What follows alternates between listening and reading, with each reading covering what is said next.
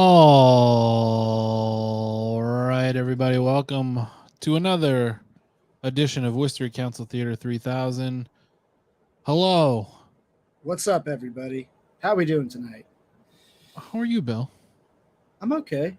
Been working hard today. A lot of interesting developments today, kind of outside of the city council agenda that I've been on a good clip writing about. The most interesting is that we have our mayor's race set. Yeah, I've spent all day trying to count all of the candidates, and I'm having a tough time. Yeah, so we got Joe Petty and Christian King, obviously. Then we got Guillermo Creamer, Bill Coleman, as he does every year. And we thought that she might have pulled out, but we got Donna Colorio in the race. Huge doing surprise. Yeah, I had heard a couple rumors that she was sort of set to pull out, and there was some sort of like coordination there. Obviously, those rumors didn't pan out, and that's why rumors are rumors. So we've got a very, very busy mayor's race. If you think that books should be banned from the library, you've got your candidate. If you think that there should be more done about affordable housing in the city, then you've got two candidates. If you think that everything in Worcester is fine and there's no problems at all and everything's been going great, you got one candidate in Joe Petty. If you Honestly, think that actually it's fine that everything that's been going on lately and that the police chief did a great job and deserves his retirement, then you got your guy. Yeah, if the police chief definitely just retired after a long, dedicated career in public service, then you have your candidate in Joe Petty. I can't believe Joe Petty's statement on that. He calls Worcester like the model for public safety in the nation. Yeah. Meanwhile, we're on the short list of police departments that have ever been subject to a DOJ investigation. There's like 80 departments overall in like the 20 years they've been doing that have faced DOJ investigation. It's like it's the model for public safety in that this is the ideal version for public safety lobbies. Right, yeah. This is their utopia. Man, these guys get whatever the fuck they want. We should use them as a testing ground to see if we can get like bazookas or like Predator drones. Yeah. Fuck those little Radio Shack drones. We got to get Predator drones up in here. Just bomb main stuff. Perfect example of that is tonight. Kate Toomey has an item on the agenda about counting how many weapons and what kind have been seized over the last year in Worcester. I'm sure not as any sort of propaganda about needing more funding or police. No, at all. No, that's not from her. You know? Never. She isn't. I don't even know if it's willfully, if she's complicit in being like a sort of public relations arm for the Worcester Police Department.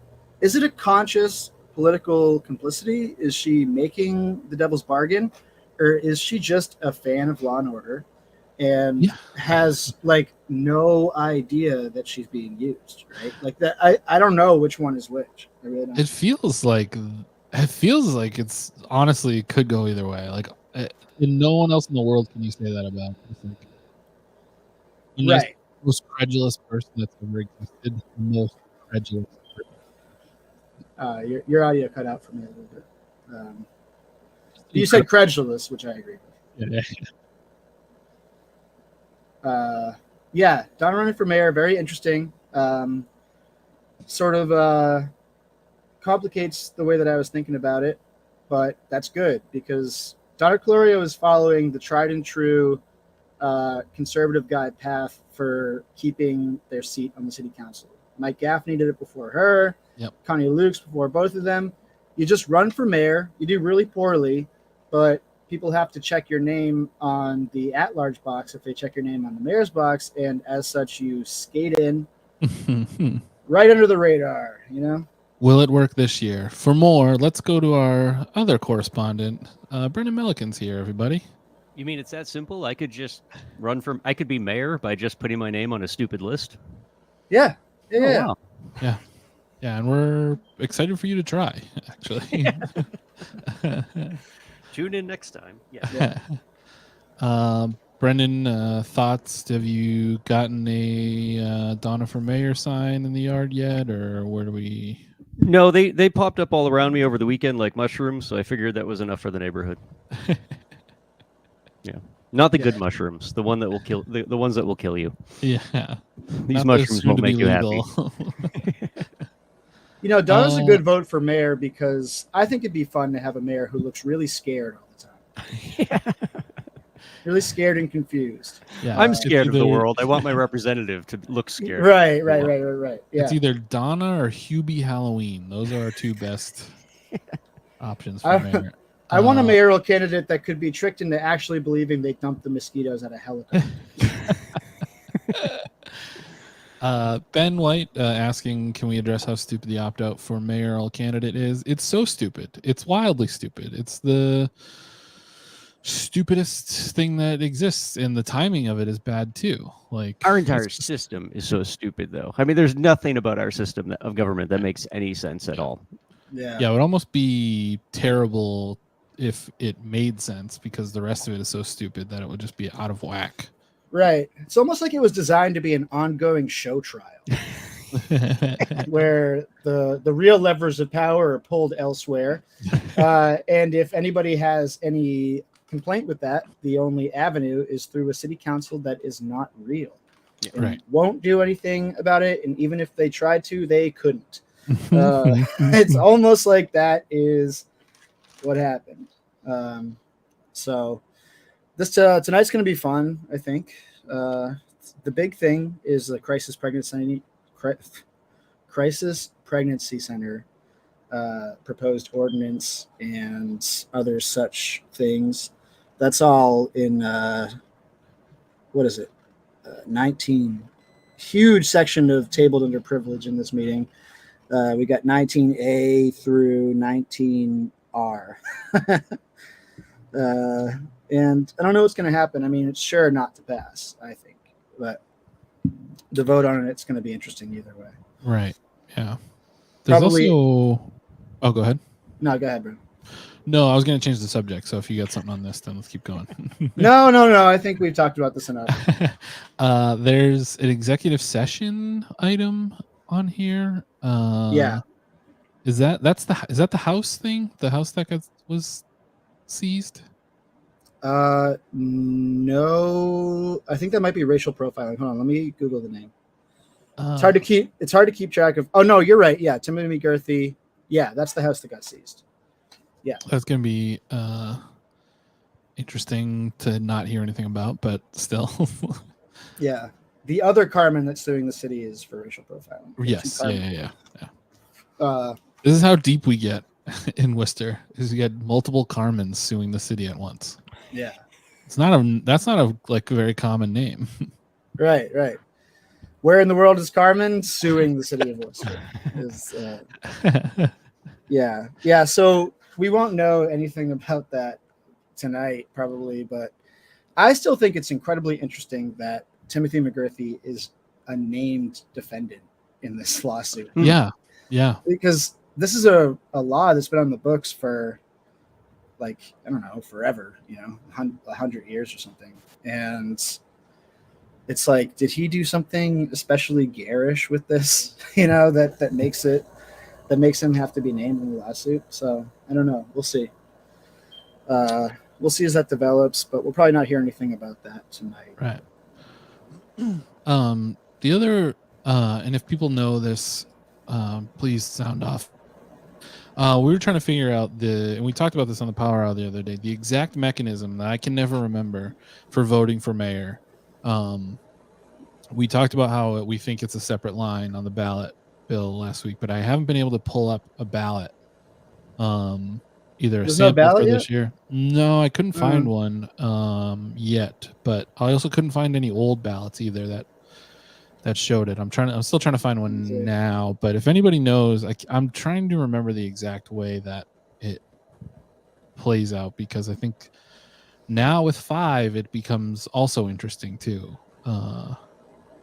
Right. So the way that I understand it is you have to get onto at large before you can be considered for mayor. So you can't get enough votes to be mayor and not get enough votes to be one of the 6 at-large councilors, but then goes to like the next guy down. Yeah, which Sally showed us the other day, that section of the charter that says it's the number 1 vote getter that also won an at-large seat. But so that means that it must be a separate line in the ballot. Like you have a mayoral. All right, cool. You have a separate line. It's actually interesting. The history piece that I put up on Worcester Sucks on Sunday, Tyler Wolinen wrote. It's for a couple years there when they switched to Plan E, it was an appointment process from the city council. The city council would appoint its own mayor, and then they changed that to popular election in like, I don't know, sometime in the 50s. So that must have been like so obnoxious and hostile for the city council that they were like, you know what, fuck it. We'll just figure out some weird way to have the people decide this. And now we have the messy system we do, which is, on brand. Yeah. They're singing the national anthem right now. So we'll go live to the meeting in just a moment. For what Ben White has given the over-under at 3.75 hours tonight. So 3 hours and 45 minutes. Okay. I think that's a fair assessment. Maybe a little conservative. Yeah. We've already seen a couple people bang the over, but we'll see. If anybody wants to get in on that, chime in the comments. Yeah. Over-under 3 hours and 45 minutes tonight for this meeting. Looking at the agenda, feels over. I'm going 4.5. Benny, have you guys ever asked like the mayor or any other councilors why their meetings are so stupid long for no obvious reason? It's such a good question. You guys should just ask them, just like, very matter of fact. Like, why isn't this like a 15-minute affair? He'd be like, what do you think? I'm in control? You got it twisted. I'm not in control.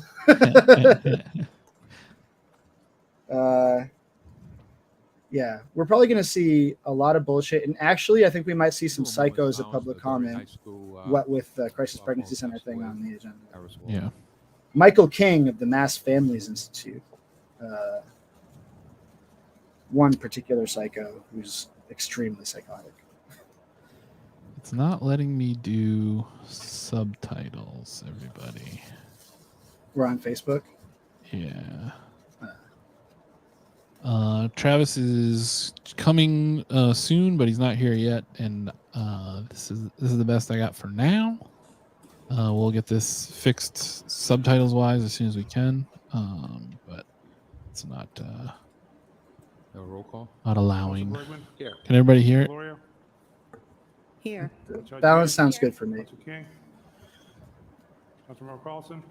Which poor reporter is in that middle desk there? Here. Is that Marco? Here. Mr. Russell? Here. Council Toomey? Kiernan? 5A, motion I can't to tell. adopt. Yeah. All those in favor? Opposed? So ordered. Before we go to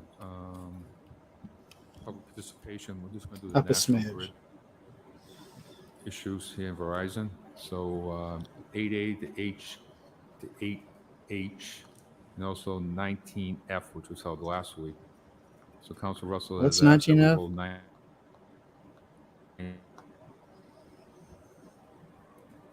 Jeez. Is it F, George? I think it is.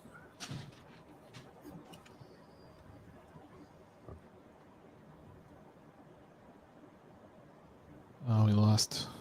Uh-oh. All falls apart when So Travis 19F isn't here. Strand. Yeah. Yep. So 19F, we're going to hold. Roll call.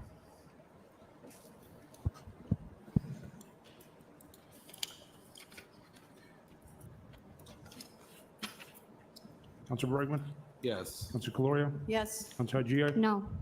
Councilor King, Councilor Merrill Carlson, Interesting. Yes. Councilor Nguyen, No. Councilor Rivera, Yes. Councilor Rose, Yes. Councilor Russell, Yes. Councilor Toomey, Mayor Petty. I don't fully understand what's contentious about this. And the other Yeah. items, It's just a a poll poll location. Okay. hearing. Yeah. Those are usually pretty. Just to be clear, so the residents understand. can go. they can Like be a- heard, but they like a can't utility leave poll, free not a will. voting But poll. they'll come back for Yeah, another like a- meeting next week, and at that time, people can be heard. If they want to be heard tonight, they're welcome to during, just so people. Yep. Thank It's up to you. See, we're all set to next week anyways. Okay. Petty's been acting like a former mayor Okay. pretty much since he So started. 8A to HA, the motion is to open the hearing. All those in favor, opposed, so Oh, ordered. Mr. Anybody Mayor, opposed showing to up any at items on the 8A to freaking ribbon 8H? cutting. See 8A to nobody 8H. opposed. Motion is to close the hearing. All those in favor, opposed, so ordered. And motion is to adopt. He's very All those well in favor, tanned this week, opposed, though. So ordered. Yeah. Must have been working in the We're yard. all set, so thank He you. colored his hair. Okay, we are No, why would he bother? on What is- participation. Like a different Each shade. person may speak for no more than 2 minutes on the item True. appearing on the agenda. It does actually. You're right. There Name is. for your residents. We also have an item Item on number. the city's version of Thank you, Mr. Mayor. PFML, right? Oh yeah, Bryan yeah, O'Donnell, yeah. Which Worcester. one was that? I believe Brian and Megan are So, possibly going to speak again. 11-38 on the finance item there. As I read it, the U.S. government on a block grant has given the city some $4 million.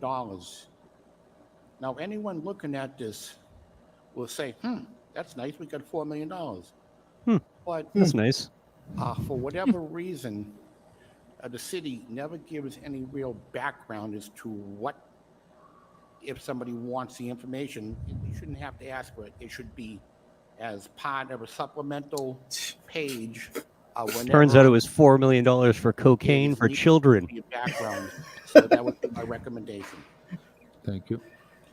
1-800-COKE for kids. COKE, on the Coke, economic- kids. Report again.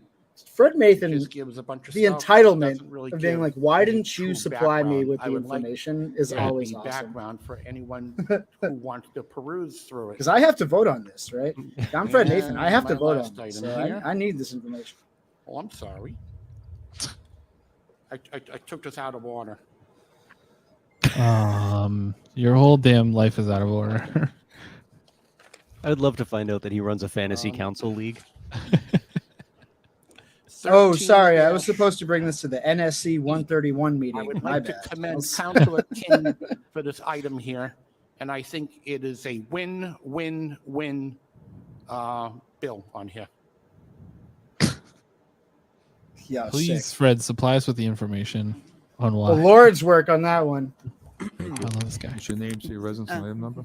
Future Andrew mayor. Marsh, 212 May Street. Thank you, Mr. Mayor. Mr. Mayor, I rise to speak on agenda items 19A through 19D. I cannot fathom why we have dragged our feet on the necessary step of regulating crisis pregnancy centers. We have been told that adopting these ordinances would invite legal battles over these regulations, that this is as insurmountable as going to the moon seemed to be to our forefathers in the 50s. I'd like to remind everyone of the words of our own president, John Fitzgerald Kennedy. We chose to go to the moon. We chose to go to the moon in this decade and do the other Wonder things, voice. not because they are easy, but because they are hard. Because that goal will serve to organize and measure the best of our energies and skills. Because that challenge is one that we are willing to accept, one we are unwilling to postpone, and one which we intend to win, and the others too. In short, bring it on. If we back down every time someone threatens to sue over the mere passage of an ordinance, then we will have rendered ourselves unable to govern. And given how one of our own citizens nearly died due to the lax regulation of CPCs, I believe that win or lose, this is a battle worth fighting for. If you relinquish your duty to govern, then you'll have forfeited the honor of the seats you hold. So I demand that you stand up and fight for the people of this city. If you do not, the door's right over there, and you can step aside so that serious public servants can do what you should be doing, protecting the yeah. public. I yield back the balance of my time. 6 mayoral candidates. 6 mayoral candidates. Let's Andrew go. Marsh. Fuck yeah, Andrew Marsh. Good evening. My name is Domenica Perrone. I live in District 2 and I work at Clark University as Director for Community Engagement and Volunteering. I'm here testifying in support of Councillor Nguyen's order on crisis pregnancy centers. On August 28th, right at the start of the semester and after orientation for incoming students, there was at least one dorm at Clark that received posters entitled, "Welcome to Worcester." And alongside a coupon to Moe's and Blue Jeans Pizza was an ad for problem pregnancy titled, "We Jesus Help Needy Christ. Pregnant Women." Like the 3 worst I things want about to Worcester. underscore the word help and highlight how this is an example of misleading language that they use as a part of their mission. This was deliberate and targeted. This flyer under the header, "Welcome Worcester," was provided to college students in our city during their first week of school. Students who come to our institutions come here because they're looking to make Worcester their home and community. It is all of our responsibility to make sure they are safe and not preyed upon by deceptive organizations that exploit their vulnerability in age and resources. Deceptive language and false advertising is in the mission of crisis pregnancy centers. They exist to trick people in search of reproductive health services and abortion care. We must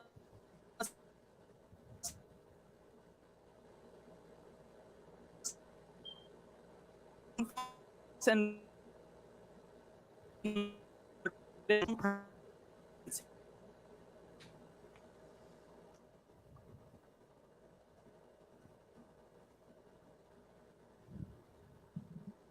that me? No, I think it's me. Thanks, Brian.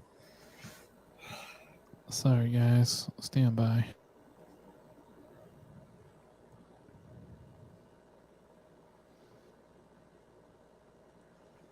Who supplied this internet? A fake internet clinic? That was really bad. Okay, let me defend my position here while we are in a standby. I was an OG Moe's stand when they first came to the area. Once they stopped doing a hearty welcome to Moe's when you walked through the door, I kind of started losing interest. And then some of the Board of Health complaints that came through afterwards, I had to take a step back. Blue Jeans, look, I mean, I can smash a large Blue Jeans pizza when I'm high as fuck, like any normal person from Worcester. I just don't feel good about it the next day as I've aged. When I was in my 20s, I could pull that shit off. Now it just hurts. If you have power to change that, you absolutely should. You know what's fucked about Blue Jeans? Vote to send the draft ordinance on Small centers to our circumference municipal for a large legislative pizza. operative subcommittee. Thank you. Yeah. I prefer a 16-inch, and they're going on anywhere from 12 to 14 given on the day, and sometimes it doesn't even fill up the box. Hello, So my like, name is Neil Rose. I get my Blue Jeans and I feel a little bit kind of gypped, you know? I feel a little cheesed. It's a lunch pizza. 41 years. Blue Jeans is a I'm lunch here pizza. To advocate strongly for adopting That's sick. accessory dwelling units. I feel bad that we missed Domenica's Achieved in this city. words On a and also the personal person that level, was because I have a after daughter with Domenica. disability who's Yeah, that was living bad timing. independently, But it's Charter's works fault, so. full-time, Yeah. but her apartment is in transition, and we cannot find an appropriate place for her to have her own independent living because of the housing crisis in our city as well as the nation. So I think this That's a great question. dwelling units proposal. If a building would wore be a good thing pants, for would the it wear it city. like this I'm sure or it has like to be this?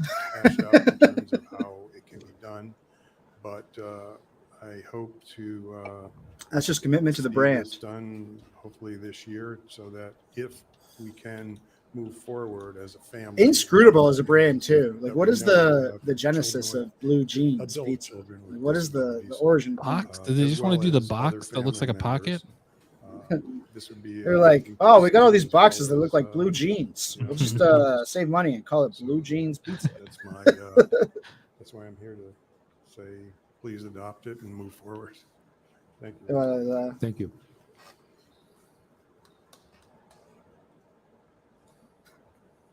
Someone was in the Brian other Dutra, room. Worcester. Yes, I'd like Brian. to comment on 11.3, the city manager's proposed updated leave policy.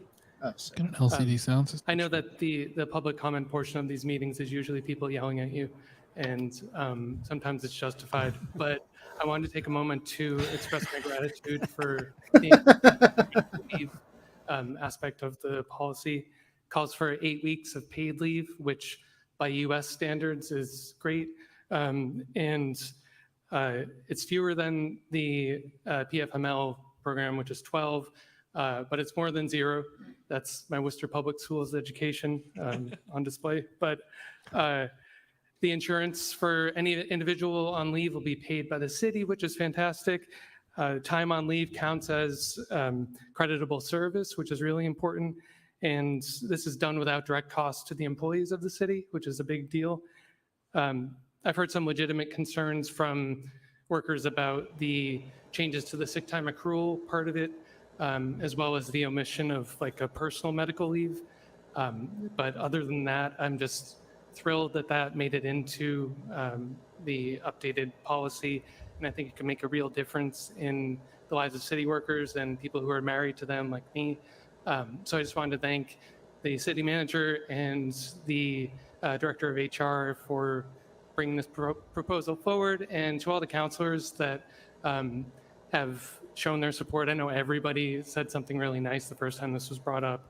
People have stepped out to support my partner after they've been done speaking, and some of you have even reached out directly to us, so it really means a lot to us. I just want to say thank you.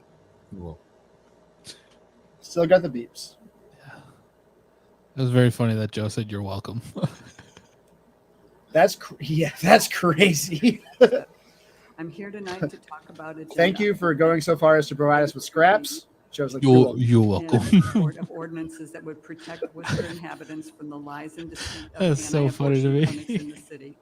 At last month's city council meeting, I spoke about the near-death experience of a woman who relied on the treatment she received at Clearway Clinic on Shrewsbury Street here in Worcester.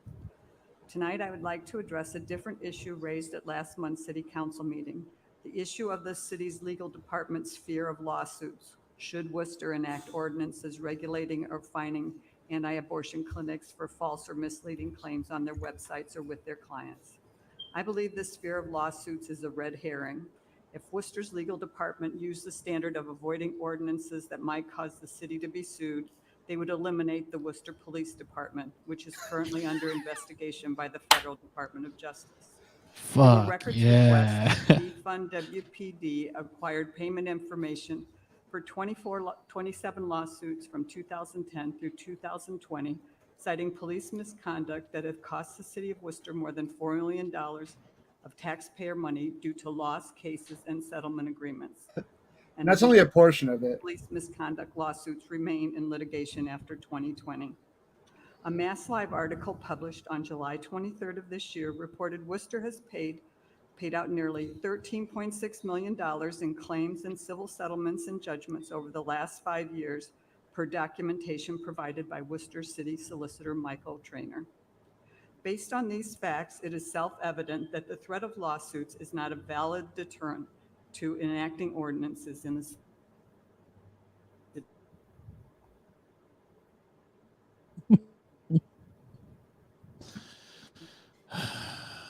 Fucking A.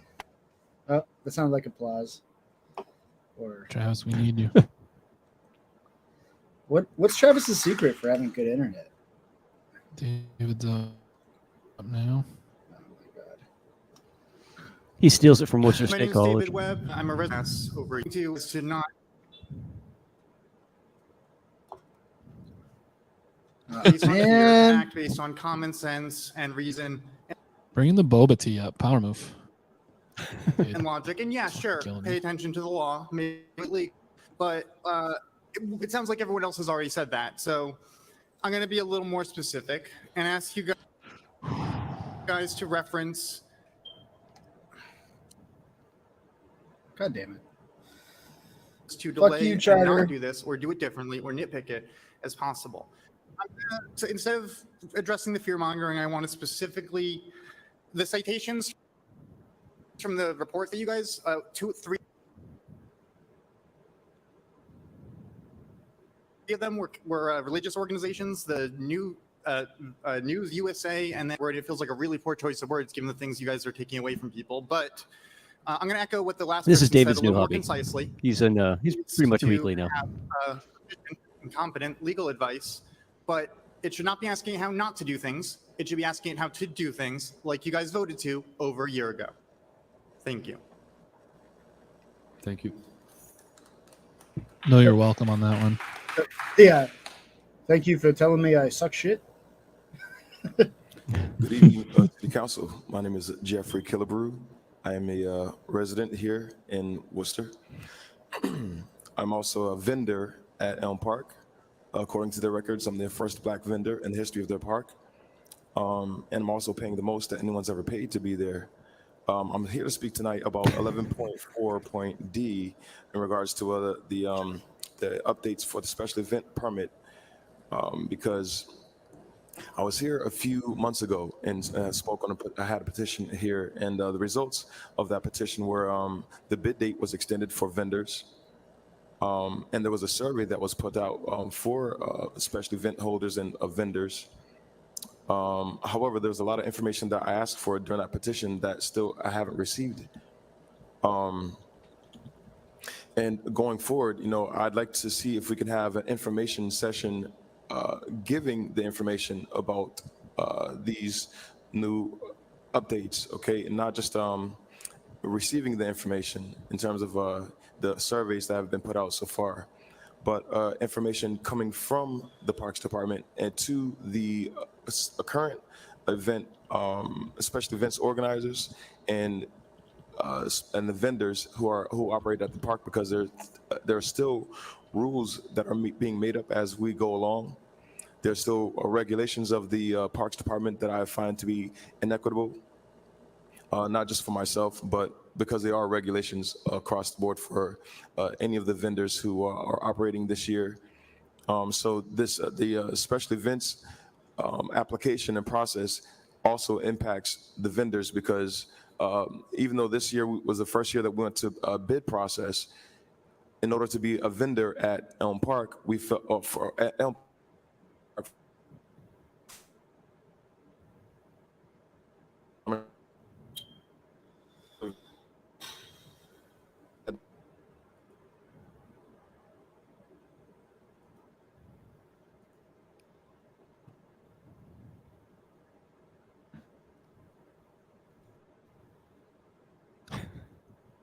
Well, whatever he's saying, probably so good. that in order for me to load and unload my truck on the property. But there's a difference between me being a vendor and they pay for the staffing. But when I asked for a line item of where that is shown on the special events application, I know it's not there. It took them 3 days of going back and forth through email to try to make up a rule about it. They also said that,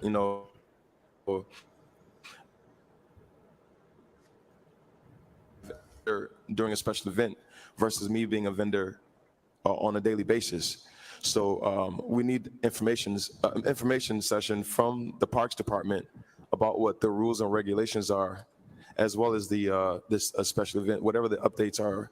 We need a public information session where the people who are doing the work gets it firsthand. Thank you.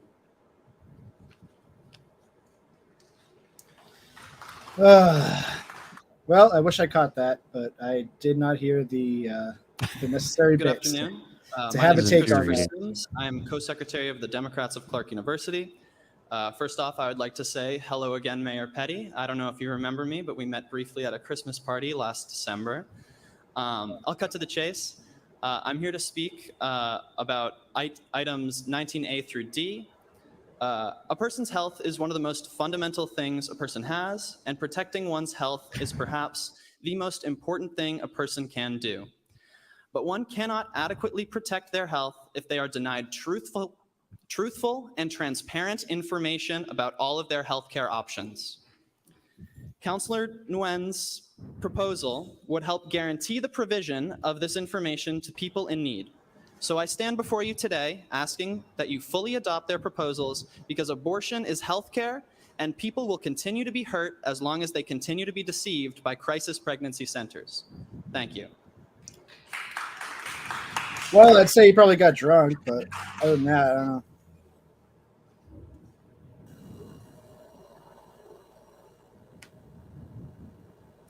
Hi, I'm Molly Bowe. I am the president of the Democrats of Clark University, and I'm here today to address sections 19A. I thought that guy was the president. By stating that I don't support the misinformative Everyone's advertisements president. employed by the crisis pregnancy centers in Worcester. That is very Clark. I'm You're all also here president now. testifying in support of Councillor Nguyen's We're just order skipping over on the these elections. crisis pregnancy Everyone gets a centers. gavel. I am asking you today to vote Don't to hit send each the other. draft ordinance on regulating these to our The municipal Democrats legislative of Clark authorities. University are anarchistic Thank you in so much. nature. Have a nice night. Thank you. They have a decentralized model. No hierarchy or party affiliation. Democrats. Idella Hazard, City of Worcester. I'm interested in speaking on 12A and 12B. First of all, I think we give away money ridiculously on the TAFs. On one of the projects, it was $13 million. Excuse me? We could much better spend that money on housing, not for luxury housing. I have an apartment for rent, and people are flooding me for that apartment. What? So the TIFs are ridiculous. for I one. agree, Adela. Now, as far as the apprenticeship goes, we have so many kids every year at our tech school taking up plumbing, carpentry, electricity. When they graduate from tech school, they should be considered top priority for their apprenticeship. They are Worcesterites. That's what they went to school for. We talked about right here in this chamber about sending the kids to school for specific jobs because people are looking for them. And that's what the kids at trade are doing. And for what? If they're coming out of there and not getting jobs or getting apprenticeships. A couple of years ago, we had a whole bunch of people here saying, we want them, and we talked about apprenticeships and nothing came of it. And we had contractors I actually coming haven't from read New Hampshire and every 11.4F yet. place Let me else. take a look. And I think it's about time that we hired local young people and trained them apprenticeships so that they can go into licensed professions. Thank you. Thank you.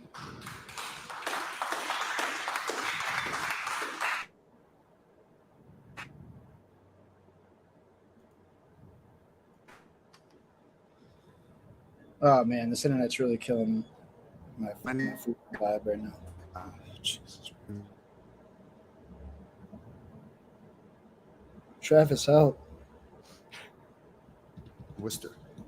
I came here this evening to listen to what's going on about false information. That is their principles. Killing babies is not something they want to see happen.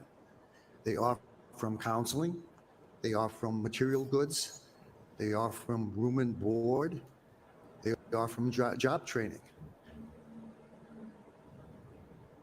Now you want to say that we have to also offer abortions or referrals to someone to get an abortion. Let's do that. But let's have Planned Parenthood offer options to. I'm kind of glad I can't hear what this guy's saying. Honestly. Yeah, I want to punch my computer now. Parenthood. I fucking hate these people so much. I just can't contain it. It's like, I'm just gonna keep my mouth shut. Sorry guys, this isn't actually the internet. I just keep fucking it up because I hate this Problem guy. pregnancy in Clearway are there to It said help Auburn, women I was make like, a I'm decision. done. And yes, they're trying to prevent them from having a human being against God's law. It has to stop. Thank you. Thank you.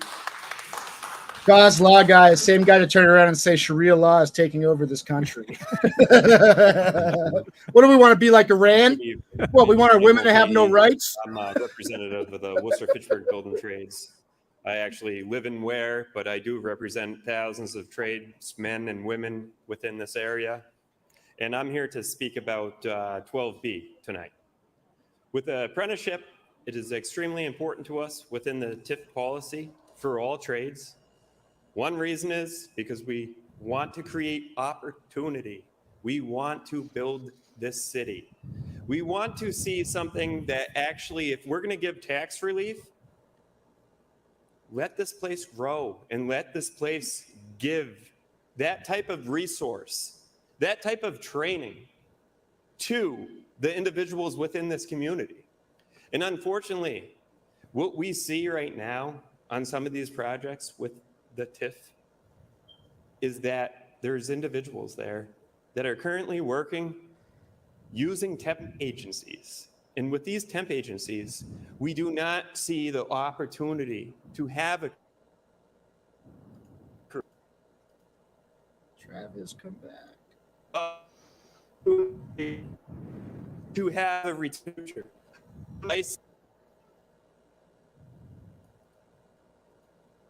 guys ever watch that abortion movie with Laura Dern? What's it called? Jurassic Park. That are involved with these trades. So I am here today to say that I do Citizen Ruth represent movie rocks. back to the community.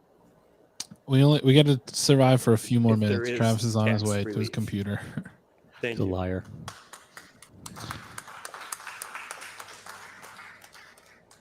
I appreciate somebody from the trades like talking about the effect on workers. Fuck. Oh, I and want how- to see this one so bad.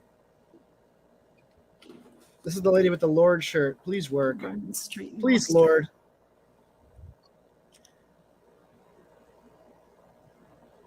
Fuck. I'm here relative to the two ordinances questioning pregnancy-related centers. For years, I have participated at Clearway, or Compassion Pregnancy as it was called before, and at Problem Pregnancy.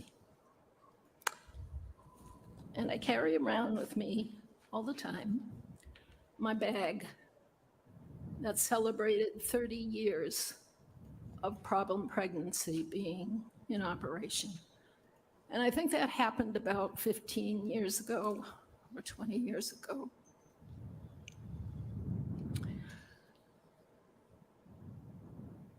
I wasn't sure how to approach this issue to you. Oh my God. This hurts. So what I ended up doing was I'm handicapped now, limited in my walking and everything, so I can't stand out in front of Planned Parenthood like I used to be able to do. Duh, what a shame. It was such Oh, a that blessing sucks. to be able to stand there. I with a used to be sign able to wire pipe bombs, encouraging people and now I not can't to even abort. stand. Isn't it interesting So that what I did was they I called like to argue against it? They just have to lie Problem about Pregnancy. what the deal And I said, what the "Are you deal is. open Like today? that fucking priest And guy if was you just are, to lying what about time?" like, So I went down, and that this I is going to knew they force had a them to board provide showing abortions. all Like the They have no pamphlets idea. that they fucking out. yeah. And I also I asked had to some return literature my Grim that, Reaper costume to they would give Party people as City. came in relative to what Clearway Clinic does and what Problem Pregnancy does. So what I was shocked to see that the only thing, and it was in with all the other things, was this flyer from their Lincoln Street address, which they started, about 40, Rod Murphy started. Can you wrap about- up your comments? Excuse me? Can you wrap up your comments in the next few? Oh, okay. So at any rate, looking through them, I came to find, and I also went to Clearway, and they don't have anything in particular.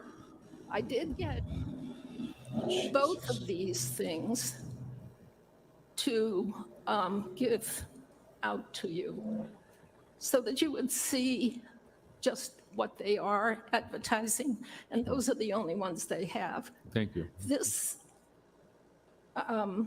okay, so what they, am I out of my 2 minutes? Oh, you're on your, yes, well over. But like 10 minutes ago, lady. I'm sorry. That's okay. I think it started slow, so I gave you some extra time. Okay, I just wanted to say that I was pleasantly surprised to find that there's a pamphlet, and a lot of it is in Spanish, that there's a pamphlet on condom sense, on IUDs, on birth Okay. controls. So it's not just saying you can't get an abortion. Thank you. It's trying to give people the information that they need to make a decision. Thank you. Jesus Christ.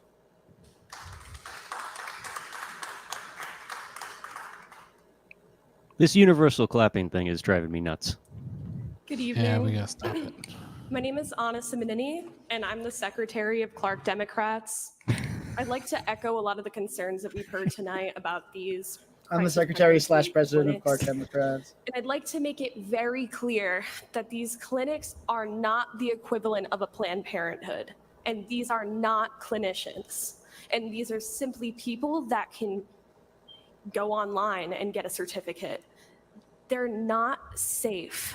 We had a woman in Worcester go recently, had an ectopic pregnancy that almost killed her. She was a near-death experience, and we really need to prevent this from happening again. It shouldn't happen in the first place. It's embarrassing that we let this happen under our Oh my God, noses. that Lord lady is like, As good. Lots of my peers have echoed. It should have. We had an advertisement map go under everyone's doors in our dorms in Clark University that had an advertisement for these crisis pregnancy centers. This is so dangerous. These are naive women that don't have options. They don't have support. And we need to make sure that these advertisements do not get under our doors. I really urge you to pass this ordinance. Thank you. Thank you. Stop.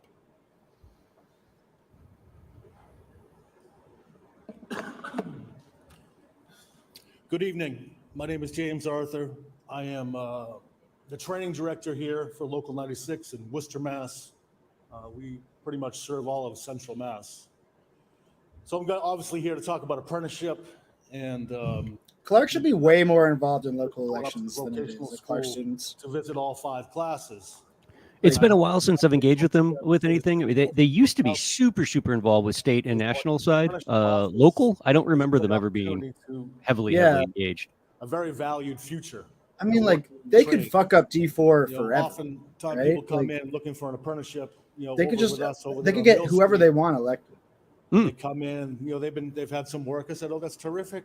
So who you been working for? And they go on. I said, well, you know, can you prove? Well, that's your true. Working The hours? people who come out of Clark can stay involved. Too often. I just mean like the Oh, student 100%. body. Yeah, I was referring to the student side as well, Bill. It's right. The overall They student have body. No way of proving that they had these work hours.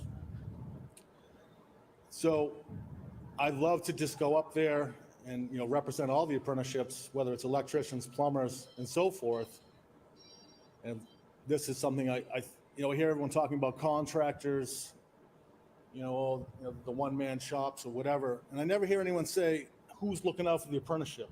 Who's looking out for the I got apprentice? caught with an embarrassing iPhone And ring it's very often in the middle of just city us. council. So A major faux pas. around the room and really look at this, and you want to help the young people. You know, the trades are a good way, a good living. Have yourself a nice family, live here in the city, give back to the city, and hopefully we have that happen here. Thank you. Thank you. Straight up, like the small subculture of bros at Clark could just like See, make a nobody fake else? address for someone named like Chill Broski and run him for city council in Did you District have 4. people members online? You know, it's like it'd be so Resident easy. Carrie Baker. I'm trying to mute the resident now.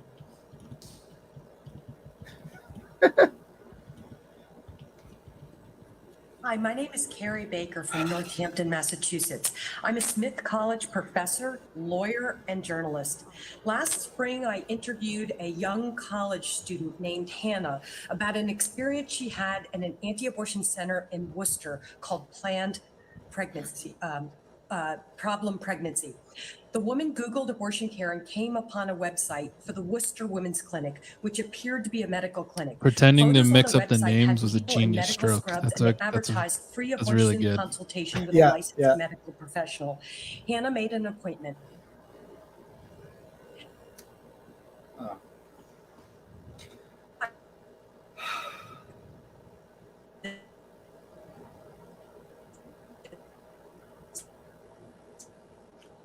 Travis can never be left out of our sights again.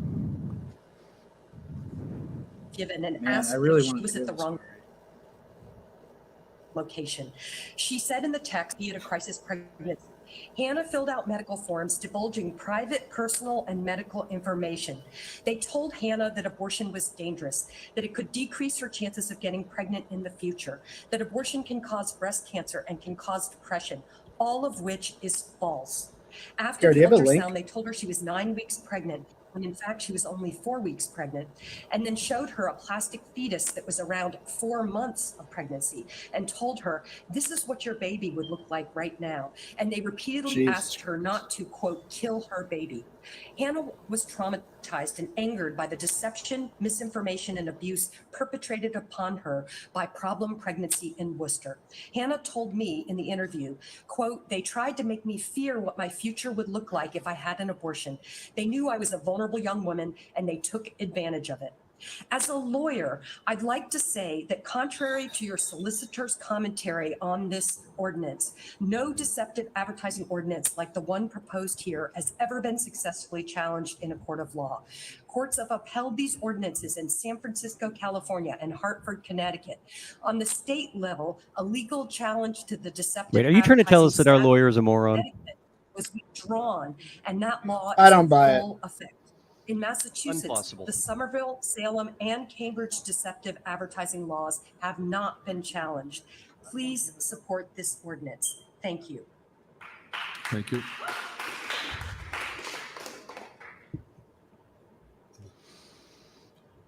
Go ahead. You want to come up? No, go ahead. And that's why the Worcester City Council is voting for this, to support it in an election season. Residing in 29 Brookshire Road, 01602, in District 5. I'm an Albanian immigrant woman and a small business owner located at 294 Hamilton Street, District 3. Many who knows me can attest to the dedication and hard work I have Thanks, Kara. taken to build my business. Today, I stand before you to address item 19F on the agenda, which concern National Grid proposal to install power lines in the public way. This installation is crucial for the function of my adult daycare business. I never imagined I'll Uncle find Daycare? myself in this position where I must ask for help on this matter. But the outcome of the meeting is immense financial importance to me and the Albanian community I serve. Without prompt access to power for my business, I may be Right, forced right. Yeah, I to just declare made a note of that. bankruptcy. The building itself represents a substantial investment totaling $2.1 million. I've borrowed $13.3 million for this project, and I'm currently paying nearly $10,000 a monthly interest alone. Initially, National Grid had planned to provide power by digging along Hamilton Street. However, due to the extensive work, time, and high costs involved, they have explored alternative methods. The best alternative they found was to install 2 poles, one on my land and the other on public land, to bring power to me. I have heard that neighbors are opposing this alternative. I want everyone to understand that digging at this time is not an option anymore due to timing concerns. Let me explain why. The engineering design and city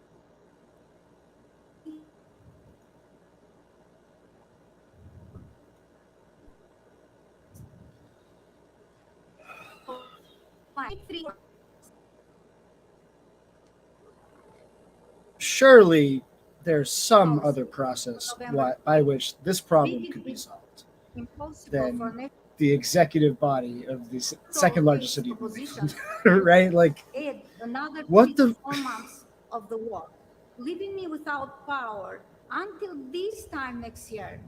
This doesn't even account the financial burden. The temporary power supply I currently have cannot Like, support the our police heating department is getting investigated by the Department of Justice, machinery. and the city council is going to spend a significant portion of this meeting on one fucking pole. Consider these factors. A police department that presumably didn't have a chief for almost a full week this month. Yeah. Fiber of my small business. And the city council has absolutely no say in the succession of power between this chief that we apparently didn't have for a week and the bad guy from the Avatar movies. I found out these power lines. I understand that some neighbors have expressed concern about The guy most likely to go down in a DOJ investigation, However, statistically, in the entire department. these power lines will not cross private property. They'll be placed in public right of way. There is no legal reason to impede this petition. I have already reached out to my district council, George Russell, the council Hajii, who has You been can tell when very Joe Petty's supportive frustrated because he breathes like a as bull her into his constitute. microphone. I am. I've It's also like- had discussion with Councilor Donna, Mayor Petty, and a representative Donahoe. It is disheartening that I must navigate so Donahoe. many obstacles to establish a business that will provide employment opportunities for my fellow immigrants and contribute to the local taxes base. Therefore, I stand before you today urging all you to vote the favor on That's National Mayor Grid Donna to petition. you, pal. The Albanian community eagerly awaits the establishment of this daycare resource, offering culture competent care for our elderly. I'm committed to provide this unique service, hiring local individuals and contribution to Worcester economic growth. Just a few months ago, you demonstrated your support for Albanian community by approving the name of the street. You also expressed your commitment to small businesses, equity, and diversity. Thank you. I ask you to extend that support to me. Thank you. I Okay, appreciate it. thank you. Thank you. We already held it. That was a waste of your time and ours. We already decided not to do the thing you asked, and thank you for coming. Thank you, Mr. Mayor. We do have a few people online. Next resident is Oh, Julie my Holden. God. Try to unmute the resident now. This is just such a weird bit of theater. Hi, Like, yes, my name is Julie Hall. And every I week am this from happens, Mashpee. right? And like, for what reason? What comes out of speaking this? on 19A and 19D, the regulations for deceptive practices, or to pass an ordinance for deceptive practices of the so-called crisis pregnancy centers. I would like to comment twofold. I've had two experiences with crisis pregnancy centers in the state of Massachusetts.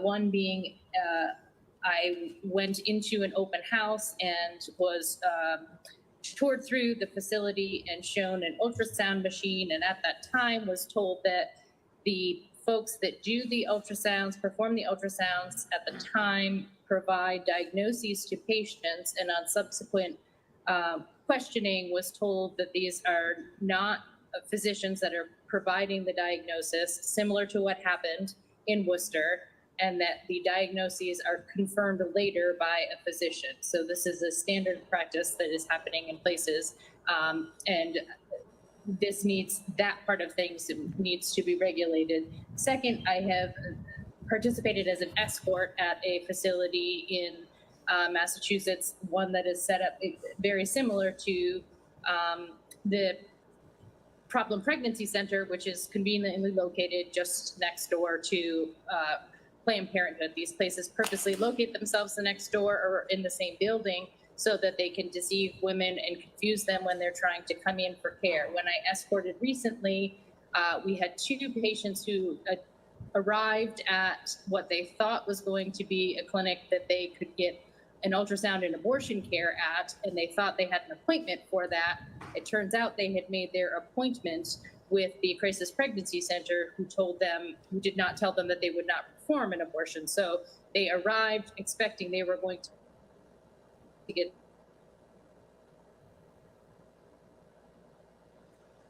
You know what the worst outcome is And then tonight, honestly, is unable- that they get out of this without talking about it. You know, we really need all of the 7 or 8 people that are going to vote against this ordinance to say why. You know? Deceptive practices Yeah. are There's similar no- to this I'd be There's willing no to moral sit- defense. that needs to be regulated is No, they I cannot would be willing to lie sit in and a couple say, extra well, hours just to hear them all go on the record for the rationale. I think everyone needs to go on the record for this, but I think they'll probably have some sort of trickster move to get out of having to so talk I about would it. ask You you know? please to protect your citizens by regulating these deceptive practices. Thank you. Thank you. It's just so fucking garish. It's like, can you guys just do something, right? Can we fix this one horrible problem? Yeah, of course the ordinance Hi, my name is sucks. Michael King from Massachusetts Family Institute. I'm speaking in this guy's a piece opposition of to the work. ordinances against pregnancy resource centers 19A through 19D. The Connecticut challenge that was referenced earlier was withdrawn because Connecticut agreed to not enforce the ordinance. This guy sucks so bad. The ordinance is like the one passed in Somerville. He spoke very when limited Worcester was trying to pass sex ed too. Hate group guy for in sure. Somerville. The liability caused by such ordinances Mass in Worcester Families is much Institute. more because there are two well-known pregnancy resource centers in Worcester that would be harmed by such ordinances. These ordinances are clearly a unconstitutional and unethical and unnecessary witch hunt against pregnancy resource centers. Even the Attorney General of Massachusetts discouraged such ordinances recently. I have never witnessed a city council that seems so committed to ignore the legal advice of their own city solicitor. One proposed ordinance would I don't think you've been watching this right. engaging in deceptive advertising while giving Planned Parenthood free rein, while another would force PRCs to put unnecessary disclaimers on everything they publish. As you know, a similar ordinance failed in East Hampton recently after the East Hampton City Council watered down the original ordinance. Who is this, Mo Bergman? Months later, no more than 24 hours later, the mayor of East Hampton vetoed the ordinance. It's worth noting that the mayor of East Hampton had not used her veto power since being elected in 2017, and the first ordinance she decides to veto is none other than an unconstitutional, unnecessary, and unethical ordinance dealing with the sanctity of life.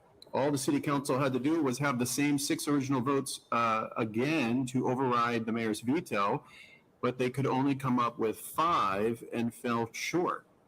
Perhaps you remember the similar outcome in Framingham over the past year when the city council again failed to pass such an ordinance because they knew it was unconstitutional, unethical, and unnecessary. Instead, they decided to virtue signal and pass a proclamation without any enforcement teeth. Pregnancy resource centers are not tricking anyone. Are we really going to fine a PRC for a sign that says, quote, "We help pregnant women in need"? Conclusion, it is deceptive for Planned Parenthood to refer to abortion as reproductive health care. No one is acting to limit such speech, but there is nothing reproductive about abortion. It actually ends abortion. Can you The city wrap of up? Worcester should follow in the steps of Framingham and East Hampton and leave Thank you. pregnancy resource centers alone. The city of Worcester should protect the hard-earned tax dollars of Okay, we're Worcester. good. Thank you, Mr. King. I'm Tucker Carlson, and today we're talking about the Industrial Revolution and its consequences. Dude, that guy is so fucking annoying. I fucking hate him. Hello, can you hear me okay? You can go ahead, state your name and city of residence on the item. Yep, my name is Greg Magazoo. I live at 10 Mare Meadow Lane in Hubbardston, and I'd like to speak in reference to agenda items 19A through D regarding exploring restrictions on pregnancy resource centers. In the Oh, Hubbardson guy has something to say about what we do here in Worcester? city. These resource Fucking centers get him are out of here. organizations that attempt to trick women who desire abortion into keeping their babies. Nothing to Oh, be okay, further from never the mind. truth. We recently took in a 19-year-old girl who got pregnant and was very scared. We brought her to Clearway, and they could not have been more friendly and welcoming. There was no judgment or coercion taking place. They did not force an ultrasound. However, it was requested, and they performed one. Then they provided resources and information and answered any questions she had. I can say that she has decided to keep her child, and we are having a baby shower this week for her, and she is due in a month. You see, she was scared, but she wanted her baby. She just needed someone to make a way for her and show her that she could do it. That is what Clearway did for her. I did some Google searching today. There's no possibility of a woman just She is now wanting bankrupt. abortion finding her way to Clearway accidentally. When you Google any topic related to abortion, all the links are related to Planned Parenthood or other abortion centers in Massachusetts. It's literally Clearway not and other true. pregnancy It's resource literally centers such a fucking- exist to provide a way for women who want to keep their babies. As legislators, you should be looking at these places as a blessing to our community and a service to women, not a curse. Also remember, you have a responsibility to do what is right for these women. Isaiah 10, 1 and 2 says, "Woe to those who decree unrighteous Oh, decrees, Jesus. who write Literally. which they have contrived to rob the needy of justice and to take what is right from the poor of my people, that widows may be their prey and that they may rob the fatherless." I would implore you. as Can we go back to the legislators, part where this guy said he and his wife just took in a 19-year-old woman? Like, where do you, They're right there in the city. And where see do for you just yourself what find those this folks woman they are. to take? Again, they are a blessing to this community, Yeah. not a curse. Thank you very much. Thank you. That was a whirlwind. Thanks for the next speaker is Dan McNulty. I'm going to try to meet the resident now. That's why when I drive through places like Hubbardston, I go by certain houses. I'm like, you know, that house looks like there's probably a 19-year-old woman handcuffed to a radiator in the basement. That's the guy that I'm talking about. Unions representing Massachusetts. Speaking tonight in Oh, favor of shift requirements hi, yeah, my for name is- all trades to tips for the city of Worcester. One of the points. If I can't get women pregnant in my human cannibal farm I keep in my apprenticeship from basement, being lumped to how am one I going to given prepare for trade the to end cover it, times? and ensures that apprenticeship everybody, is great being news, done Travis is here. in He all the fixed other it. trades on a job site. The thing I want to really hit on is we're at the state council. We've also met with the city of Worcester and DPW administration in regards to federal infrastructure funding. The thing I would point to is the Inflation Reduction Act, which is a huge historic investment that sees a Travis, are base you happy to be here 6% after subsidy doing on anything building else? upgrades and clean energy retrofits that goes to 30% if 15% of the workforce hours are done by registered apprentices. My point in saying is Worcester is absolutely going to be tapping into IRA money, whether it be for clean energy infrastructure or upgrading buildings. And at the same time, this TIF can help ensure those goals are met. So please encourage the city council to reach out to the Worcester Building Trades and Massachusetts Building Trades Unions for questions on this. But this is a real step towards ensuring Worcester can also tap into the available federal infrastructure funds that will be given on any work for updating the city of Worcester. So thank you very much. Thank you. Thank you, Mr. Mayor. The next speaker, Eric Stratton. I'm trying to meet the resident now. Oh, here we go. Good evening. Thank you. I'm calling in support of 19A through D. My name is Eric Stratton. I'm a resident of Worcester on Salisbury Street. I have a master's in theology and biomedical ethics, and I have a master's in public health. And the theme that has really connected these degrees is how we can influence and help make decisions for good. People seeking reproductive healthcare must have access to comprehensive, evidence-based, and non-judgmental healthcare and information from qualified professionals regarding whether or not they decide to continue their pregnancy or seek an abortion. It's important that people understand their opinions, know the resources that they have available to them, and know that things such as crisis pregnancy centers are run by people who operate unethically and with no intention to dissuade, deter, or prevent them from certain reproductive healthcare decisions. Or rather, intend to dissuade, deter, and prevent them from seeking certain healthcare decisions. So what kind of misleading practices do these clinics use? They assert false risks of abortion, stating that there are links between abortion and breast cancer, infertility, mental illness, and preterm birth. They falsely suggest a high complication rate associated with abortion. They intentionally overestimate a person's gestational age, suggest that they're beyond local legal limits for accessing abortion. They use disturbing visuals or perform ultrasounds to emotionally manipulate and shame people under the guise of informing or diagnosing them. They downplay the impact of pregnancy and childbirth on people's lives and health. Their online advertising uses keywords such as abortion care or abortion clinic. A Google search not 60 seconds ago showed problem pregnancy coming up saying free abortion info, Worcester, Massachusetts as the second result. They falsely represent the facility as a legitimate healthcare clinic that offers comprehensive and unbiased reproductive healthcare by selecting names similar to those as legitimate clinics and setting up near reproductive health clinics and misrepresenting non-medical staff and volunteers as clinicians by having them wear lab coats and perform ultrasounds. These are not licensed clinics and they do not serve the residents of the city. So what should we do? We need to hold CPCs accountable for their deceptive practices, and we need to enforce and strengthen consumer protections for our residents. While our local city solicitor has stated that he feels that this puts us at risk of litigation, I strongly disagree. And in the event that we are sued, this is money well spent. As others have stated, we've already spent millions of dollars on lawsuits based off of the Worcester Police Department. So clearly the city council is not afraid to deal with legal ramifications. We should refer this to our municipal operative subcommittee for a second outside opinion for more effective and informed counsel, as I feel our city solicitor is failing in his responsibility to the city. Biomedical Okay, can you ethics wrap up your comments? focuses on 4 principles. Absolutely. It focuses on 4 principles: autonomy, beneficence, non-maleficence, and justice. These clinics fail on all 4. Thank you. Oh my God. All right. So the lead of my story on this is just going to be a Vinegar. straight Try to- transcription of that. You And throw it in then, there. the city council voted 8-3 to file the ordinances. Good evening, City Council members. I'm from Indivisible, Massachusetts I mean, like, Coalition, make a and I better represent case the than that. indivisible groups across So good, Eric. Massachusetts, including Great those job, in Eric. Worcester. Seventh Our May. members, like the majority of the country, support reproductive freedom and want our elected officials to protect those freedoms from extremists who wish to take them away.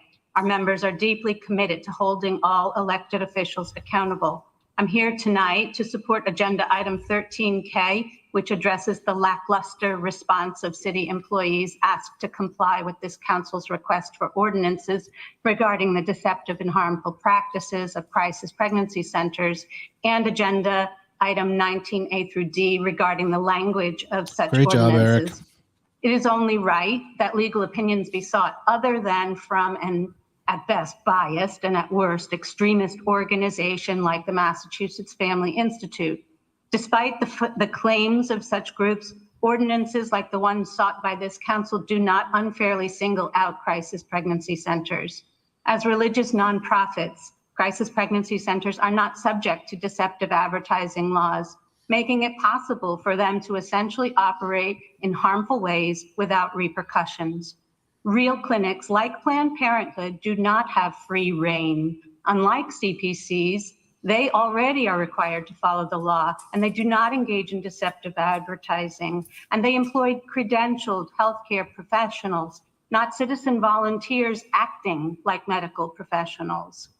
I might also add that even women who might want to continue their pregnancy might be harmed by the deceptive practices of crisis pregnancy centers. One need look no further than Worcester's Clearway Clinic, who assured Jane Doe that her pregnancy was normal. Because Clearway Clinic conducts itself as a medical authority when it is not, Jane Doe was tricked and nearly lost her life. And so it is a matter of public health that this council must concern itself with, not with the larger issue anti-abortion extremists want to Political turn it genius move to into. make sure this happens. Safe after and the legal preliminary. abortion in the Yeah. state of Massachusetts Thanks, is Donna. settled law. And their bullying is just one part of their attempt to undo that. Don't fall for it. The most pressing question right now is this: does the city of Worcester intend to sacrifice the health and welfare of its citizens to cater to belligerence and bullying? Thank you for your time. Thank you.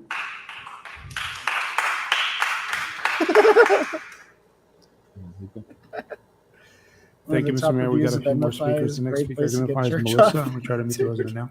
Please state your full name, city of residence, and the item you're calling on.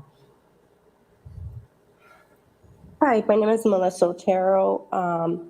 I'm in Chicopee, Mass. Yeah, the city's lawyer And quoted I Mass am Family a embryologist at Bay State Medical Center. Unbelievable. I am speaking in reference to agenda item 19A through D. I have experience with both Planned Parenthood and Clearway Clinic. I have been in both the Worcester and the Springfield Clearway Clinic. I wanted to say that the one who disadvised, and gave their opinion to me was Planned Parenthood. Clearway never put their opinions before mine. They only offered me help, whatever my decision was.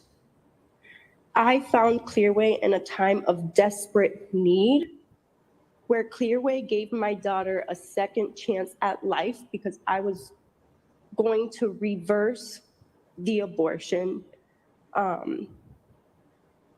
Many people don't get to have second chances. As a that's a high-risk first-time mom, maneuver. I was scared Reversing with an no one to abortion? turn to, but Clearway became my second family. Yeah, I was gonna They say I didn't know that treated was me possible. with the utmost respect towards my wishes, with such compassion. Everybody, once again, unlike thank any Travis other for coming place back that I and have seen. saving us. I will forever be grateful to Breaking Clearway many traffic laws in the because process. if they weren't there to help Did you me, guys know you could drive I was going through a to traffic circle if you try sacrifice hard my enough? own Just right life directly through it. in trying to reverse it Dukes of Hazzard, my baby. own way because I was so desperate to reverse what I had done to my body that I was willing to do whatever it took. And in the process, I could have ended or harmed my own life as well.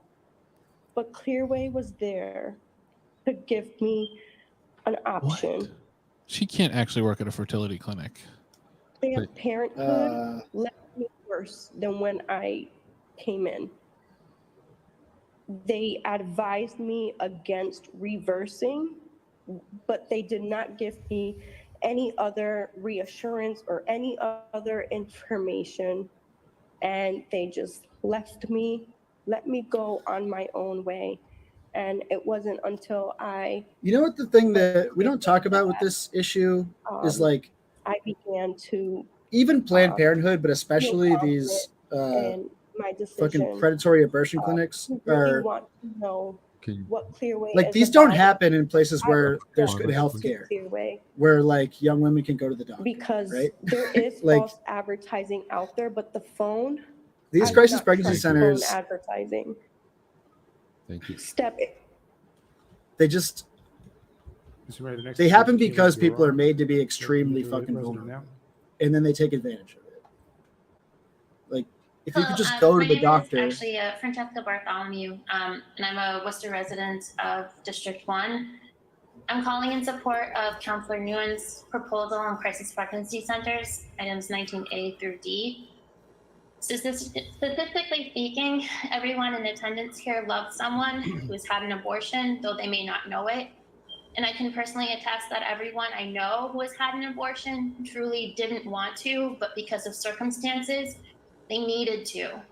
This process does not need to be any harder. It already is difficult. Crisis pregnancy centers are operating deceptively. Bait and switch and other manipulative tactics are well documented, and we know of at least one person already who almost died believing she had received medical treatment when she truly did not, as they failed to inform her of a life-threatening. Yeah, the problem pregnancy website is so fucked up. One person almost died. That's one person too many. If you truly care about other people, if you truly consider yourself a God-loving person, please, please, please, let's protect our most vulnerable citizens and support Councillor Nguyen's order. Thank you. Just nobody. It's like I talked to a lot of experts about this. It's like you don't even have to agree politically or like be like can you hear me? Christian like that. It's like if somebody's offering you free baby formula and Hello, my name is diapers, Alexandra. like that's Gonzalez, enough of a hook for some people because you can't and get I that live in anywhere Western else. Massachusetts. Like it's at the end of the day, it's just an I'm indictment calling in support of of the Pregnancy Resource Center. the fact that people can't go to the fucking doctor in this country. As a Spanish translator, and I work with 2 young people. It's cool that this lady's calling us from an auditorium. To have their babies. She's calling us through a Boston lay pedal.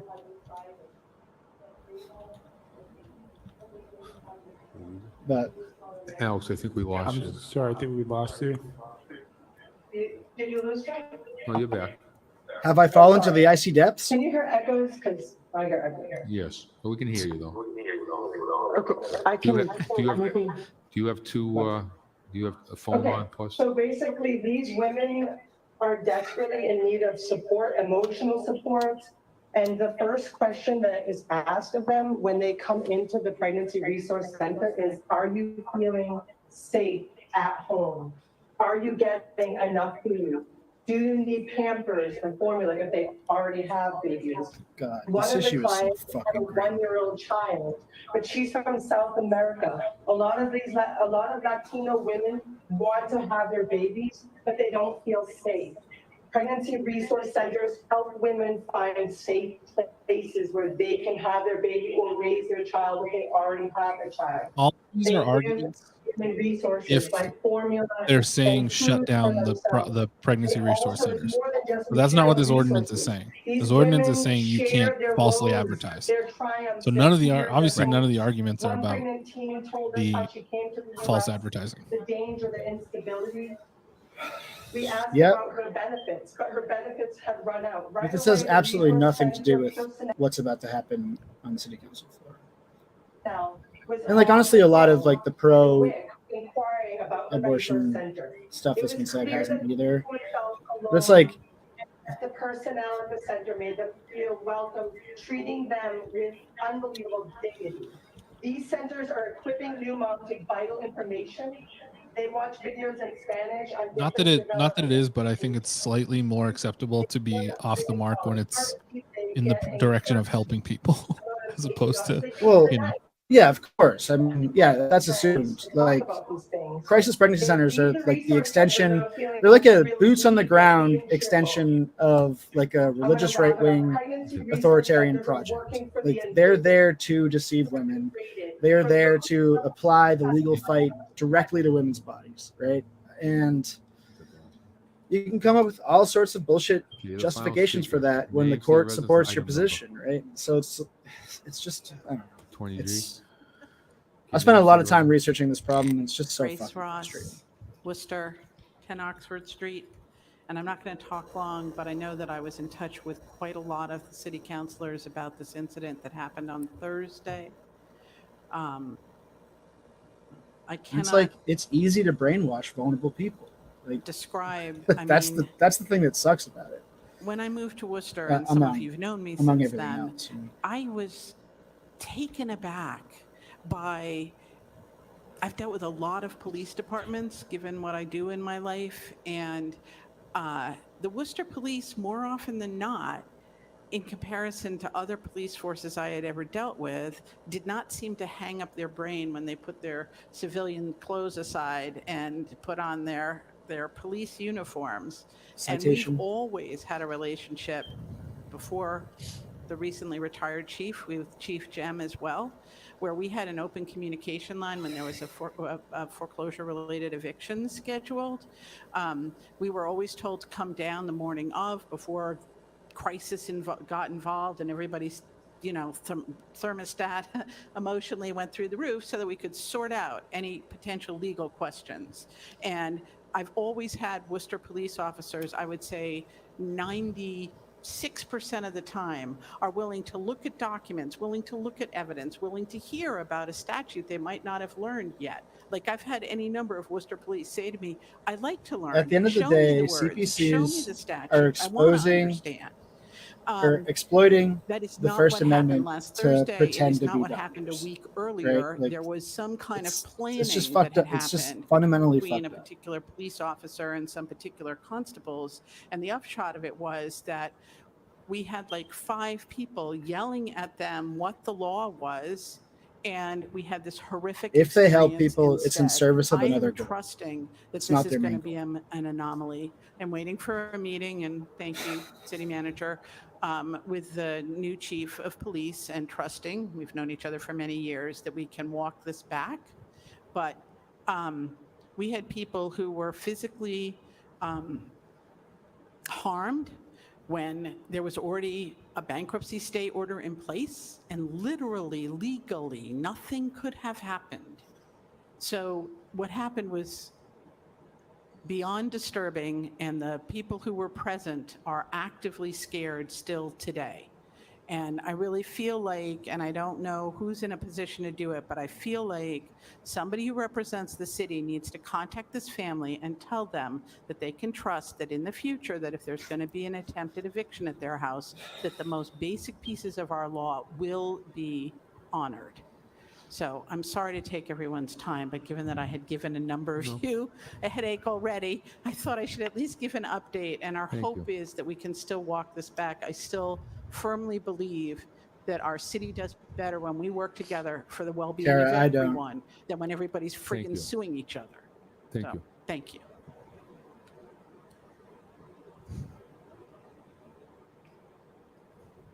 Go ahead. Okay, these will be our final. Go ahead. Name, city of residence, and name, number.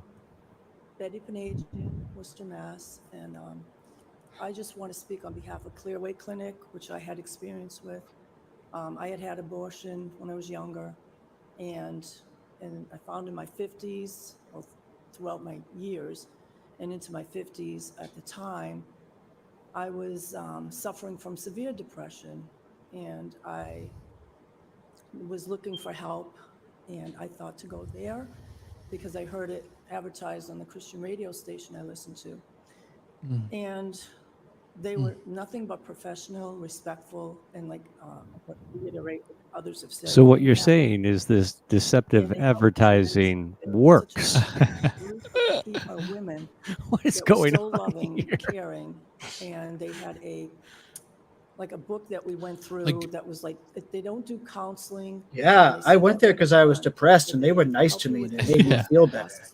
Because what the fuck, dude? It I actually fuck. helps in the healing process I of can't- recovering from, I guess there's a term for it, post-abortion syndrome, which is a real thing. I mean, for some people, when you have a deep conscience that starts, when you stop overriding it with the things that you do and you start listening to it, it starts making you feel like, you do feel like a murderer. You feel so low. You don't feel like you're ever going to experience happiness again, and you don't deserve it. And it's very real. And they helped me through that, and I got healed. These from people have that. really helped I just wanna say, state the case you that know, these they're just- crisis that's pregnancy centers need to be reined in Thank you. because they're providing lots of medical care for a place that says they don't provide medical care.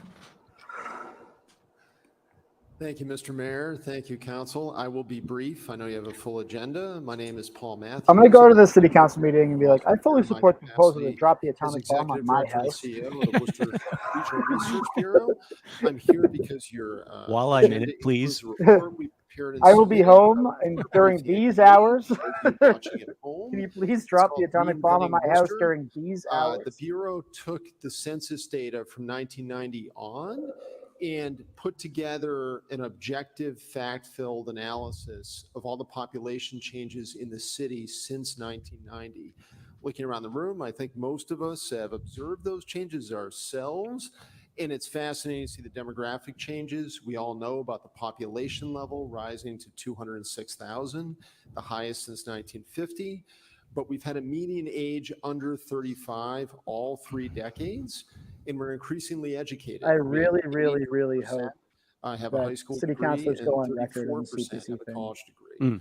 So I'm I just looking forward don't to know if briefing it's the going to appropriate happen. committee. For those of you watching at home, the report is on our website, wrb.org. It's also on the council agenda, and we have a visualization on our website as well. So if I'm people sort of wanna check anticipating a out, motion to please do. file right off the bat. And good with luck the floor with the and rest of your thoughts on agenda. it. I think that people will have to insist to Thank speak.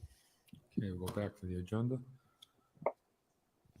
And we have an executive session. We'll do that at the end of the evening. Oh, that's nice of you. For anyone who doesn't know who that was, Paul Matthews is the head of the Worcester Research Bureau, and they've actually been doing a fantastic job under his leadership there. They're the ones that are putting out like these incredible infographics showing our history of redlining. Yeah, the redlining report was great. They're doing a lot of really, really good work getting into the weeds on demographic changes in the city, and also how we've dealt with them in the past. Those are the economic development reports by Mr. Dunn. Are we filing those? What are we Wait a doing? minute, 14B. we got one. 14. I'm sorry, 11.4B and E. Read that. Oh my God. So when this information will come out on the economic development initiatives, the other ones regarding the TIFs and the impact on TIFs. I thought these were 2 excellent reports, Mr. Dunn, and it shows the progress we're making here in the city of Worcester with the economic development projects and how the TIFs pretty much impact the city of Worcester in a positive light. And Wait. so Did Joe just take the tip reports out of order and not the thing that everyone's been commenting on for the past hour? 11.4B, I'm sorry, 11.4B. And 11. Let's go into economic development. Yeah. Okay. B and E. B as in boy, Mr. Chairman? Yeah, what's that? B as in boy? Yes. E. And E as in Evan. Dude. You want to just do them all while they're here? Yeah. Mike Peters. Is that B as in bass and E as in eel? Anybody here for a petition before I go on there? No. Right, that's not P as in peppers. We have recommend approval of the zoning ordinance amendment relative to the accessory dwelling units. Council Russell. Mr. Chairman, I'd like What to are we thank doing? you for coming forward with this item. And I look forward to it going to the planning board and later to the Economic Development Committee. We're just skipping all With over the that, place. I have some things I'd like the Economic Development Committee and the planning board to take into consideration. So I'm going to offer them as a separate item or as an amendment, whichever way you want to, not necessarily an amendment because I'm not looking to amend the plan at this point, but I'm interested to find what the planning board and what the Economic Development Committee thinks about two specific items, Mr. Chairman. Number one is in single-family zones. When I put the request in, I had asked for in single-family zones for there to be a hearing. This particular proposal has it by right. I'd like the planning board and the Economic Development Committee to consider having a special permit in single-family zones.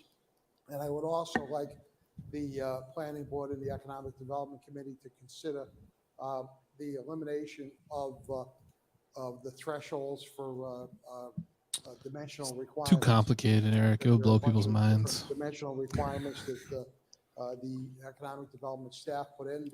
They're the trained professionals. They probably know a lot more ways or reasons why that is there. But when I put this forward, I'm trying to make it as simple.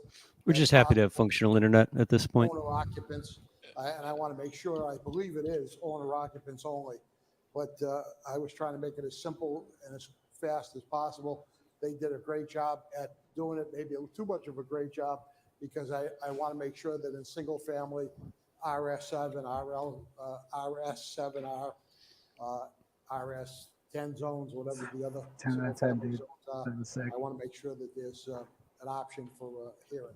So that's my recommendation. I'd ask my colleagues just to attach it as a separate item. Yeah, I want to implement this everywhere besides where people actually vote. And in those neighborhoods, I want there to be a hearing. Bergman, followed by Council Toomey. Thank you, Mr. Chairman. I too was enthusiastic about having this discussion. I appreciate the report that was sent back. I do have two areas, for me at least, of concern. Accessory dwellings are often going to require an investment. Where I've seen these successfully done are in situations where there are family members, and we had some testimony earlier today, where they're in need of additional space, and the apartment or the house that now So I'm no real estate guy, but an accessory dwelling. why are these regulated at all? Accommodate. Right? Like, if it's your house, I noticed why here can't you that just there was discussion in the report put an attachment on it? about it being Right? Bill, you're getting really close to challenging the sanctity of single-family zoning, man. It's I personally think that the focus should be on accessory It's like, dwelling yeah, I get the racist impulses to not fuck with single family zoning, but like, what does this have to do with like the Puerto Ricans or whatever that you're worried about, right? Like, it's just for like someone's grandma. Like, I don't. the thing that got wild is, so I got to see I guess it's public now. I haven't seen it circulating, but I got to see an early copy of the map of like where ADUs would be viable. And it's like 100% of them are on the west side of Worcester. So it was like, I feel like Mo's one of the people who brought this up. I think we all kind of gave him credit for it. But I think in his head, it was going to be like the nice house on like down by Doherty that has like a little old carriage house that would look beautiful. If it was renovated as a $4,000 a month apartment. That's what they had in their mind. As it turns out, it's like every lot over on the west side of Worcester either has a detached garage or has enough space for someone to drop a tiny house on and get it properly plumbed. Bring in a something that's like a prefab or whatnot, drop it on a foundation and rent it out. So like the folks that are most opposed to changing anything about single family zoning inadvertently opened the door to just dismantling single family zoning and turning every small lot in the city into a multifamily. It's not going to be a single family neighborhood. I might not have lived there. I have a right to choose that. I pay It was taxes. basically like Mo took his own Uno Reverso card and just like boomeranged it right back into his skull. There are always trade-offs, Listen, and people should decisions. I should would be never respected. live in a multifamily zone Being, some neighborhood. sort of snob. Listen, I might say out loud that redlining was bad, but I love the legacy of it. And I think we need to address that. Lastly, It's benefited I me noticed that personally, the, and I'm not Yeah. willing to do anything to fight it. bedrooms that are allowed in accessory dwelling. How does that impact the 4 or more rule we have?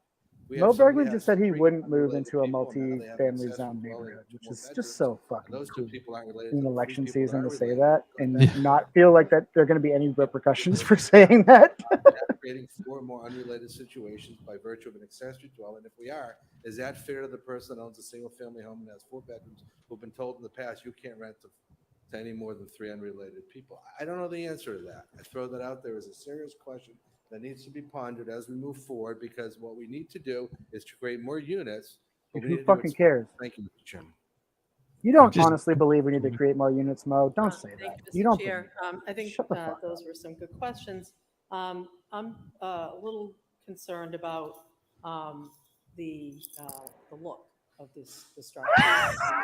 And, perhaps provide The look guidance as concerns me to, too. Yeah. Through you, Mr. Chair. What's the HOA gonna say? Being complementary to the existing structure that's on the same land.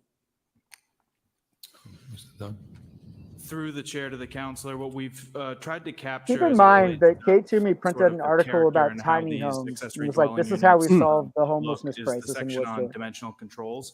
So a lot of those dimensional controls really get at the fact that the purpose of this is to be an accessory use and not a dominating use of the site. So that's why we have some parameters around just how big it can be, how many bedrooms, as well as the orientation in terms of if it's particularly if it's a newly constructed accessory structure on the property, making sure that it's either in line with the front of the existing single family structure or set back in the rear, so that you don't have these sort of in the front yard that could affect that appearance and that character.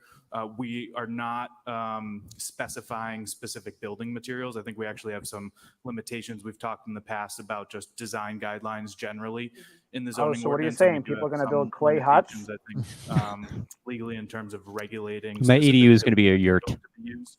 in my front Some yard. Communities have kind of put forward sort of like a prototype that some people can look at, so we could develop maybe like a recommendation. I'm of, concerned that some of just a the design units that's could look aesthetically ethnic. pleasing and that conforms with a lot of the parameters that we've outlined here, just as sort of a guide. Literally, for folks. what is being But we said. haven't actually specifically created any parameters. Are there any or rules against provisions about thatched roofs? architectural style or the use of specific building materials? There is a height limitation as well.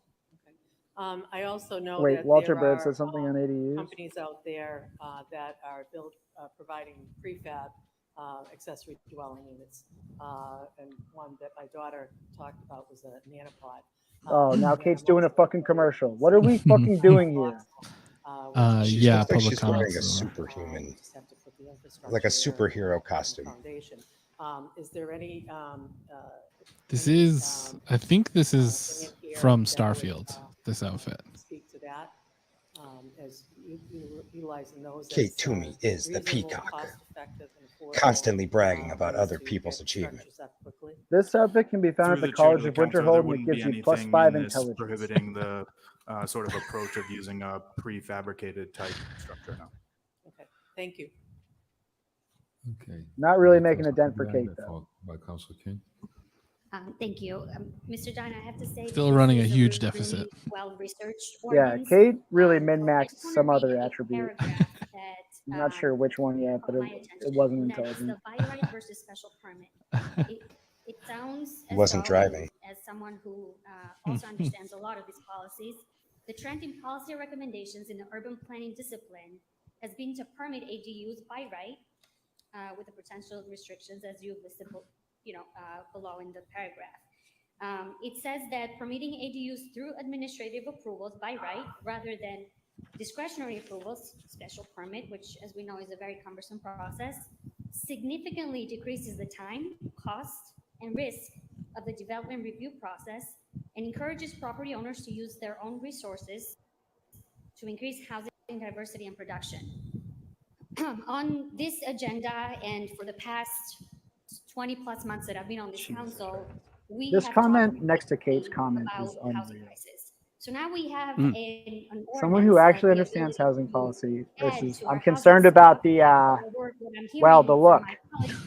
my colleagues, we want to make it that much more difficult to not allow ADUs across the city in all zones, but we want to make it a little bit more difficult for zones restricted for single family zoning. So I would like to ask you, Mr. Dunn, as someone who I consider an expert in this field and someone who's done the homework to bring us this ordinance, what are the recommendations of the Worcester Now Next as it relates to zoning, if you can share?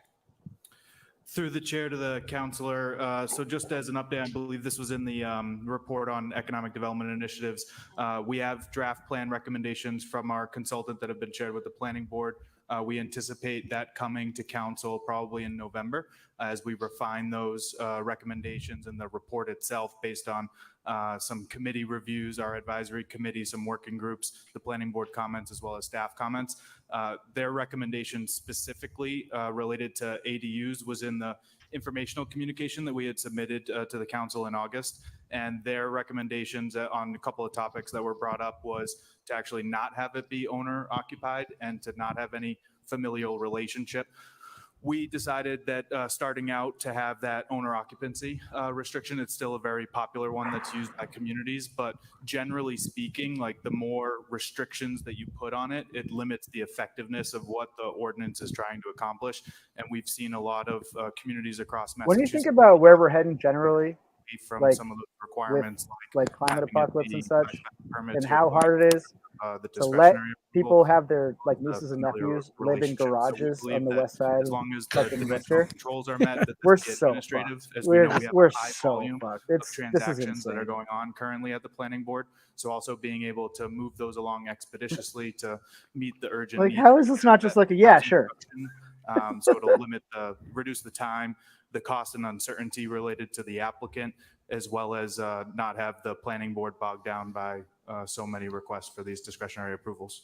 Thank you, Mr. Dunn. And through the chair, so what I'm hearing you say is that if we put more restrictions, and I'm specifically referring to restricting by special permit, not only does it bog down our planning board, also has to review a lot of inclusionary zoning applications. So I'm just putting that in front of people's minds. But it also Who's going to be the arbiter of? I hope it's Doug Arbiter. That is the. Who's going to be the arbiter to decide whether or not the person I have living in my garage is actually related to me? And like, how distant a relative can this be? Like, what kind of DNA test are we going to be having to go through? in other communities. You know what would be useful is if Having you had to both wear the same sort of like star specifically in symbol areas of the city on your not clothes zoned at all for times. multifamily zoning will make it harder. But then we would know, right? Go through We would know at that I point. might just actually discourage. Through the chair, that's correct. Excuse me, you And, can't evict my Mr. tenant. Chair, According to thank you, Mr. Dunn, I Ancestry.com, we're appreciate both that. related to I Thomas would Paine. really caution against actually putting more restrictions, specifically by special permit.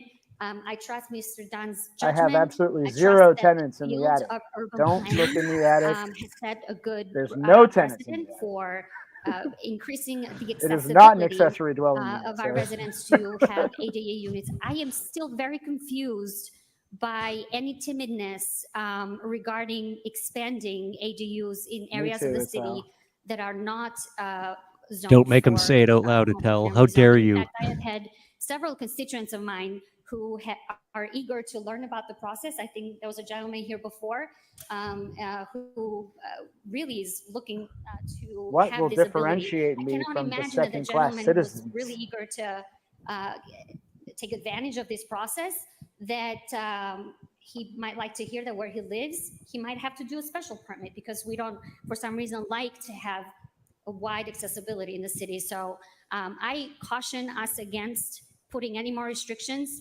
I commend Councilor Russell for bringing this forward. It aligns with what the Worcester Now Next recommendations are for us, not only to not put restrictions, but to expand our zoning options so that we can actually take care from a policy perspective with as much as we can to add as much as we can to our housing stock. Thank you. Thank you. Council King. Thank you, Mr. Chairman. I certainly appreciate the administration bringing this No, forward. like there are 3 people on the Council city Worcester council leadership who on actually want this. Worcester to be a city. This is important to many folks. Yeah. Mm. Yeah. The majority of them who would prefer we were are more trying like to age Holden, in where we had a place design before review anytime a Dunkin' folks Donuts trying to opened stay up to make close sure to that the their loved aesthetics ones, fit with the general connected to their vibe of families, Mr. the Chairman. neighborhood. The There Dunkin' needs to be Donuts have to have a little responsibility. wrought iron fence. That's the bottom line. That's what this is about.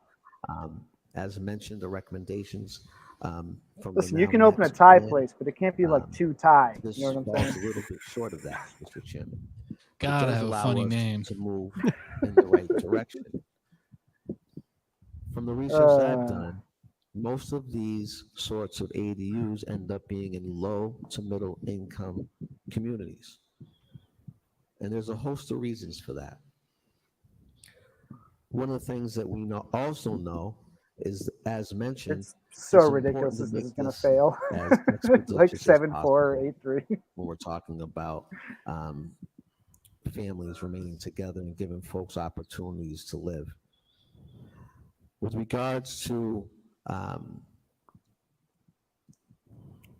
not being a relative of the owner, again, it's mentioned in here as well. That sort of requirement is essentially unenforceable, Mr. Chairman. It's a data Well, no, I just laid out a wager. Look at our 23andMe We need to take rule. that into consideration. You can also get pretty close by measuring I'm skulls. looking forward. I want to again ask to the chair, to the administration, when that now next. It's crazy how Worcester still has that no now more than next 4 comes in unrelated November. tenants on the books too. And Will Mo there just be a casually further brought that up as a presentation to an this affirmative body? Will it be defense just a to report? what Right. he's trying to get at, skirting over the idea that it's Committee, whether you economic interpret it development, as trying to whatever, get rid of Worcester rooming plan. I know in the houses to past push we've poor had, people out of the community, or you presentations correctly here interpret it for as, folks to well, take a look at anytime you prior have to 4 the or more committee. women living together, I just clearly think they're that running a this brothel. right Like, here he just pretended like that is shit's important. fucking You know, normal. it's not a Yeah, a it's totally remedy or fine. a panacea for our housing We don't want our crisis. hussies running However, amok. it's another tool in the toolbox, and it'll keep. We need to have them taken in generations by good together. Christian families in Right now, we Hubbardston so see they that can in help the them raise city. their children. Folks Picked are up off moving the out. streets. The Renaissance has not trickled down, has not for everyone. And folks are moving out because they can't afford to live here, and their support systems are here. Even if it's a young family and they can't afford to live and they're moving out, and the grandparents and the aunts and uncles are here. This is a great opportunity. So through the chair to the administration, what will the presentation look like? Will it be a traditional here, brief conversation to committee, or will there be a more in-depth presentation to the body? Mr. Dunn? Through the chair to the counselor, I don't think we've necessarily pre-planned that. I think the typical fashion would be for us to give the recommendations in the report and then have a more detailed presentation at committee. But if the council prefers to have a presentation at the full council level, we'd be happy to, accommodate that request. Thank you. I would certainly recommend that we have something brief here. Not everyone can get to every committee. In this particular matter, given the housing crisis that we're in, is that important, Mr. Chairman? And I'm not going to make an order, just make a suggestion to the administration that we do exactly that. And, by right, administrative approval is the way to go. That's the recommendation. And I think we should take full notice of that as we move forward. So I look forward to, as Vice Chairman of Economic Development, to weigh in on this. Thank you, Mr. Chairman. Thank you. So, I'll say a few words. Ruth, there was a little bit of public comment about it, but nothing so far from the actual agenda. The Venn diagram of people who are concerned about government regulation and people who don't want the ADU restrictions to go away is a complete circle. Right? Like, this is the way to address. This is the definition of a overly cumbersome regulation. But because it protects their property interests, they're like, no, we can't get rid of it. You got to do it right. Right? But they're like, oh, the EPA? have That's restrictions. You're gonna make it right, you're making sure it's available for everyone who wants to do this. And so this is an important issue, and I'm gonna be supportive of that without the restrictions that, as you recommended.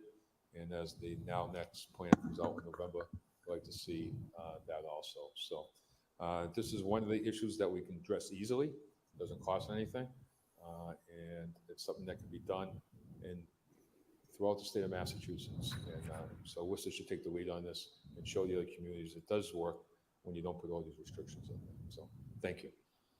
Councilor Rivera. Thank you, Madam Chair.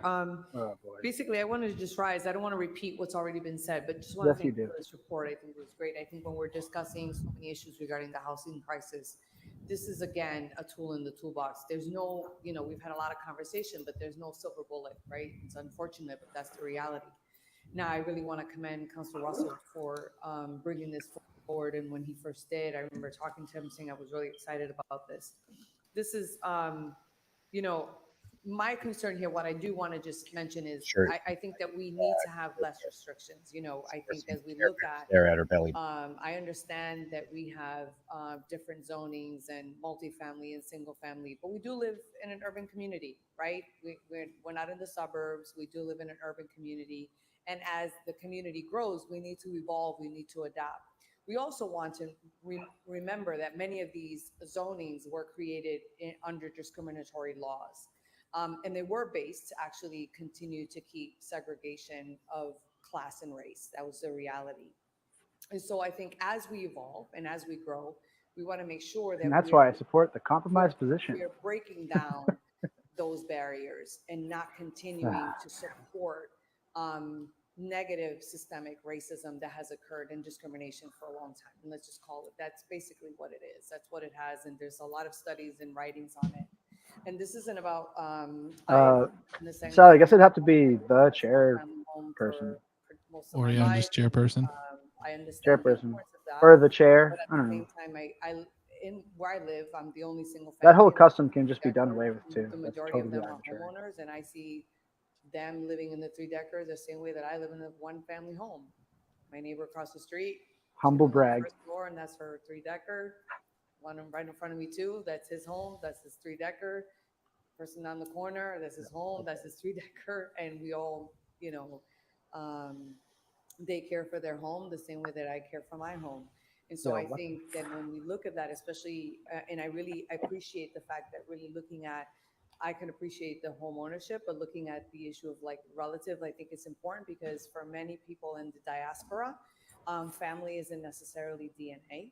And I think that that's really important as we look at that. Many of us who have had families of the diaspora, people moving from other what are you asking for? Coming here. What are you positioning for? What is your request? You were literally just fucking talking.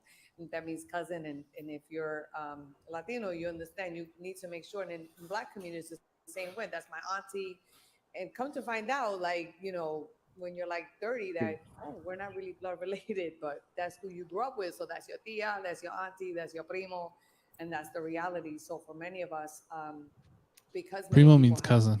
Behind, you're welcome, everybody. Thanks, Brian. Those families are done in communities and social gatherings and churches. That really helps to resolve this issue in front of the city council. Like, what the fuck? Like, come on, this is so annoying. That kind of, and I know they would for me as well. Like, this is why the meetings are 4.5 hours, because we just encourage people to talk about whatever the fuck they want. But I think, again, we have to understand that Worcester is the 2nd largest city in New England, right? When we look at all the states of New England, and we have to continue to think and move forward and not backwards. Whose mind do you think you're changing? And a lot of people said, bring back the years, bring back the How does this affect the outcome of the political issue in front of you? Country or the neighborhood of my parents. I just want to remind folks, that for me, I'm the youngest of 5 siblings. I'm the only child in my family born out of segregated. I'm born after the Civil Rights Act, that wasn't born under segregation. you think about that, when I looked at that and I said, oh my goodness, the reality is that out of me, the youngest of 5, I'm the only one. There's only 5 years difference and then 10 years. 6'5" is a good guess here. I'm the only child, my parents' child, of my siblings that was born out of segregation after the Civil Rights Act. So we think about that.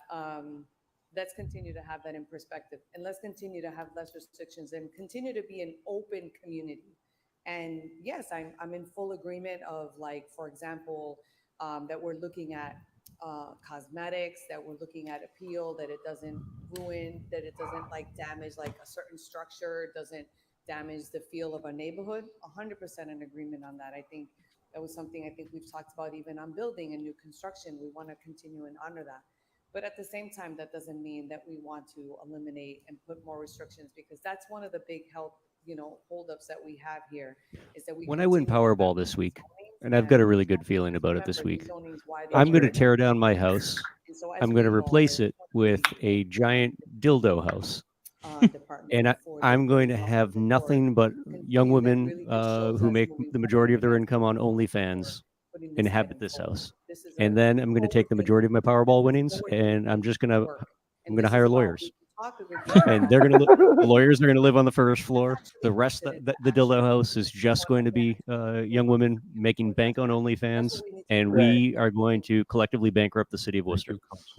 That's my commitment to all of you. Yeah. Thank you, Mr. The Chairman. 2 balls are the 2 ADUs. I just felt it's a stand. And you're fighting for this. Yeah. I'm going to have my cousins living in the balls. Right. Yes. Yeah, they're my cousins, and I can prove it. One of them's my step cousin. To address 2 items. She gets stuck. Long-standing, systemic and discriminatory practices in our OnlyFans zoning co-op ordinance and Bryan many, Melican's many dildo years house ago, of the and of future. course to address, I'm all for it. housing, Mr. Chairman. I think this is the exact. Interesting what the D1 counselor we will need say to about this. conclude in order for us to continue to be nimble in addressing our housing challenges. I want to commend Council Russell and our economic development team, because this is exactly the type of ordinance that we should be moving forward. And as you said, Mr. Chairman, this isn't going to cost us much. There's not a whole bunch coming out of the budget to add another 2 as referenced. So I'm really excited about this. I'm really eager to get to work on this, and I Get to work on it? What the fuck are you going to do? anticipate a really good, rich, What work robust do you have to do? conversation when it comes to economic Fucking letting people build shacks. He's going to work for a developer. Yeah, true. Okay. Getting into the tiny home business. Mr. Chairman, just really quick. Just wanted to reiterate that this is. I mean, again, better about than most. Yeah, he's at the bottom and there a was lot of the time. a comment about taxes, Mr. Chairman. I can't just. He should have run for mayor. He let might have saved without himself. responding to. And that comment, there's an inference there about who pays taxes and what you're paying taxes for. What I'll say, Mr. Chairman, is that we ought to remember as a governing body that the very people looking to have these accessory dwelling units pay taxes, their loved ones pay taxes, and this. Oh, you really didn't. About No, Matt, you really didn't. This is about moving our city forward and expanding options for families. We're discussing at length how we feel about shisha. Place. And that's an important aspect to remember. Thank you, Mr. Chairman. Thank you, Council Bergman. Thank you, Mr. Chairman. I think I was the one. No, I'm sure I'm the one that mentioned something about taxes. So I just want to respond Oh to my what was God, just shut said. up. This Anybody petty that buys fucking business property squabbling has the right shit. to have the expectation that what they're buying is going to remain the way it is. That's why we have zoning board hearings, because when somebody wants to change the nature of a neighborhood, the neighbors get invitations, anybody within 300 feet, and they get to say whether they think it's a good idea or Yeah, a my bad. friends get to collect. Not Not going to happen with my Bill? dildo house. I'm asking nobody's permission. No permits will be pulled. By and large, Dildo house. I had submitted shit. The zoning board of appeals isn't getting fucking shit on my dildo house. We're going to have accessory apartments, and I'm going to go through the chair because I thought this would be a quick The conversation. 2 balls are the but I see some of ADUs. the You comments can't I've do said anything. Have been misinterpreted or misrepresented. Yeah, Carrie, you're right. This is You're not being misrepresented. You're just a racist piece of shit tonight. yeah. is the way it stands today with the restrictions or lack of I don't restrictions like that are in being called place, true or racist, not, and that I don't want to every stop saying zoning racist things. district in the So, city can potentially everybody allows else change? homes that are multifamilies to determine an accessory dwelling to be an additional unit. Mr. Dunn. Through the chair to the counselor, so we are allowing this by right in the single family zoning district. So to your point, they could do that without neighbor. So I input, just yeah. want to be clear so everybody knows what they're voting for. When this comes in front of us, if the wording doesn't change, the ability to live in a single family home neighborhood, which some people want, some people don't, in the city of Worcester disappears. There's no guarantee you'll be living in a single family neighborhood. That's fine for a lot of people. It wasn't fine for me because I want to know who my neighbors are. And oftentimes we have an accessory dwelling that's not a family member. And I want to know that they're rich and probably white. That's fine What- too. These are things that are very important to me. I think being attacked because I'm saying Mo that Bergman, name two of your neighbors challenge. What are their names, Mo? Well, my I'm parents being went to buy a attacked for house. saying It was racist a family. things. What do you want to know about It's a it? scandal. The first thing the neighbors told them was, "We're so glad you bought that house because we got rid of the Jews that used to own your house." So I've experienced some of that too. I understand what that's all about. So now I'm This doing isn't it. about I want my turn. segregation or prejudice. This is about choice. And all I'm saying is we just need to know what choices we're making. And if we go ahead and don't change the language, the choice is that every neighborhood in the city was to have the potential to be a multifamily neighborhood. That's fine if that's what everybody wants. I'm simply suggesting that there are a lot of people that look towards Worcester and say, you know what, I want to live. And I'm looking around the room and I don't see very many of us who don't live in single family neighborhoods. Let me just say that. Thank you. Mr. Chairman, Yep. if I may, I'm not responding to the discussion. Not but I wrong just about found a that way last before part. the conversation concludes. That's why to we're even elaborate on fucking our talking position about this. on the owner occupancy restriction. I had mentioned that our consultant with the long range plan had recommended not having an owner occupancy restriction. I think their perspective on that was really from the perspective of maximizing production. And I don't think I articulated earlier our position on having the owner occupancy requirement.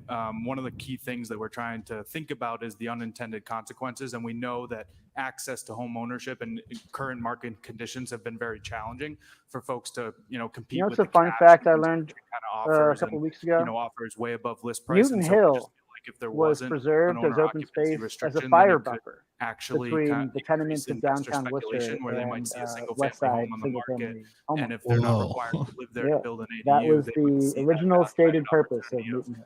buying that It single family was home. to and make adding sure to the their fires in the And so slums that's did primarily not to reach the ownership west side where the wealthy people. Listen, opportunities we is want to be why able to set fire to our rental properties felt without like it it was affecting important to our state living that properties. Right, right. Okay. Councilor Rivera for a second time, followed by Councilor Russell for a second time. Yeah, just to be clear, it's not just about, Can't hear me or understand me? I'm not saying this in the sense because I'm pointing a finger at anybody. Kind of a little muddy, Bill. These are facts. These are realities. If you look at why some of these zoning restrictions have occurred in communities, if you look at and I'm not talking about something that my parents endured. I'm talking about even when I moved into my first house here in Worcester in 1998. I got taunted with derogatory names saying, bleep, bleep. I mean, I'm more than happy to say it. Go back to where you came from. And that was 1998. It's not the first time. Now, I'm not saying that was a perfectly nice little single family area. I'm not saying that that's the community. And also to know that just because I don't live in a single family, even though I have a single family in a single family community, doesn't mean that we don't know who our neighbors are, right? So I think that's, I think when I lived in a single family community, I didn't know my neighbors at all because nobody really wanted to get to know us. I think it was a very different situation. Now, I'm saying this, that if we are responding to the housing crisis, again, we live in an urban community. We live in an urban community and we're evolving. We're the second largest city in New England. We have to be able to kind of understand what we're doing and how we're moving forward. And we have to understand why these regulations and these zonings were created initially and to begin with. And this is just something that I'm just talking out of emotion or feeling or anything like that, because not at all. These are facts. I mean, you could research this. And so one of the things that I've often gotten on this council is talk about, and when we talk about home ownership, we need to address bank lending, things that are happening now, how our homes and communities of the color fact that get you can only know your evaluated neighbors if you live in a differently, get single assessed family differently, neighborhood is a at lower crazy cost, get assessment. sold Yeah, differently. I also do not know my Those fucking neighbors at all, and I've lived here are for they're just talking about 4 years, 5 years Yeah. almost. I'm not confident Mo does. He's just saying he doesn't want renters next to him. why this is important. Yeah.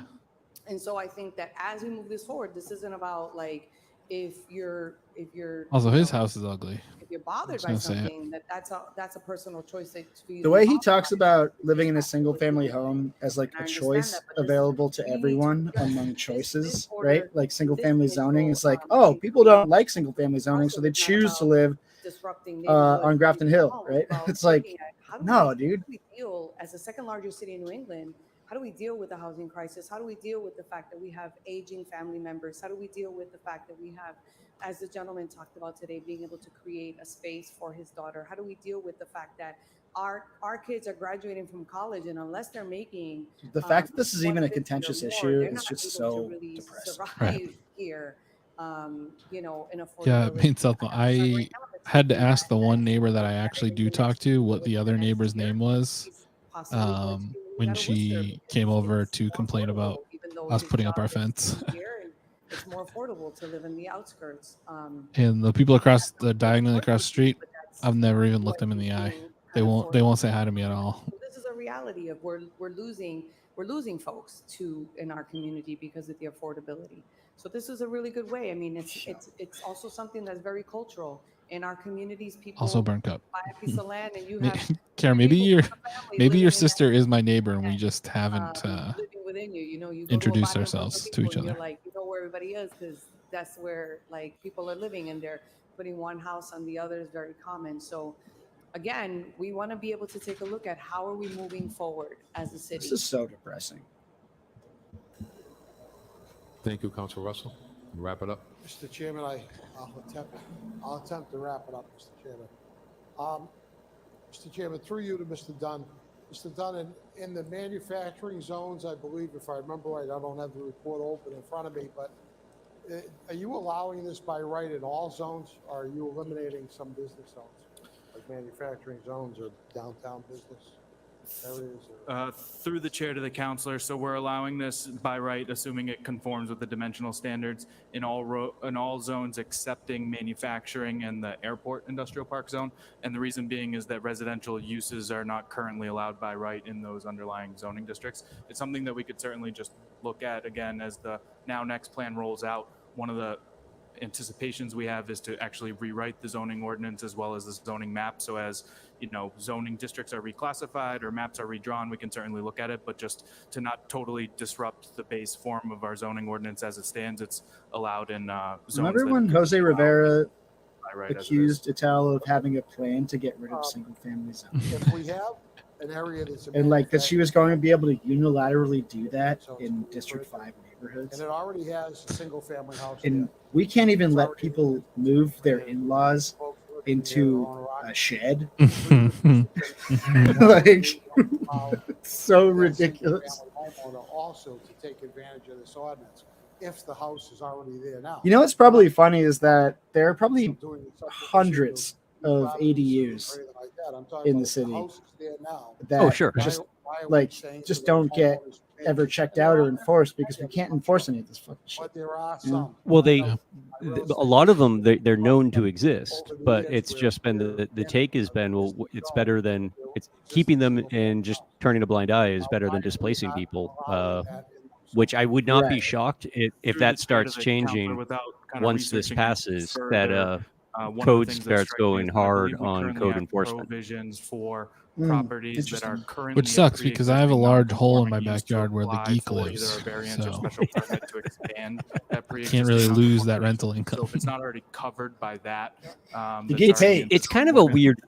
I get 2 chicken It is a bodies weird per thing to be day. opposed to, too, though, because it's like in my neighborhood, most of the houses were built at the turn of the last century, and they all have garages, but they were put in a little bit later when cars started getting popular. but like that's where I keep my motorcycle. Like a Mini Cooper is probably the only thing that could like a modern car that could fit in that garage. Like maybe an old like an MG or something, right? Like it's not big enough for any car that's been made in any normal timeline. So it's just a big shed. That's all it is. It's just like with minimal work. Like it could be an awesome place to live. Like when I was single, like I would love to be living in something like that. But Geek would love to live in there. Are you kidding me? Out of that. If they put an addition on, if they're going to put an addition on, yeah, then dimensional requirements should kick in. But if somebody's taking a garage and converting it into a unit, they're taking a finished basement, converting it into a safe unit. This is such a hilarious thing to pretend you have power over. Yeah. That's actually Right, like more opportunity, not less. realistically, I mean, my dad did it, not in Worcester, but like in another town nearby with similar laws. Just built an in-law apartment for my grandfather, never asked the city, and never has, and it's just fine, right? It's like I would never even think to do that if we were going to do that at our house. I would never even consider. This is analogous to a dog license, right? Like, it's very nearly a voluntary sort of reporting. Offense or whatever it may be. But those conversations are made. What these guys are really arguing for is the right to call the cops on their neighbors if they see them doing something they don't like. Family home, or they buy a single family home, they should expect to have that same kind of. Because Mo Bergman, totally the guy that'd be snooping around, being like, "Oh, I saw the lights on in your garage at 9:30 at night. What's going on in there?" Have extra space, can utilize that space and make it a unit available, and also stay in the home. I think we're getting to the point in this conversation where we can start calling this shed biking. Thank you. So, yeah. In favor, opposed, so ordered. to your point, Bill, like, and just, I mean, anecdotal, but back at the beginning of the summer, we had a family move in 3 houses down from me. Awesome Brazilian family, woman and her adult children. And I say awesome because the day they moved in, she came over with this giant box of pastries, and they were all fucking delicious. So she will forever be in my good graces. She could be running heroin out of the place. I will always love her. The first week that they were there, they had a big party, but it was like a normal, like adult like party. This house is gorgeous, nice big yard, and they have a pool in the back. So like they made use of it. As soon as the sun went down, like the entire Worcester Police Department was there clearing people out. Like there was barely enough time for this neighborhood to recognize that a family of slightly darker complexion moved in. And it's insanity, but that's all it is. It's an excuse to call the police on people for doing things that like you deem inappropriate. In this case, not being white and in bed early. Especially considering the macroeconomic kind So, of factors where there's this thing about city politics where liquidity with the banks, cost of like, construction. there's a certain constituency that sees themselves as the customer that has to always be satisfied. No, good job. And I wanna Like thank you and the manager having and, purchased a single family home in one of like the good neighborhoods, right, gives you license to be like a customer's always right sort of mentality. And City Hall honors that, and the police department honors that.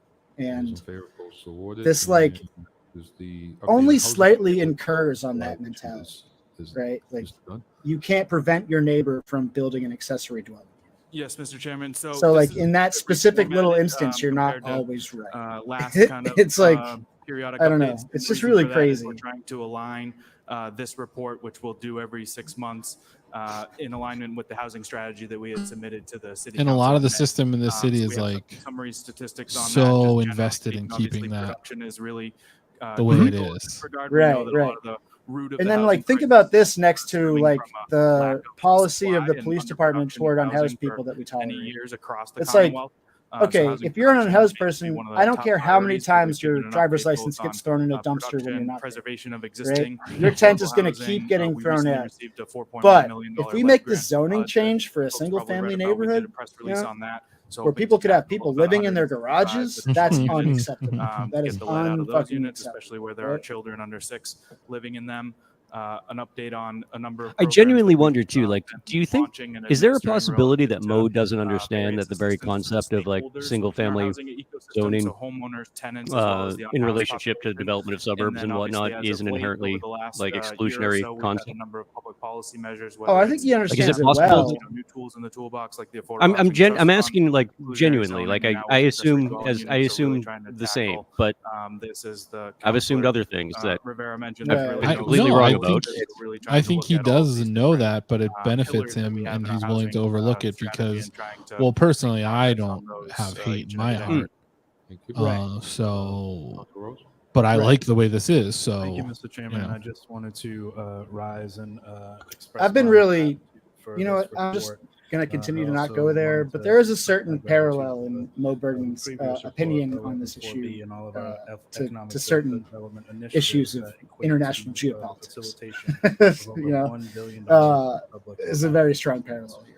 really critical when you read that. Just kind There's a lot of mental gymnastics at play that harking boil back down the, to housing report, I do really like really by look nature of forward being to, able to afford a single family going through this, home in a very single family detailed zone neighborhood economic deserve to development. not have We've to recently, the community has engage recently with been, society.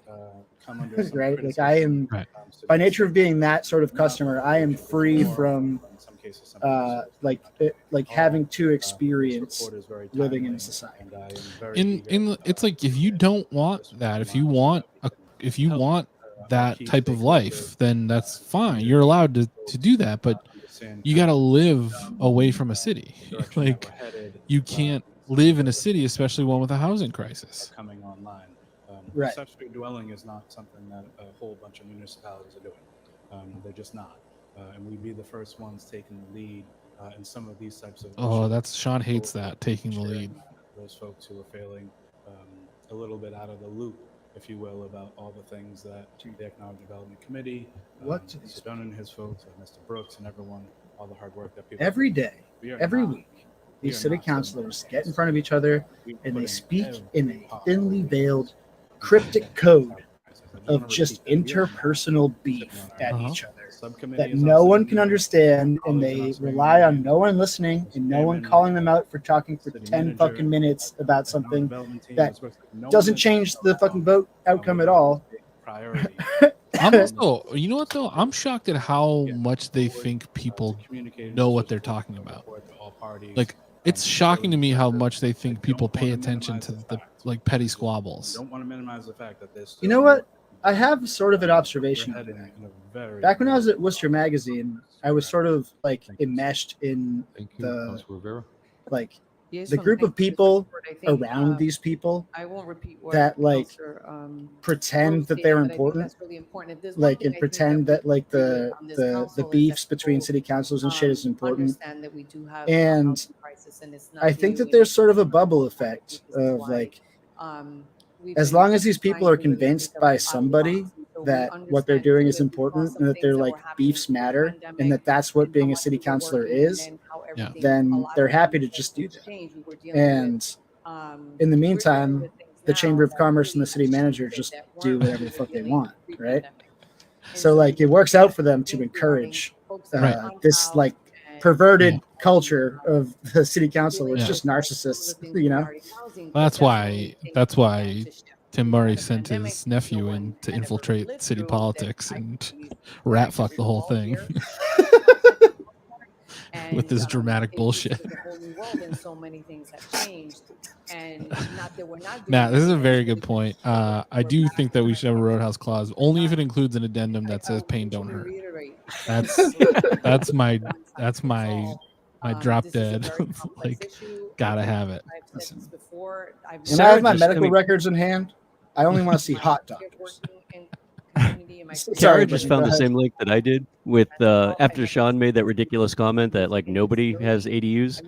You guys should all look at that link. I mean, it is now it looks like in Central Mass, like nobody's bothered to look here whether or not anyone is allowing ADUs, but like in Greater Boston, It's but not like I Lexington, think the Cambridge, level that Lincoln, we're Newton, talking about. Concord. Like We all these were low looking rent at communities issues are with like the only families and places that really are seeing those allowing ADUs. It's dealing with them. there's Right. so many cities and towns in When we Massachusetts look that you at, can either prop up a tiny I home in always your say, backyard, roll the tape and build an see how ADU we've that had looks like a conversations dildo. on this Doesn't topic, matter. Do whatever you want. They're understanding collecting prices. tax This dollars isn't a off new of it. So conversation. it's We've good been for talking everybody. about this and do an agenda search and find out. But this goes to show, I really want This to whole thing appreciate could have been this avoided by a support, and I well-placed look rumor forward that to the Tom committee, and Brady I look has an forward ADU. to those that are concerned with the housing crisis come and join us during our committee and have a conversation and see what we have been doing, and not dismissing that we still have a lot to do.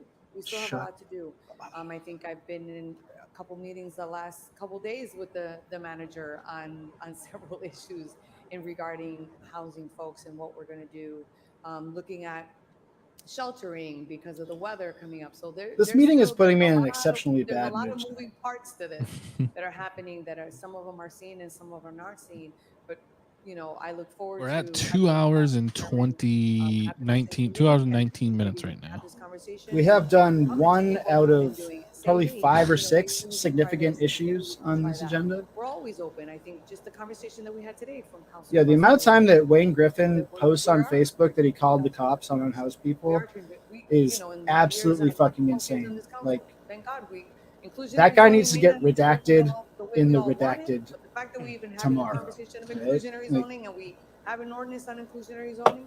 We should start one of those backyard beefs, and that it's still a boxing living document. So like again, things in I look forward to this in ED in Worcester, and just it's just people from Worcester political dialogue having to fight each other. We've been very active, and I really want to thank this administration, the ED department, and this council, and many community workers, many people in our community. It'll have rules, and everyone has to wear who are you gloves. thanking for? That have been at the table with us for a lot of What are you years. thanking people for? You haven't done shit. Part of the support. You haven't even voted on this thing. Oh my God, dude. This is... working with us to get this moving and addressing our community. Thank you. Thank you. So send that to, I'm sorry, Councilor King. Thank you, Mr. Chairman.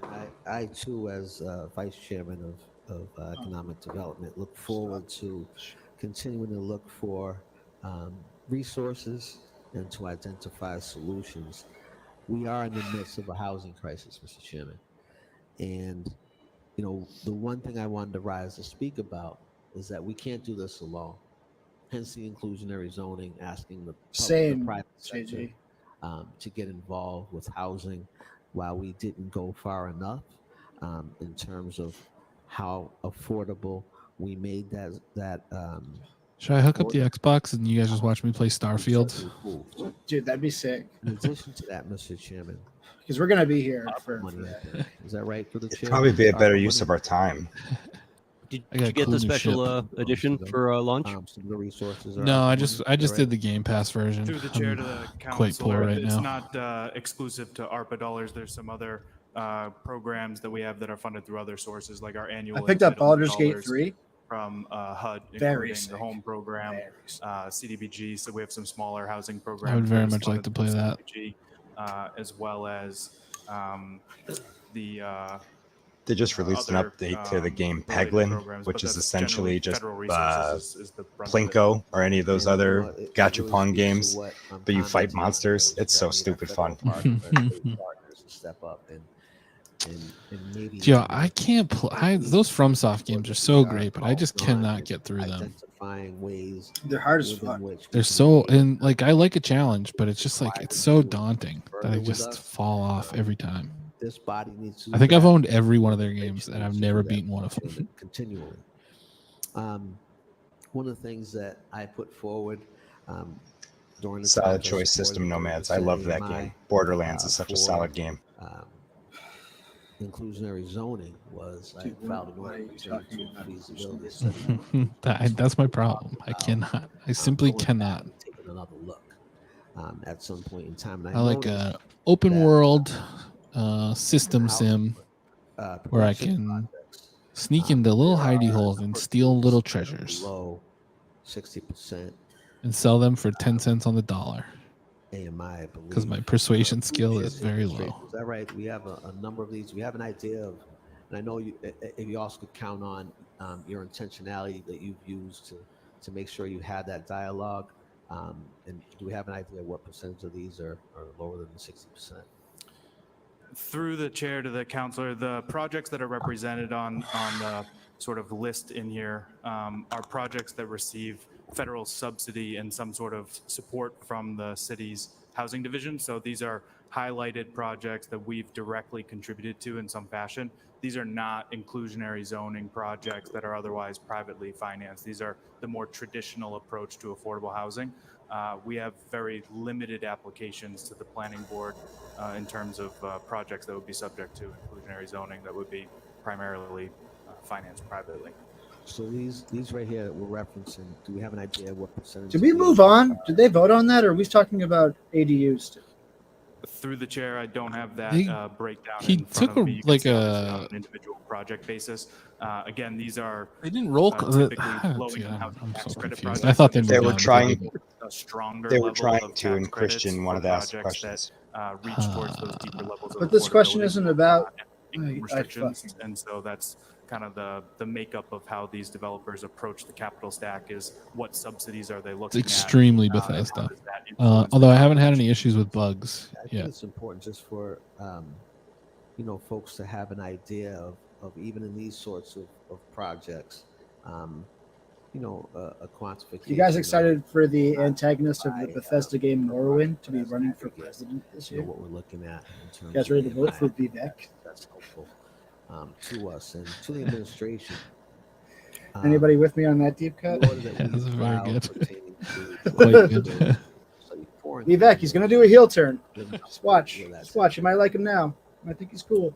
I think that was unanimous. I mean, how could you hate him? He raps Eminem songs. To the request of the council, we're also required to do that under the MBTA communities legislation. So we're currently working with CMRPC. He's legally not allowed to rap Eminem songs anymore. Local technical assistance. That's right. Eminem told us to stop. Where they'll be working with us on the development of that feasibility study. So that'll be shared with the city council, but also with the state in terms of our compliance with the MBTA communities legislation, because that legislation suggested that communities not establish affordability requirements beyond 10% of a project at 80% AMI, because there's concerns about how those restrictions could inhibit housing production overall. So we actually need to demonstrate to the state that what This is a ploy to make us all fall asleep before they talk about the shit that matters. 80% AMI or 10% at 60 does not. I mean, the fact they didn't take the CPC thing out of order after everyone who spoke about that is telling.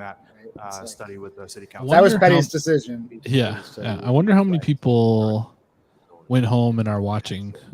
Or they just spoke on it and were like, "Yeah, fuck this. I'm not watching." Yes. Yeah. Okay. And I don't think there's many people left there. If we could get a Doesn't report look like it. Chairman, just on inclusionary feasibility studies that have been done elsewhere. And also, I think that would be helpful for us. I think we really need to look at what a feasibility study actually is. So I'd like to see an example and then also a report back to this body so we can look at in economic development all of the aspects of feasibility studies. Oh my God, Shaun Rose is going to speak again. Be so informed. That was one thing that we skipped. We skipped that study. Usually, That was such a delicate little wave. I know. Hi. Hello.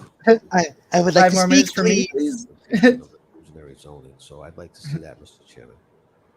Could I have 5 more minutes to do a thinly veiled personal attack Thank of you. my It's very colleague? rare that I speak for a second time. It just dawned on me that it might be an interesting note if through the chair to Mr. Dunn, it's been referenced tonight. It's been referenced, in other places and spaces, and that the inclusionary zoning ordinance didn't go far enough. I'm just curious, and I could ask about this in the form of a report too.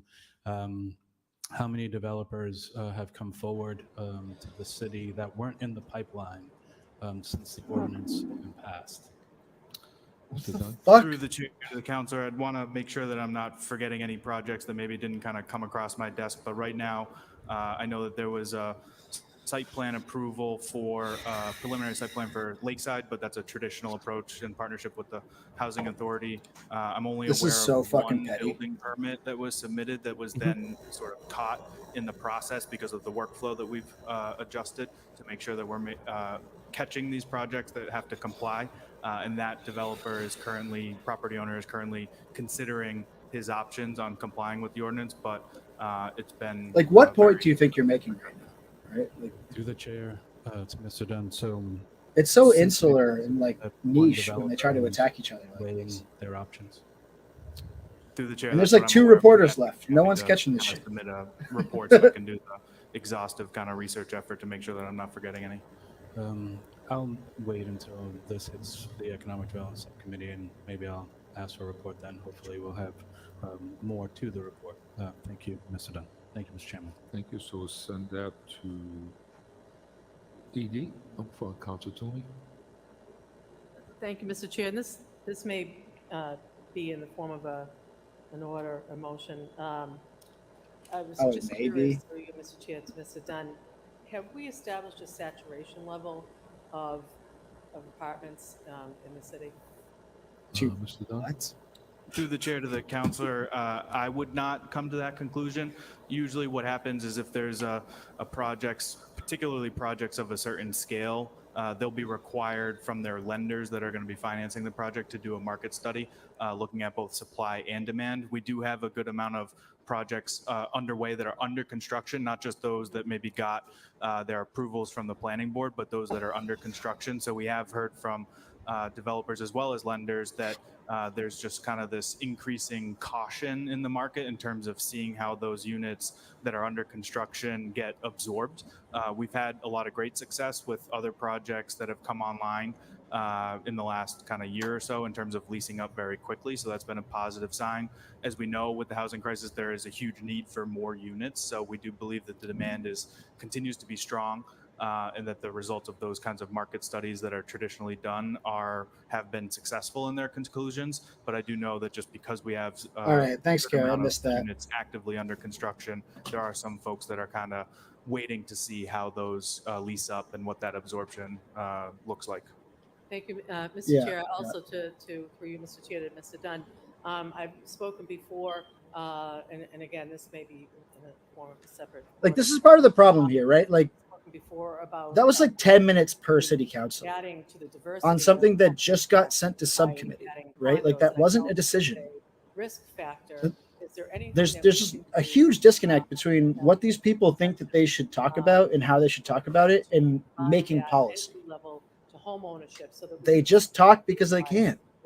And that's why these meetings go 4 or 5 hours and they get nothing done. We do have a program you can apply to the Affordable Housing Trust Fund for both for sale units as well as rental units. We did set aside another portion of ARPA dollars Like, for first-time homeowners. to talk for that development, more long on, about like, something kind of that the just got sent single-family to a kind of committee approach, where like it's a going to get Habitat talked for about Humanity kind of more, and there project. was no But we concrete are actively shift in what the continuing policy to, is going to look push like developers to or consider the anything. condo Everyone was option. just There is like a good program at shooting the state shit level under mass on the housing called general the Commonwealth topic Builders Program, of and they've made in-law some adjustments apartments. over the That last is year so fucking that has annoying. made We all that just had program an even hour and a more half of our time attractive, completely and fucking wasted. hopefully it'll work Right? better for some of these deals.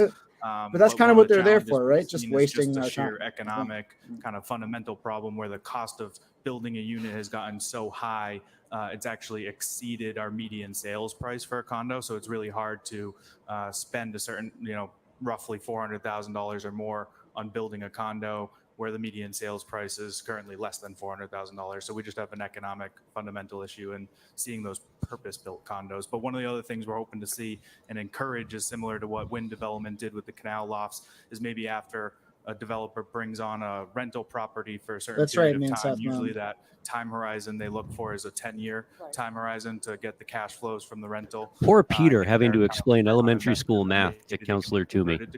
Can you imagine? Because that opens up already, and it's less expensive to do that. So, okay, thank you. I appreciate that. So we'll send that It's just like to, they're not there to govern. They don't consider their job to be governing the city at all. Send that to ED. It's such a weird thing. It's like some issues, so we'll take that anthropologically fascinating. Like, why are they there? What do they think they're accomplishing?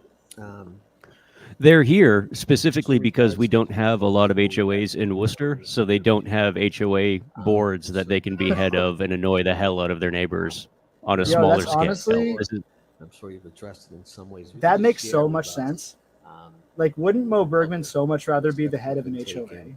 in regards Oh to yes, some of absolutely. Going around measuring people's lawns, things that are currently fining at the people kind of for leaving windows. Halloween decorations out too long. You know, again, I will say that you know, it says here that there's been a prioritization of this permitting process, and I just want. Why don't we have HOAs in Because I Worcester? know What's there's been the a difference number of between us and like a Newton?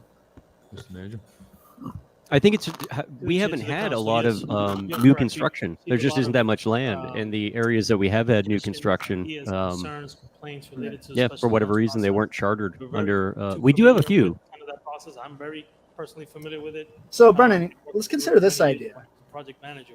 So, going back to like Newton Hill was conserved at first to be a fire buffer between the pores and the west side.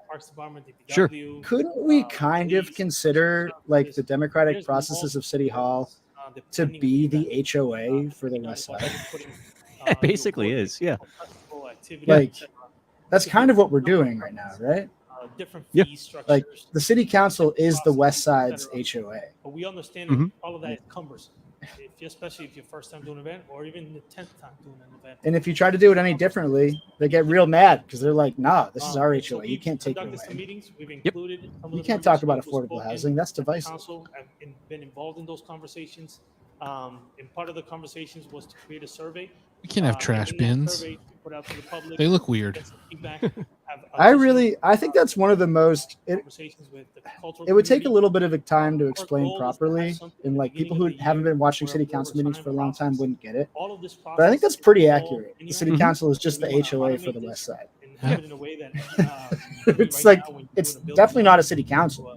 So we're getting closer to what it actually is. Like calling it that, right? through that process as well. Man, is this HOA gonna hate Dildo House? Dedicated resources specifically for us to do this work. HOA, this HOA is going to hate Dildo Becomes House. a model for across the state or even their And the product 4+ unrelated to all the hussies. living communities. We're very committed to it. We're very intentional about making sure that we create a process that's. I'm really into the word hussies But also lately. I think it's like a considering good all the fees word. that are attached to some of these permits as well. Good so word. We are going to continue Sounds to engage nice. the community in this process. It's just, it's an ongoing process that's going to happen over the next 4 or 5 months. That hopefully in the beginning of the year, we'll have something to announce with a much more streamlined approach that will hopefully will be better for the community. And through the chair to the administration, in all of your years, you said that you've worked on this, and most recently, you mentioned the fees. To your knowledge, are I there think that the effect that a different mayor can have is the committees could run more efficiently or actually run. Yep. If they were appointed better.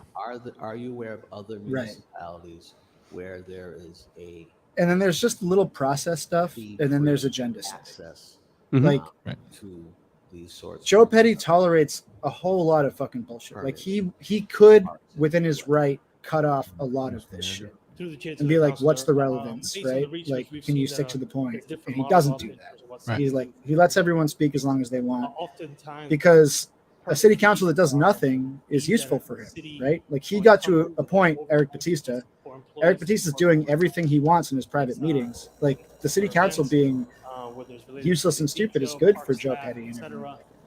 So there's just like it could look so much different. chosen to either waive or a certain community that created different structures, but to completely just a fee-free kind of solution, we have not seen it. I have not seen it. That doesn't mean that it could potentially be a But community it's like out it's there not that just does the that. system of But government. right now, It's the way that it's being real interpreted. fees that are associated Right? with employees' cost and other ancillary kind of Like- costs that we need to take into consideration as part of the establishing. The city manager is not Thank you. And the Mr. city manager Chairman, outlined in the chart. I'm certainly Like, interested to it's hear completely a warped. little bit about feet the Plan E special could work business, if it was the followed. peddlers and hawkers, It's just not being followed. something like Yeah. that. Is So like, why do you think that strong mayor would be ended followed in the way that in that's supposed to October, work, right? used It's, to end in it's a December, cultural something problem. like that. Do you know the dates there? Yeah, we maybe haven't earned strong mayor yet. A full year or? Mr. Manager? We should try a I would- monarchy. To the council, I'm not A local I would monarchy. be. Let's throw a pool noodle into the pond at Elm Park, and whichever of these counselors can waddle out without, they have to be in their regular clothes, no special training or anything. Whoever can waddle out and pull the pool noodle out of the Elm Park pond, they get to be the new monarch. A situation where it's Uh, extended, so I folks think. can earn. And, I and they think. can provide culture and This is a great point, though. If resources and we get strong opportunities in our mayor and everyone parks thinks that's going to solve the in our problem, city, I think what that would be makes us greatly think that appreciated. So, anyone would fund? where will this be going? You know, the city would agree to fund what would take, what that would take, what kind of staff that would take to actually implement parks, a change in system. There's no way. Thank you. Right. And it would be the same What's that? bureaucracy maintained by the same people with the same interpersonal connections, Right. just with a slightly different organizational structure imposed, right? Like Ed Augustus just runs for mayor in 2019 instead of like getting appointed completely undemocratically to city manager and just being the strong mayor from the city manager's office, right? Like, over the last 3 weeks at Green Hill Park. it doesn't. And same type of. My understanding is they're taking out. Right. Doesn't change anything yet if we Structure change doesn't change change the the way we do things. Yeah. You got to think about it more in terms of movements and Treasury Information Communication what Officer, this my political annual class high wants reporting period, and how they treat the 3rd, city send that and how to that ED. has to change. Those in favor, opposed, so ordered. Recommend adoption of resolution relative to declaration TIF plan for one Melican. Like Tim Murray in the Chamber of Commerce are a shadow city councilor because Joe Petty allows that, right? And because like the culture, the political culture of the city is like, oh, the chamber has a position on something that must be important. When in obviously, reality, there's something nothing that binding we them to listening to the certainly Chamber of don't Commerce like at to all. see. You know, However, I think but they that, act like you know, it's as people the Chamber of Commerce is were important. talking in the audience tonight about us with the TIFs, and that somehow we take them lightly. This is an But example of that this city council and this administration certainly do not take these TIFs lightly. You know, and again, this is a company that quite honestly was very good to the city of Worcester. But again, Again, what? You you haven't know, said it's anything yet. unfortunate that we had to go to this measure, but I just want to thank the administration and certainly the Economic Development Committee, because I know that we've been working on this for the last couple of years. So, Candy's donors to her campaign is so fascinating. It is all developers and people My in real apologies estate. when you referred to me. I was doing some math over here.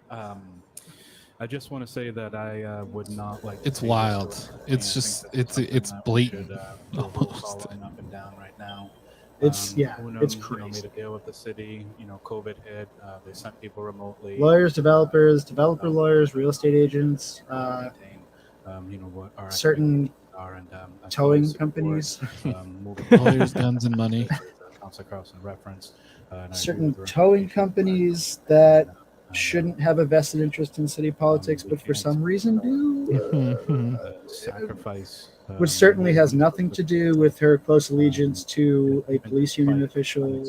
You know, there's nothing weird going on there, right? Nothing. There is no suggestion of any sort of network of business entrepreneurs that may or may not operate Yes, Mr. Chairman, there's no outside of the bounds. statutory public. There's nothing hearing going required. on. Nothing. So it could be voted or it could be sent to committee, whatever the will of the council is. Okay. Roll call. There's no suggestion of the support of a very specific sort of business community. Councilor Bergman? Yes. At all. Councilor Gloria? Yes. Councilor Gia? Yes. Councilor King? Yes. Councilor Carlson? yes. Councilor Nguyen? Yes. Councilor Rivera? Yes. Councilor Rose? Yes. Councilor Russell? Yeah. Councilor Toomey? Yes. Mayor Petty? Yes. That's why I get paid by them to be a psyop, leading you all astray. Update. We'll send that to Parks or Councilor Carlson. Yes, Mr. Chairman. I had asked for an update on the master plan for Harrington Field. The master plan that we currently have for Harrington Field dates back to 2015. I'd like this to go to Parks for us to have a hearing on this, because I think we're going to need, number one, to update this plan, and certainly the plan that we have in place. Need a slightly bigger parking lot for my friend Anthony Petroni. He's got a rental property adjacent to this field, and he needs some spaces so we can charge more for rent over there. So we need a bigger parking lot. Okay, we got petitions. 10. Yeah, Karen, that's right. No, go ahead, Karen. I need his help. I'm looking to spend more per vote. 10B to 10T. Board. Mr. Chairman, sorry to interrupt you. I think we skipped over 1114A. Oh, we're going back to petitions. We're going back to the beginning. Gotcha. Thank you. Why did we take those? Skipped over a lot of things. Where are we? Okay, we are at. Candy should be number scared. 10. I don't think she knows how to Beginning of the campaign. meeting. Petitions. I really do think that So the 10A, we're on 10B to 10D. kind of looking a little bit more at like 10E to 10H. Paul for Mary's, committee. like So the proposal awarded. just his 10I to angle 10AA refers to the in traffic this, and like during parking. this race and stuff, that All those in favor, he opposed? probably pulled from Councilor Rob Russell? in an interesting way that doesn't benefit Candy whatsoever. And if those folks come over to Rob's side, then it's, Administration, 10F. you know, erases her. Proposal If awarded. those Her people were advantage. people that wanted just to vote against Candy, Mr. Bagley, you were ahead of they're everybody. like, "Oh, I know Phil Palmer's name. I'll just vote for him." Then Rob's gonna pick them up. Treasury information Right, team exactly. took care of the And because of restructuring like of the weeds just the like he, benefits you in know, lieu he's of like adoption, he the positions himself as an PFML. activist and I just wanna like, say that, you know, this is a great says the report. right things on enough social issues in a weird way that I think it's like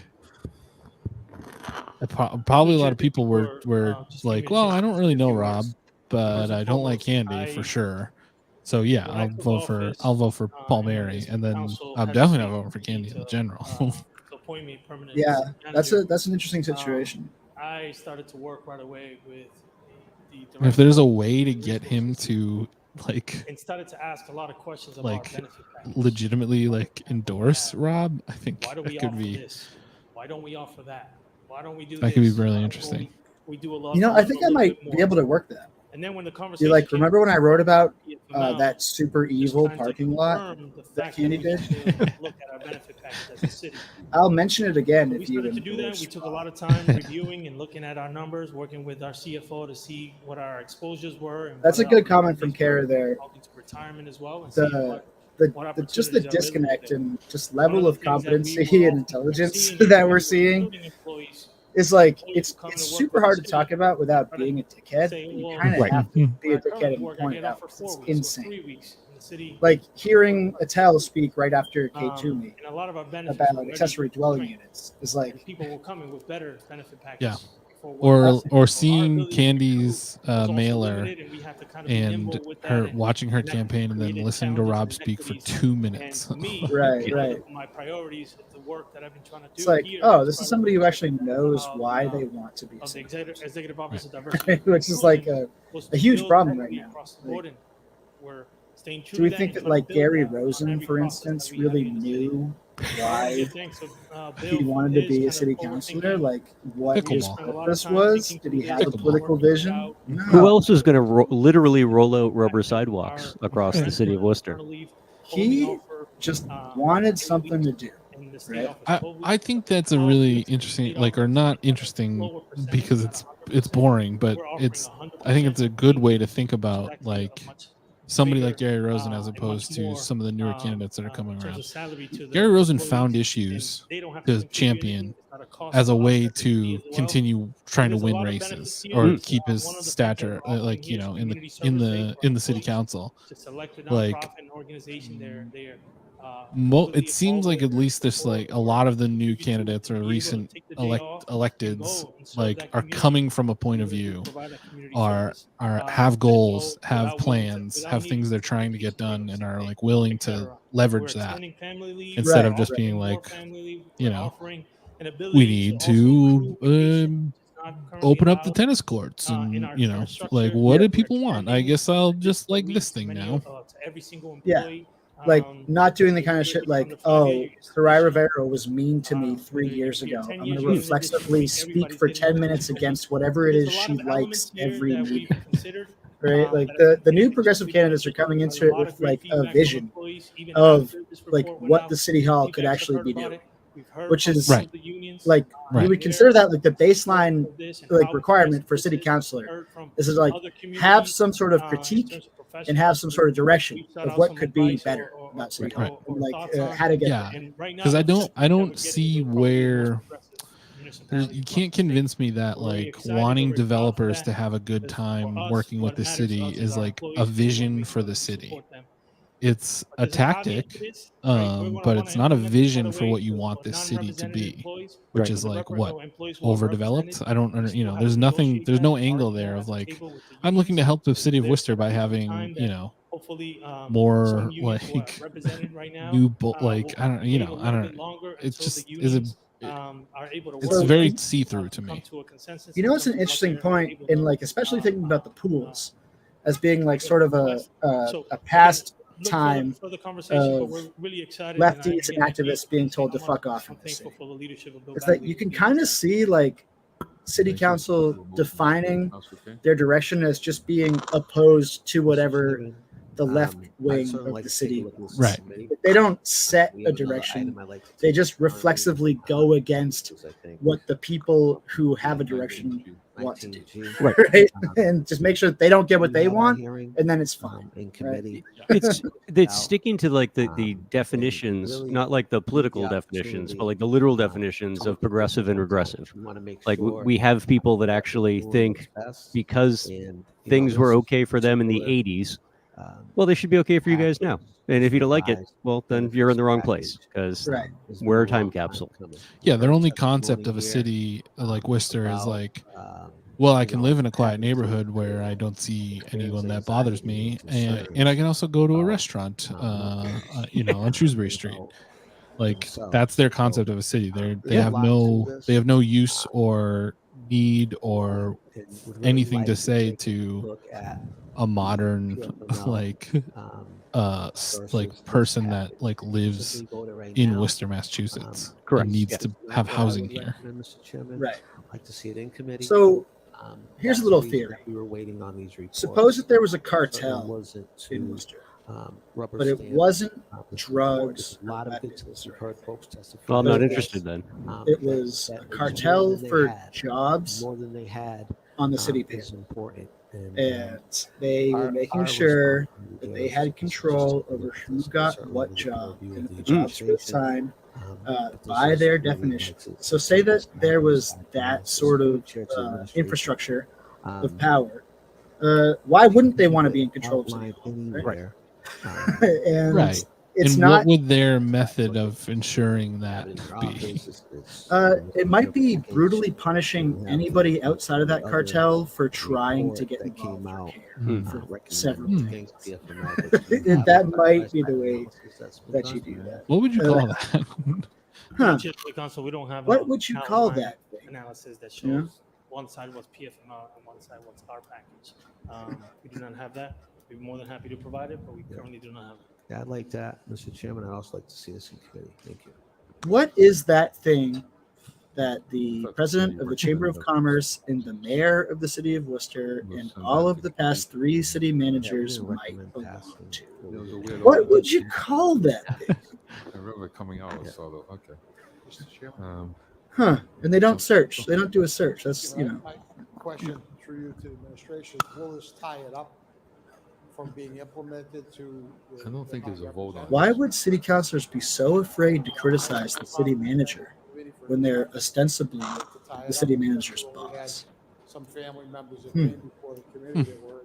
Might there be some other power structure?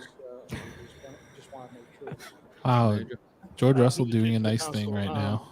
Right now, based on the dates that we have, we're proposing a lot of these, the majority of them, with the exception of one, For a shitty reason. will be effective January 1st. So we do have some time. There's one benefit that we want to provide to the employees as opposed The Worcester Club is so crazy. Ridiculous. It's like, having to dude, want to do that this current it's like year. you're not even being subtle, right? We do have some time. But It's at the like end of the 4 day, blocks this from is City Hall. You need to like a jacket to enter, and that's where all the decisions are made over like fucking microwave but again, chicken. I do Jesus hope Christ. to have discussions in the committee because we do have some time to make. So it's through Mr. Chairman. We should try to do a stream from the Worcester Club. Absolutely. Just show up, So set up and I'm okay with that. Okay. see if they turn us away. Chairman, I just want to clarify, if I could. What was before us as a council was within our jurisdiction, what's in our domain, is whether or not we opt in or opt out of PFML. The other piece, this is just for the public, I know you understand, Mr. Chairman, but the other side of this, the administration can negotiate collective bargaining as they should regarding these potential, benefits to make us a more model employer and to attract the workforce and retain the workforce that we're seeking to build. What we would be discussing in committee, Mr. Chairman, would simply be taking a look at both of these, and if the committee decides that it is a continued benefit to pursue PFML and to opt in, which is this body's responsibility or not, we make that decision, and it doesn't tie the hands of the administration from doing what the administration wants to do. But, again, having the opportunity to do that, one of the reports that we got back was to identify what is within the purview of the council. We continue to have this sort of discussion pertaining to So many of Christian's comments boil down to like, but we just want to do we should be doing this. again. Can move forward. He spends so much time explaining that like there's a thing that city council should be doing, and we're just not. And can anyone explain why we're not? Right, and If then we're not. they're just like, oh, we can ignore this. It's fine. It's like, no, what's been done by the administration is enough. So Well, that's just the way that we do it. Petition would be that we have a side-by-side report where we can see the benefits of both, and we continue to have dialogue so we can make a decision about what we're going to do versus what the administration is doing. Thank you, Mr. Chairman. Councilor Rose.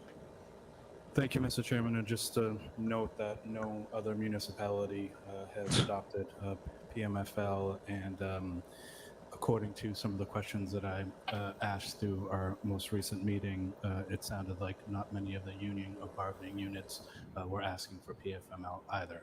But one of the things that came up in some of the questioning that transpired in our recent meeting about this was how it was tied very much to the Worcester Public Schools. Like PMFL was tied to the Worcester Public Schools, that it wasn't just so much about like our side of the fence on the employee side of things, just through the chair to the city manager. Does this plan incorporate both sides? I know that there's different calendars and such. Okay. And I just want to say that I appreciate the response you and Mr. Bagley had to this. I appreciate some of the items on here. I am particularly fond of the sick leave buyback upon retirement, essentially motivating and incentivizing people for not calling out of work, right? And fighting through maybe some of the smaller things. There are a lot of things on here that I really like. And I'm Cool. That's how we got to a pandemic, asshole. And I'm not opposed to us having I some love of to live in a that. Verhoeven It's also movie. honest and mindful of the fact that no other municipality has adopted PMFL, and no collective bargaining unit, as of our last meeting, was requesting this either. Thank you, Mr. Chairman. Mr. Manager. Through the chair to the council, this currently right now only applies to municipal employees. Does not apply to the schools. If the schools want to move forward with this is something that they would then adopt. School And the superintendent is a the part of the administration municipality. present that to their unions and negotiate that at that level. But right now, this does not include the school department. It's just city employees. Okay. Thank you. Thank you, Mr. Chairman. Send that to committee. We don't want to give people too much sick time. So what? Because if we do, how do we punish them? Right? Okay, we are on 11.14A. Transmitting information communication relative to the report of the potential for the city to recoup legal and/or operational costs from money spent on issues stemming from the What was the number on that item, the PFML one? I have it right here. Councilor Haji. 11.3A. Mr. Chairman. Learned a lot through this opinion. Learned about the public nuisance and how the state of Massachusetts treats questions around what we can recoup as municipalities around property owners, essentially, that harm our residents. That should be the info on it. That resurrect an issue that I have talked about a lot, and it's still very relevant. The number one is regarding the friends who own 267 Mill Street. That's the property owner of the collapsed building that left 100 plus people homeless and who are no longer residents, unfortunately, of Mill Street. The contractor who was responsible for hiring 3 subs.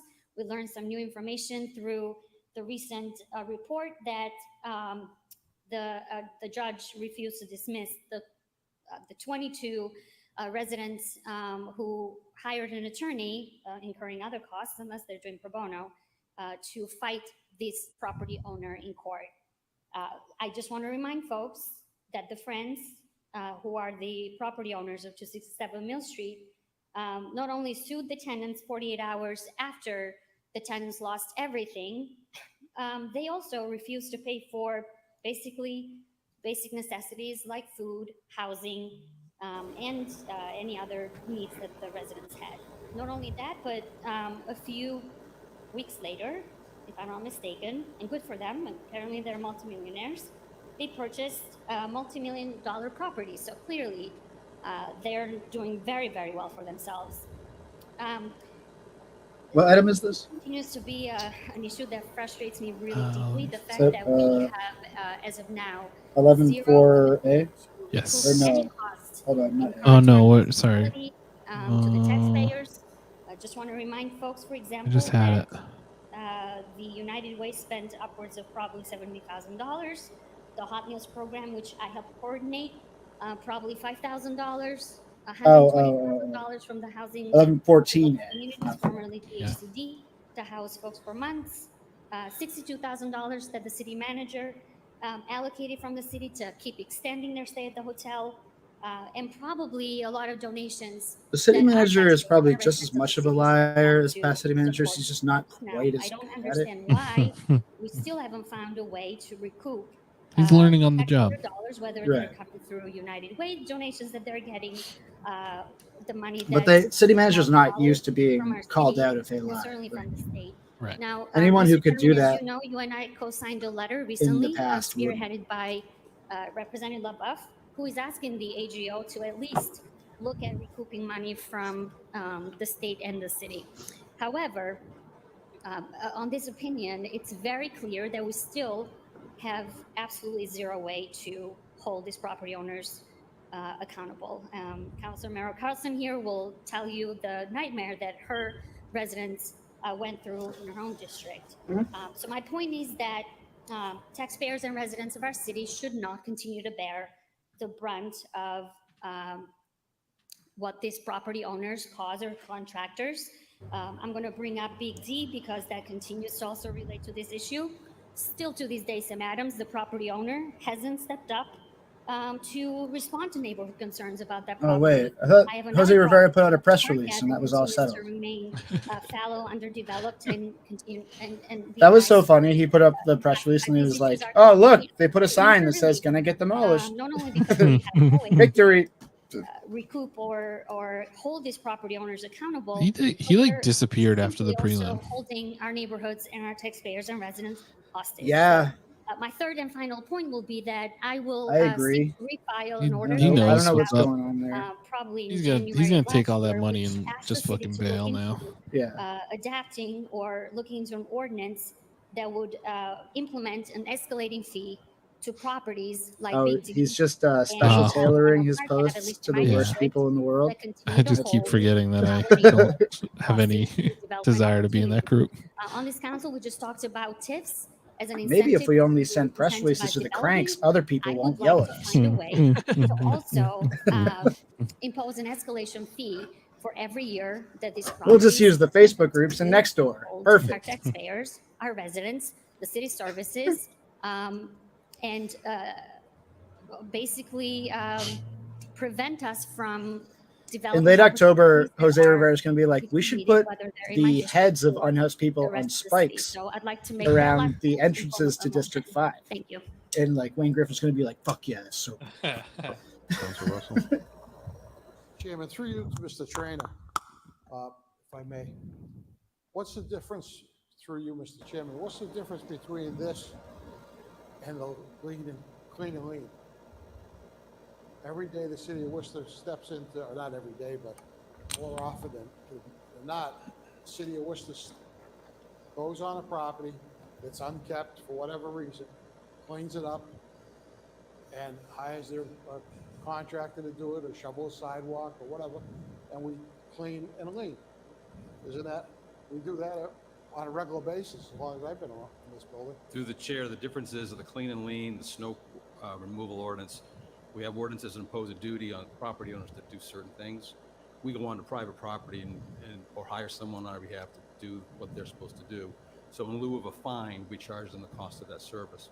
But a general. Were they standing in the middle of the rotary again? Because that's always very enjoyable to me. Again, you asked for reports, so I did a countrywide look in this issue, and it's a That long one story. like from early in the campaign season where it was just Again, Jose some jurisdictions have standing in found the some middle of the exceptions to rotary. it. It's not really settled law in Massachusetts yet. And then somebody from his family driving by and honking at him, and then the post was, "Look at all the support we're getting." But until the SJC or the appeals court So will do further crazy. review by the Yeah, I It's could like- stand in an intersection too and pretend I'm getting supported. Yeah. It's like the point of those Instagram posts are understand to that. be I like, understand that. look, there's 12 to 15 people holding signs with me. That's look at all my support. We're out here doing it. But like he just fundamentally misunderstands that and thinks that it's effective to just post a picture of you standing on the street and being like, look at everyone who supports me. We're not doing something and we go in and take It's action. like, Or what's that Looney Tunes where there's like the big dog and the little dog, I just gave you know, what I thought and they're you just kind of bumbling around and like getting into hijinks and trying to bully people and just they just can't seem to get anything right, and they're both stupid but like in different ways. I don't know. The two dogs? Yeah, it was like one you can't see his eyes. He's got like hair like down here. It's not coming to me. the city services of going out. I think that might be a fever dream. I think I made it up. You're not talking about two stupid dogs, are you? That wasn't a Looney Tune. That's pretty on the nose for a title based on the description. I mean, I am definitely talking about two stupid dogs, but I don't know. The requests, the manager. It was an early Cartoon Network show with the greatest theme song ever. Point of order, is there a reason why we're sending this to public safety and not economic development, since ED oversees properties and mostly of these built inspectional services? Why? Yeah, why is inspectional services going to public safety? That's crazy. Where it's just going to sit for Inspectional years. services, the public safety. So that's why it's going there. Is it? So are we sending this to Public safety. committee To die? discuss the Why citizen is- visitors? Yeah. Or are we sending it to committee to discuss the order that I made, which is I'd like the city to consider a vacancy? That's going to the manager. fee. Yeah. Okay. Okay. So that will this go- will, yeah, this will go to the manager, get a report back, then this will go to public safety. Okay. Those in favor, opposed, so ordered. We'll get Yeah, finance if items. you send it to public safety, then you can be rest assured it goes nowhere. 1135A through E, 1136A and B, 1137A. We'll take this and on a roll call. Roll call. Council Bergman? Spike the bulldog. Yes. Council GI? Yes. Council King? Yeah, who knows? Carlson? I could be Council just all Yes. over the map. Council Rivera? Yes. Council Rose? Yes. Council Russell, Yes. Council Toomey, Yes. and Mayor Petty. Take these items for reconsideration. Council Bergman, No. Council Calorio, No. Council Higia, No. Council King, No. Council Merrill Carlson, Thank you, No. Gio. Council Ian, No. Council Rivera, No. Council Rose, Council Russell, No. Council Toomey. No. This is a perfect example why 12A to 12C. Joe Petty can't be mayor anymore, is because this getting sent to public safety is going to Orders, request manager, request never be seen again. I mean, on the Worcester Public Safety Subcommittee is like the clearest example of just dereliction of duty three and as it corruption reads. you could possibly find. Yes, you can. Hopefully you'll start a trend. As it reads. Okay, stay as it reads. All those in favor, opposed, so ordered. Request city manager, request the Commission of Public Works and Parks review all crosswalks on Golden Memorial Drive in the vicinity of the approach of South High School. They had School one, I for the think, purpose of was it late spring, early summer, where it was just like having the cop show up and be like, look at what a good job we're doing, and essentially regurgitating like Yeah, they're I'm pretty talking. sure it was the drone thing. reducing the number of lanes. They on called the meetings because they sidewalk had drive to regarding on the Memorial drone. Drive to one lane. But other than with that, turn lanes on Prospect Drive and Beatrice Drive. Council IGI as it reads. Request the city manager request the Commissioner of Transportation Mobility provide. City Council we're on request city that council changes orders made now. to traffic People, light timing sequencing at Lincoln Square, which would have been initiated. it's on June it's 1st. crazy they didn't take the Request crisis manager pregnancy request center thing out of order. Commissioner of Transportation Mobility. Like that's what including everyone was talking the about. rationale behind any changes, if such changes did occur. Council Bergen. That's so on purpose. It's blatant how transparent that is. Ordered. Request the city manager complete complete a safety audit for the following issues: safety of the areas where children get dropped off and picked up during school hours of all schools, safety of municipal streets where schools are located and children must access when arriving and departing the school building, where schools have crosswalks, which kind of schools have blinking light crosswalk signs, and which schools have 20-mile-an-hour per hour signs posted. Can we take 13F with that 13F. along with it? Okay, Together, request the please. manager review the sign, schools in the main south area for the purpose of determining the feasibility of installing a 20 per hour signage. Yeah, May 25 was the last drum meeting, I think. Yeah. As it reads. That was Paul Sassier's debut to lying to the public. Yeah, it's a little- Right. Only thing I'll say. Very is that- blatantly. that you're not, Councilor may know. All right, just want to confirm. Spike the Bulldog, Chester the Terrier are the dogs I was thinking of, but I was also mixing up the Bulldog with Sam the Sheepdog. Signage at schools in the So main south area. I don't know if that's the guy that has the hair in front of his, the fur in front of his eyes. prohibition from that, given the sorts of roads that it's on. I know everyone was freaking out about that, so I just wanted to make sure I covered it. Regarding, I definitely thought about it after the initial. in addition to that, Mr. Chairman, regarding the safety audit, Yeah. these concerns. This K2 order coming up. We've talked about over the years. I know there's Acting police chief provides city council with a comprehensive report regarding the number and types of weapons that have been I think we might confiscated. have gotten something previously, but It's so sick. what I really like to see, Mr. Chairman, is when we get a report on 13E and F, if it can go. It's gonna be to like, our- oh, look at that, they took an Uzi. They can take a good look at this. I know it might fall under. We should buy them some Uzis. It really requires also an intersection with the representatives from the school committee as well. So I hope that the chair would at that time take that into consideration. Thank you. Okay, so take these motions. All those in favor, opposed, so ordered. Request me to provide God, this council meeting's with a brutal. report concerning electrification. Yeah, this isn't fun at all. facilities, including the I'm not having. I'm surprised that anyone is here with us. You know what I mean? Like this is torture. Thank you But so much you. to our 31 viewers right now for Thank sticking it you. out. Yeah. Don't take that as an invitation to leave or anything. Please stick Yeah. around. We You're love not you. off the hook, but it's.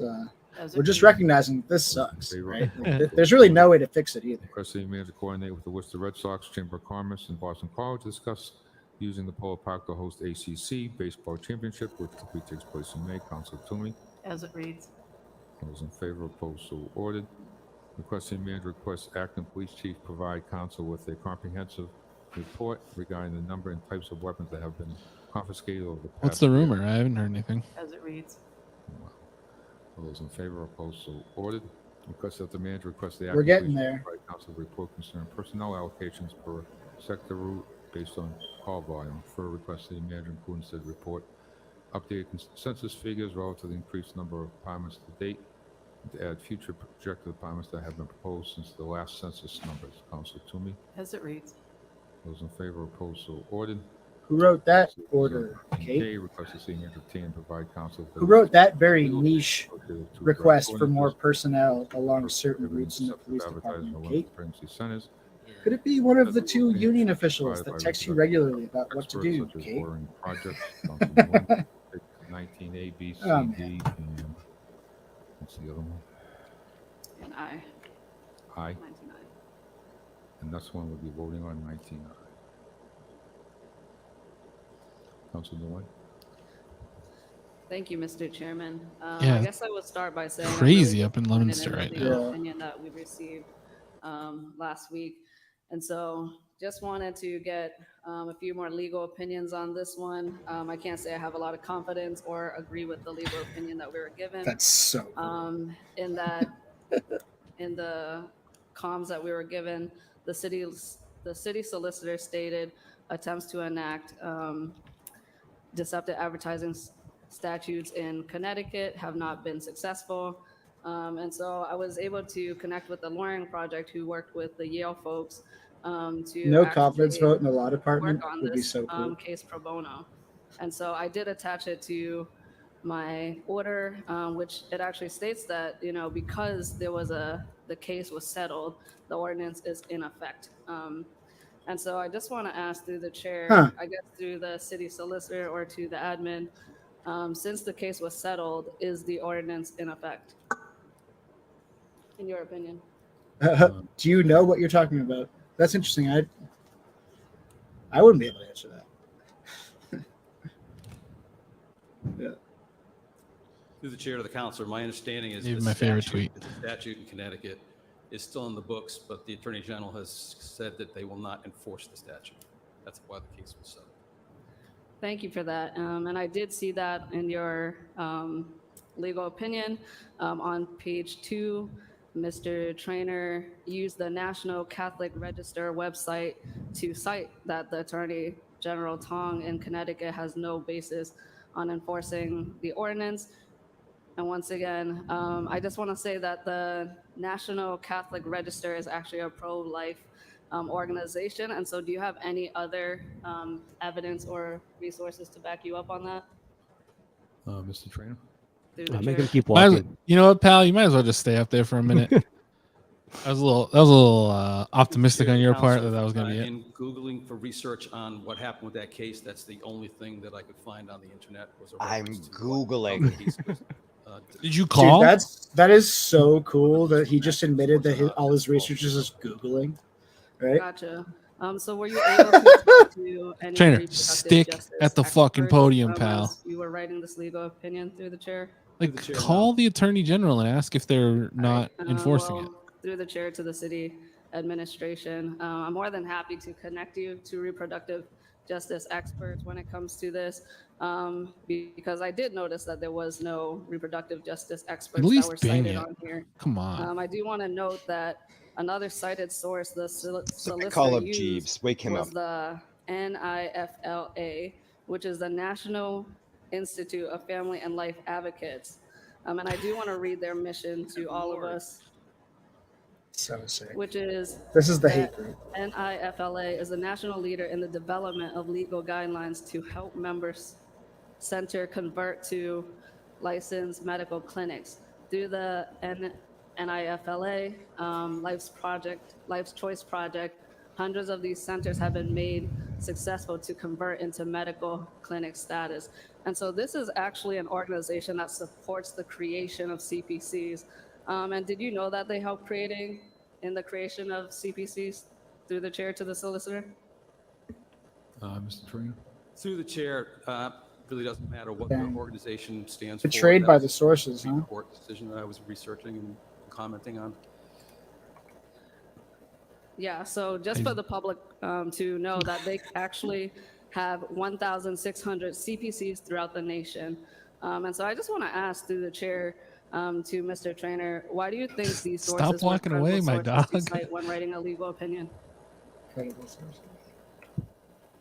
Through the chair to the counselor, Usually a U.S. Supreme Court decision is very credible to cite in a legal opinion, and that's what I did.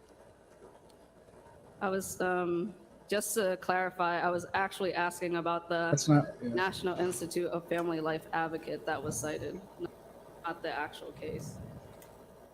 NIFLA, as the acronym goes, is the case. So I was citing from the case from the U.S. Supreme Court and the decision of the court, not about the NIFLA itself as an organization. Thank you. And so did you cite in any way the other side of the case, or is it just one-sided?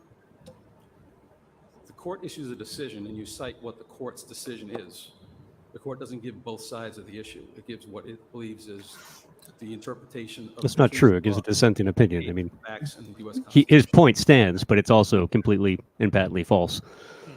That's very interesting because through my just quick Googling, I found the Lawyering Project page, which I added to my order. And so I just wanted to ask, I was through the chair to the city manager, I know in the comms that attached was the Massachusetts Family Institute legal opinion on why this would be unconstitutional. Can you tell me about what you know about them? Mr. Manager? Through the chair to the council, I'm not too familiar about who they are. What I tried to do with this report is provide all the documentation that we had available to us that was provided to us. And this was a What are their opinions on dinosaurs? a legal document that was sent to us via email and to every counselor. So I wanted to just provide that as part of the package. Yeah, thank you for adding that. And I do want to clarify to the public that, you know, the Massachusetts Family Institute doesn't support our sex ed for sure. They think that we sexualize children and they think that everyone should remain abstinent until marriage. And so I just want to read a little bit of their mission bullet points. So on their website, it says, strengthening, protecting, and preserving a Christian view of marriage as embodying the complementary of male and female, affirming the inherent differences between men and women as a reflection of God's glory to be embraced, not a weakness to be overcome, recognizing the male and female sexes as the real and enduring part of a person's created nature, not an imaginary social construct, protecting life, including the lives of the unbirthed, the elderly, and the most vulnerable among us. And so I'm really just reading these things so because crazy. this Batista was put a that source that we've been getting our information. And so I really question that. As someone who is a sociology major, I think it's so important for us to really get all the perspectives and not just a religious pro-life perspective, especially when we're trying to determine a legal ordinance that will protect people from these anti-abortion centers and these crisis pregnancy centers. I guess I will say, in summary, the city solicitor used 4 sources in his legal opinion. One was a case that was settled in Connecticut, and the ordinance still remained. One is a USA Today News.com. And then we have 3. It was outside the hotel room. 3 pro-life religious sources. I think anyone with critical thinking skills on this would know that we need more legal opinion on this. I'm asking the admin to do their due diligence when it comes to giving us a report. I'm disappointed by this. I wonder, are we going to take legal advice from people who think abortion is not reproductive? Who think abortion is not reproductive justice, that marriage is only between a man and a woman, and that gender is God's will? Are we actually going to listen to those folks and choose them as the narrative creators in our city?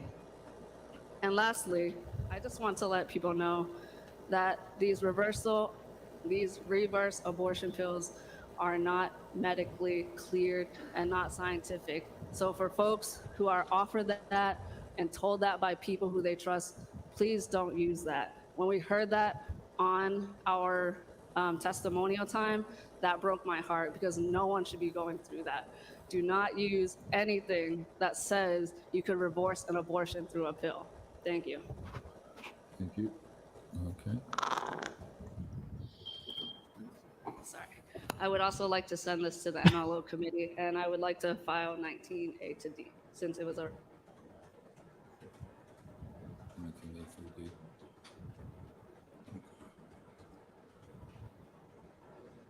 Let's get some questions. Oh, old Joe, come down. Oh, you said a lot of stuff. I think the city manager's doing a good job. Ready? May have this city solicitor come up and speak again. I'm just getting a little confused. The Connecticut case was based on, Mr. Solicitor, based on, it had nothing, the way I'm reading this, it had nothing to do with some of the sites of these organizations, but it was based on law, right? It would be the Connecticut or the U.S. Supreme Court. Through the chair, the Connecticut statute is basically the same as the ordinances adopted in Cambridge and Somerville. In Connecticut, once it was adopted, the state was sued. I was able to get the complaint, the answer, and then there was no other pleadings that were reported through Westlaw or anywhere else. So then I went to Google to see if I could pull up the name of the case, to see if there were any newspaper articles. The only article was this one article that said, and quoted from the Attorney General, that they were not going to enforce the statute. So the case was dismissed by stipulation of both parties. And that's, you get that through your research, not based on these organizations one way or the other. It's So research. they were like, oh my God. Joe, get up there and ask me questions. I need another chance. In the U.S. Supreme Court case? U.S. Supreme Court cases. So you got this through research? Case that was decided, I think it was 2018, 2019, off the top of my head. It was cited in one of the first hearings we had a year ago, and I looked up the case and saw it's a decision of the full court. So I thought that was, first of all, Kid can't even ask a fucking good leading question. Okay. So anyways, okay, thank you, Mr. Solicitor, and I have complete confidence. Case closed. I have a law degree, and I can read, and this stuff is just the way I look at it. Listen, the Department of Pregnancy Centers, in my mind, personally, they do mislead. Come on, Joe. Torch your campaign while we're all watching. It'll be fun. To me, all these laws are unconstitutional. And that's what the city solicitor has been saying. That's what my analysis has been saying. And that's why I'm just going to oppose these, file this item, make a motion. Thank you. What the? So.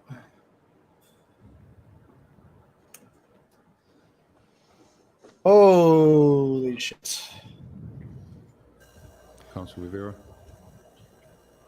Yes. somebody I answered just, the phone when the bishop called this morning. Although I've made it very clear that I don't agree that we should force an organization to do something that's not within their purview to do, or their, have them file. I think I could definitely definitely looking into any mismanagement. I don't believe in having them be able to force them to have to refer people for abortion. I think that's where I kind of get stuck on.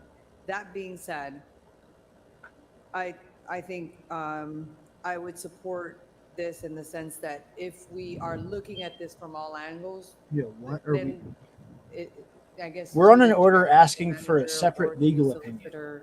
What would it hurt to get another legal opinion? Rivera just forgot that. She's talking about the whole thing. Joe just gave you a second legal opinion. What more do you need? You're gonna bring Tim Murray in here for a third? Through the chair to the Jack, council, can you get him? I think it's important to note this. Right, I know there was some questions asked about the sources. The sources that were included here are case laws.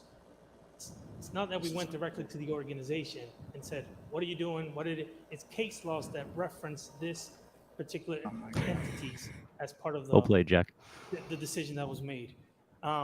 In the sense of what the other institute that was provided, I was simply, as the spirit of transparency, providing a report that was submitted to all the councilors and myself as the administration. I was just attaching it so that everybody could see the information that we had and the reports that we had on that sense. So I just don't want this to be a narrative that we're only looking at one particular angle. We're looking at case law, we're looking at institutional law to try to make a recommendation to the council, and so fucking also stupid. provided two drafts. You know you meant decision. Request of the council. We provided that information. The information is available to you. If the will of the council is that we look at another report, then that's the will of the council, and I'll make sure that we come back with that, with another opinion. But again, that would be up to the will of the council. And through the chair to the manager, Unlike Would this- previously. when I Would tried to this be ignore it. something that could be sent to one of the committees? Would it be municipal operations for further discussion? And if there's changes, then come back with the ordinance? Is that something that, I mean, that's usually what we can do. Is that something that, I'm trying to figure out what the difference here is in We're regards not even to. talking about. I guess I'm trying to make sense of this in a way, because I think I hear Councilor Nugent's frustration, and I could understand it Good in job, many boss. aspects. So I wanna respect that. I wanna respect that. I think when you have somebody in council who kind of just wants to figure out, are we doing all that we can, and then making a decision. That's what I'm hearing, right? That being said, fuck? is this something we've done previously? Mr. Manager? Through the chair. Through the chair to the council, when we put together an ordinance of any nature, for example, the inclusionary zoning ordinance, ADU ordinance, there's multiple reports or requests from the councilors to add additional reports for additional information. But these typically go to committees. They have public hearings and have discussions to then come back and provide amendments if there's an amendment that needs to happen or what have you. But again, that's all at the will of the council, instructing the administration to be able to do that. Has the ordinance had an opportunity to be seen through the Municipal Operations Committee as of yet? Through the chair to the council, no. The drafted ordinances were provided on the last council meeting. They were held, and now they're being discussed now. And so, fuck is going on Chair, here? would it be? It's like a badly rehearsed play. Order, again, I can't speak for someone. Just my question is this order coming too soon without it being discussed in committee? And that could only, I guess, be answered by the person who put forth, by the councilor who put forth the order. I'm just trying to make sense of this a little bit and trying to figure out how we can collectively work together on this. Because I think for the most part, I hope anyways that we want to kind of maintain the safety of our community to the best of our ability. So I'm wondering, is this something that should be They just cut to Mo in the Bergman ordinance going, that we do have, or no. I don't want to. What I don't want to do. Does is anyone have any idea what she's asking about? if there's, grounds to be able to figure out how we support something that could be helpful for our community, or is it too? This is embarrassing. Facilitated without it being discussed in municipal operations. So I'm not pretty sure. I think we go with public health, but Send it to public safety. Why not? I mean, it's fine. Can It could someone be just make the public motion to health if it's file that we something know is coming? Municipal operation because it was an ordinance, but We're on 13K also. This is not the right order to be having this conversation. either one. But Petty's just allowing it. I mean, We're I'm just doing fine it with now. it, but I thought it was the MO. So I'm wondering that.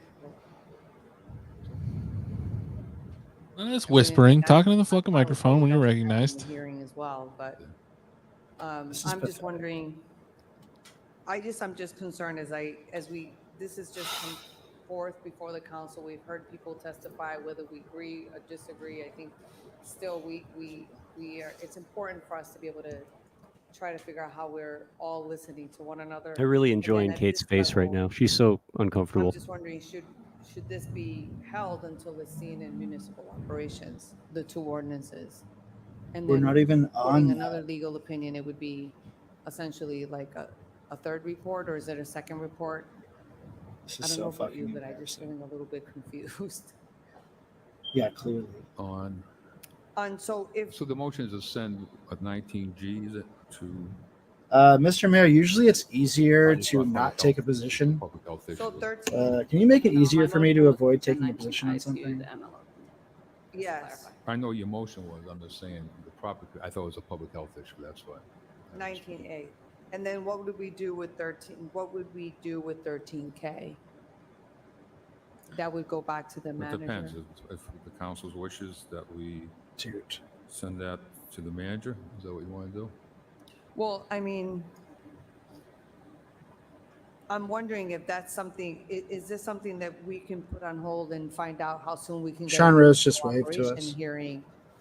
Hi, To be able Sean. to dissect Yeah. the ordinances He said, that "Hey, we Beard looks have, guys." good. and then be able to have a little bit more clarity on, where people feel uncomfortable that might not, of things that may not be in that ordinance. It could be dissected a little bit more in that committee.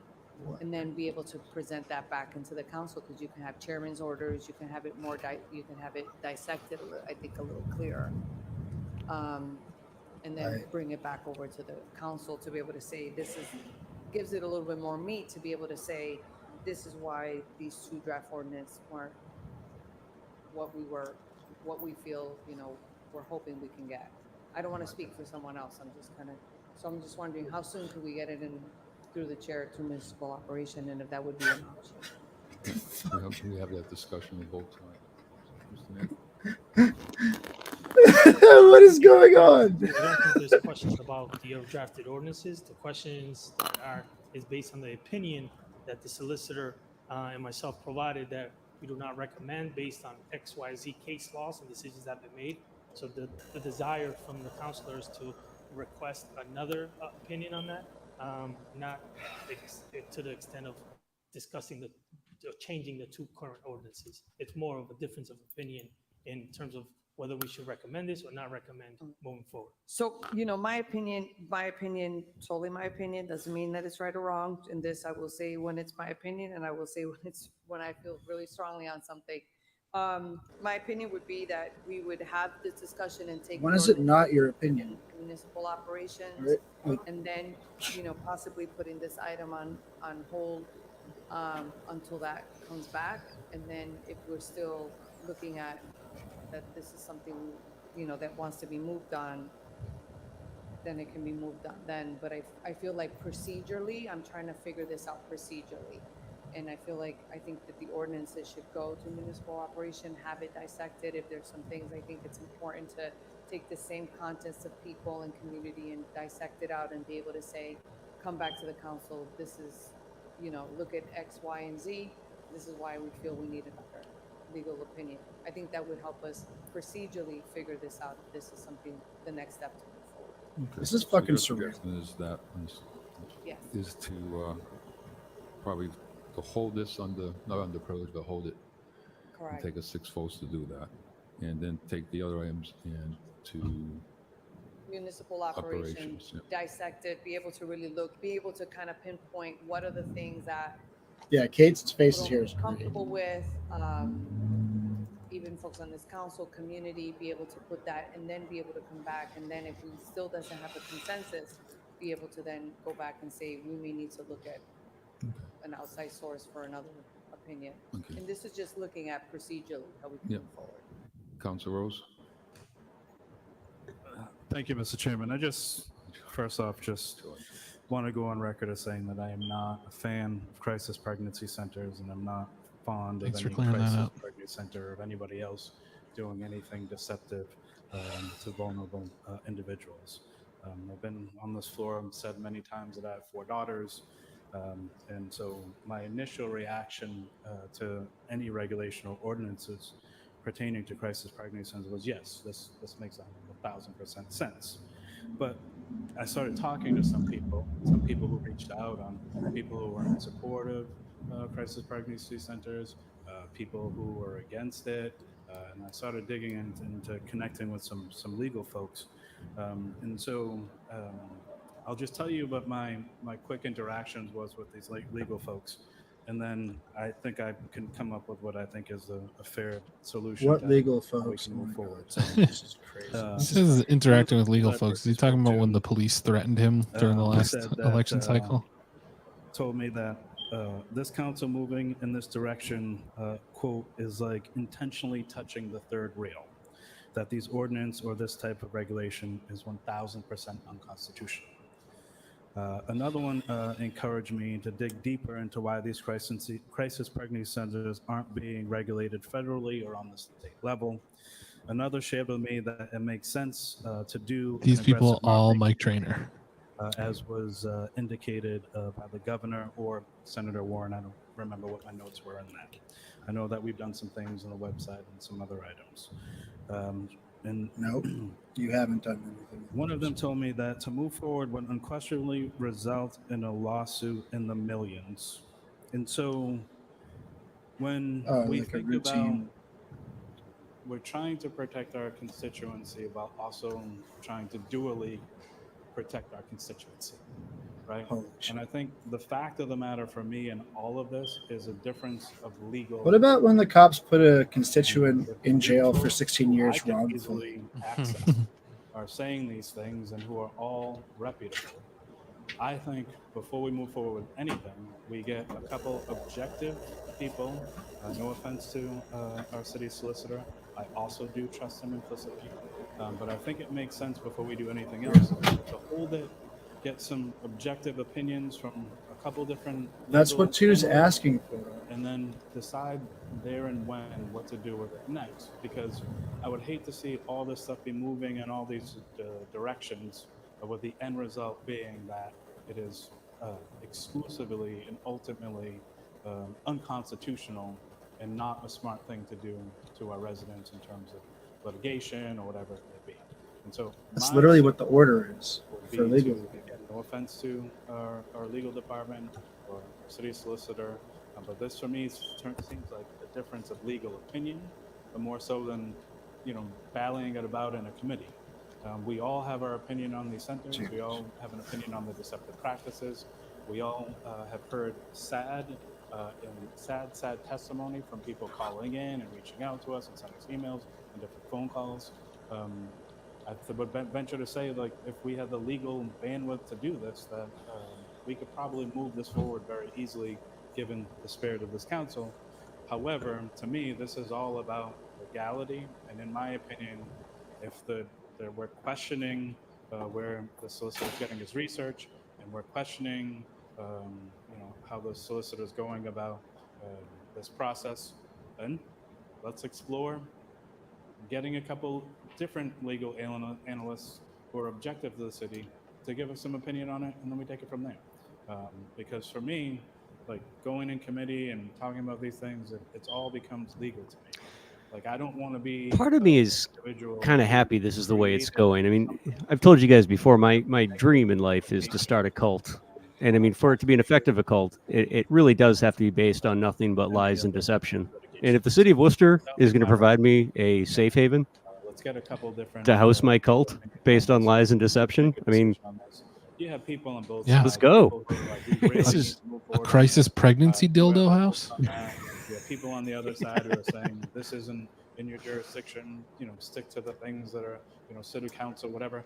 Like, I would just like to. They are so fucking far off the map of what they're supposed to be talking about right now. Hanging on our every word about what direction. And the mayor isn't doing I anything. think it's fair to them to move it forward.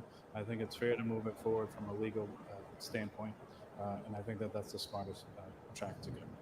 Thank you, Mr. Chairman. Okay, so your motion, again, like Council Rivera's motion, is to table this until a certain date. It's not what he said. I don't think he said those words. Table it Fucking until Jesus we Christ. can access external legal analysts in their opinions or whatever brief that they want to offer. Okay. Thank you. Council Russell, followed by Council Corio. Mr. Chairman, I first of all, I did a little homework on this to everyone. I think I love to hear that. Councils have voted for this item, and I continue to support the concept of it. I did do some homework on it, probably some of the same homework that my colleague, Councilor Nguyen did. In fact, one person that I spoke to actually told me I talked to your colleague not too long ago. That there are different legal networks that do offer pro bono representation and pro bono opinion. Dude, imagine looking for a pat on the back because you made a fucking phone call. Shut up.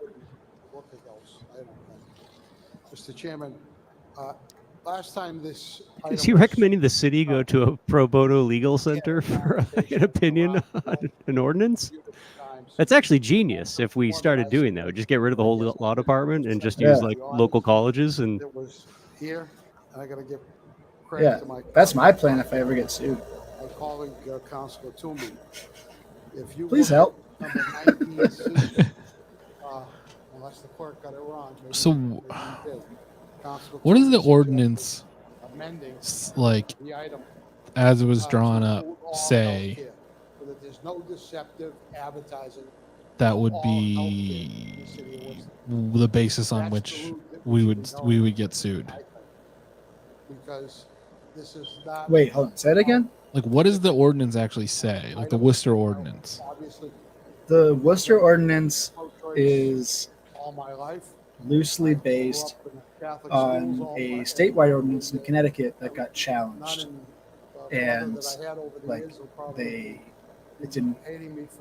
So enforce it. does it say like you can't say that you're a medical facility when you're not, or does it say you have to say?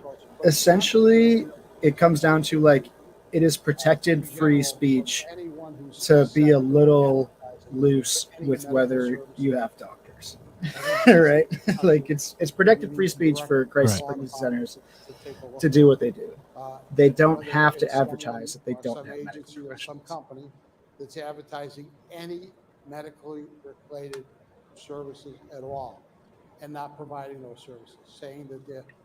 Because it feels like they're like it's like One category and not providing. the Supreme Court decision is like a specific decision, you know, on like on that idea of like signage and you know having to say that you're unlicensed and stuff like that. So There's nothing wrong with getting another. what like there's no angle here in which you can't write an ordinance that skirts the constitutionality while still like you know. No, of course you could. And I mean, it's the inverse of this is like, you know, last round of I think it was last summer Supreme Court ruling on its most recent gun case, right? I mean, the majority of New England states need to rewrite all of their permitting laws around firearms. All of them are dragging their feet on doing it because they disagree with the opinion. It doesn't match up with their political realities. So they're basically just ignoring it for the time being. Massachusetts has a bill in place. It's still being discussed, but at the end of the day, all they'll do is rewrite their laws to match up as close as they can to be adjacent to the Supreme Court ruling. That's so the Supreme Court is for. It's basically giving you a cheat code to still do what you want to do just within the constraints of the law. Right. Like this would be a good thing to get sued for in a way, because this is like surprisingly on the vanguard of municipal policies, like around the country and around the state. Like what Tu's proposing isn't 10 or 15 years behind the times like everything else in Worcester. There's no settled case law here. Right. So if an ambitious city hall that wanted to actually fix this problem could put something up with the idea of seeing if it can get past the Supreme Court, right? Like it's like a good city hall would like try here. And they're just coming up with excuses of why they can't fucking try because they don't want to.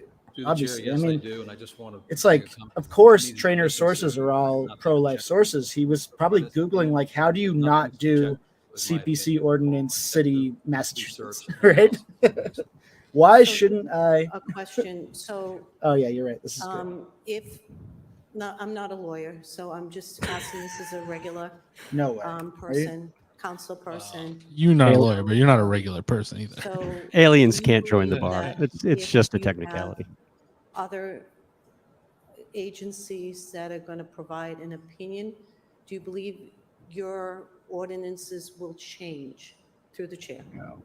Through the chair of the council, I really can't answer that until someone comes up with something else. We'll see what it is. If that's what the will of the council is, then we'll see what comes forward. But I think, based on my research, the appropriate word I cannot use. So I'm just thinking procedurally because May I just want to follow up on that? Okay. And I just want to add a little bit to that. I don't think discussion tonight is the ordinances. The discussion tonight is the opinion of the solicitor which I confirmed, which is that we do not What do you recommend mean moving you forward. confirmed? That's the opinion. The research and the analysis that the solicitor provided was an objective research and analysis on case law on this issue. The opinion is simply the solicitor and myself saying we do not recommend moving forward. The two ordinances are drafted. That hasn't been discussed tonight at all. It's simply saying the opinion that we recommend not to move forward. The other opinion is we recommend to move forward. No, That's we're the only discussing an difference. item about whether to get another legal opinion. It's more Fucking clarification that I want to dipshits all the way floor down. in the discussion Jesus because Christ, dude, I this think is it's so... going in many different directions. And so I just wanted to bring that clarification. Thank you. And through the chair, I think that was the direction I was going into. So we've been presented through I don't know how long it's been, maybe 6 weeks or so, these two ordinances, in your opinion, is not to move forward with it. So now are we going to ask, this is just procedurally, I really clearly do not understand this. So are we going to get another lawyer that will write us up draft ordinances, and will we be paying another lawyer for draft ordinances? And then will we have 3 draft ordinances? I mean, the order is, we asked you through the chair, city solicitor, to prepare draft ordinances and then make a recommendation whether we should move It'd be forward. impossible to write Have those, we've had like them. a city council Clearly do not script know for this. That like, would be dumber why than what there's she's all saying this right confusion around this. Like, ChatGPT couldn't do this. We've listened to a lot of people. You know, We've listened it's to too testimony, stupid. A lot of heart-wrenching testimony here, and I hear that. But we No, have you these don't. ordinances, we have the recommendation of the city manager and yourself through the chair. So will we be getting, is there a recommendation to have a third ordinance? No, it's Or another do we have a legal opinion recommendation that we on have the another on whether or attorney not step the in and ordinances give us should be render us an opinion? either of Because them it should was be 2 implemented. ordinances in an opinion. Now, It's what is so going to not change hard. this if we have another Ay, attorney? ay, ay, I'm not ay, sure ay. where this is going. This is our Will we get next another mayor, opinion? everybody. Why don't we have that other opinion just attached to so we can read it through and then make a decision on your ordinances? I don't understand. Oh where no, this we is only going. attached Massachusetts Family Either the Institute's city opinion manager on or this. the We wouldn't city do like solicitor. another What is the lawyer or purpose anything like that. We just attached the church that Eric goes to. Through the chair, I think that's the question of the council, yeah. not of me. So I think Didn't- the idea is, and I don't know what think church Eric goes to. hold this Disregard that. on and then let the manager see if he can talk to some, I think John wrote some unbiased opinions on either side, correct? Yo, what So, the fuck? Declared, and then maybe Council Rose, I don't know if we can procedurally, I can ask you this, but through the chair to Council Rose. So would we render another opinion, okay? And then, okay, we get the opinion, we get it written out. Then we'll ask the city manager and the city solicitor to review that opinion and then give us a no. Joe said that he's going to have the city manager get an No, unbiased I opinion. don't know what this other opinion, where it's going. So I'm truly confused right now. So We're basically, aware. it was to hold us Yeah, we could all tell. under privilege. Well, we have other people who are speaking first. Okay, so if I can have some clarification of what is, I understand. Your let's name is bring another Donna, opinion and you're into in the fold. Worcester. Whatever, I understand that. But that's not going to change the city solicitor's recommendation, and it's not going to change the 2 options that we have. So what's the point? That's my, Right. and I'll listen to see if my colleagues can Holy answer shit, that. you could have just opened with that. Okay. Councilor Bergman, I think you were next. Yeah, thank you, Mr. Chairman. Well, I don't think I'm confused on this. I've been doing this as a lawyer for 35 years, and I can tell you, if we want to hold the item for whatever reason people want to hold it for, that I won't vote for that, but it may be held, because I think it should be decided tonight. But one of the things I would urge us not to do is to think another opinion is going to change anything, because then they're going to want another opinion, depending on what that opinion is. Either you have confidence in the solicitor or you don't. And I would just say that there have been many opinions where I didn't like the outcome. The school committee election was an opinion that the city solicitor gave that I didn't agree with. But the very same people who are saying today that he's unbiased, unfair, not qualified to give this opinion, thought he was the best thing since sliced bread done. You can't just pick and choose because you don't like the decision, in my opinion. Want to go get another opinion? It's not going to change anything. This council is split on this. We spent so much You're time. saying he on this. didn't The do the last year research. would have been most productive is to have pursued our state delegation to try to come up with something at the state level. Instead, we're trying to do something we can't do at the city council level, and all we're trying to do is when we can't continue to hear we can't do it, is try to find reasons why we're not going to take a vote to decide one way or the other whether we're going to do it or not. And now the suggestion is that some of the city solicitor is unbiased. I mean, just because you don't like the decision doesn't mean I you have agree. to I would never say start that he's saying, unbiased. that it was done in an unfair way. Okay, not everybody's going to agree on every decision the city solicitor makes, but that doesn't mean it's not a good decision. And if we kick the can down the road for another opinion, then who knows which way that opinion is going to come out. Then the other side on this issue is going to want another opinion. And on What's the other side, Mel? There's going to be no end. And let me just say, as a lawyer, you will find lawyers that'll give you whatever opinion you want to hear. Yeah, And that's at the what, end of the day, that's are what they gonna happened make the here. judgment? They give us a That's bad what I opinion. do, and my phone number is Right? 508. Majority will go for it, but others may on these ordinances. And they got the wrong opinion, but now you got to pay millions of dollars on the judgment. They're not going to do that. So you can solicit whatever opinions you want. It isn't going to change anything. Either we hold it tonight because we don't want to vote on it, in my opinion, or we just vote on it and end it. In the end of the day, hopefully at the state level, this will get resolved because we can't resolve it legally, in my opinion, according to the city solicitor, whose opinion I've trusted, even though at times I haven't always agreed with. It's unconstitutional. So my suggestion is, you want to kick the can down the road to get another Oh, opinion, yeah. it's never going to end. Mo loves to represent a Through you, crooked Mr. cop Chair, or two. first, But I you mean, didn't what make a happened motion to That file. woman was tragic by any stretch. Certainly, no one wants to see anything like that happen to anybody again. But as my colleague just said, this really belongs at the state level. This is something that should not be addressed here in the council. It's a bigger picture. There should be greater oversight, regulation on the state level. I was just going to say, I feel just like to remind everyone, there was a time where Kate thought she belonged at the state level, and the voters in this region convinced her otherwise. Which again, maybe this is also one of those times. People should try and convince Kate she's wrong, and this belongs on the local level. Forever. I don't like this opinion. I don't like that opinion. Someone said to me that the folks that were mentioned in the order were biased towards one way or another. And so, the bottom line is, I believe that the onus of this issue belongs at the state level. I don't think it belongs here at the city level. Do I have care and compassion and I don't want these things to happen again?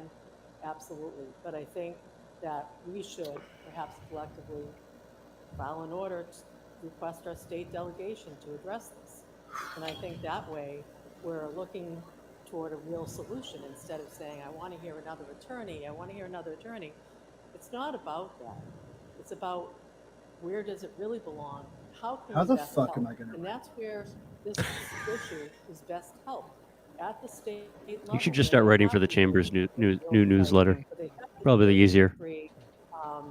Rules and regulations, especially Like, for how do I convey that every city councilor so far has made up a little snow globe scenario I don't think it that belongs allows here. them to argue a certain way on this, and it has nothing to do with what is actually Hmm. happening? They're all gaslighting themselves. It's crazy. Clarification, Council Rose. Thank you, Mr. Chairman. I just want to be clear that I trust the city's solicitor implicitly, and I trust. Why do we keep colleagues saying very that term much. We've had implicitly? conversations about this. What does that mean? My suggestion for another opinion. Wouldn't it be better if you said you explicitly trust him? Yeah, what is implicit? Yeah. Like, you trust him whether or not he's right or wrong. If we're not Does gonna that move word forward, let we you off will- the hook somehow in some sort of specific circumstance? Someone to do anything for you when it comes to this type of thing. I just can't support it given what I've discovered and what I've researched. Again, I was trying to figure out a way by which we could be validated in some way, or that others could be validated in some way. It doesn't sound like that is the appetite of the council. And so I'm happy to move forward with that, or we can vote that up or down. But if we're not in the spirit of looking at another opinion, the way that this is right now, I just can't support it given what I've researched. Thank you, Mr. Chairman. Okay. Councilman Nguyen. What is he?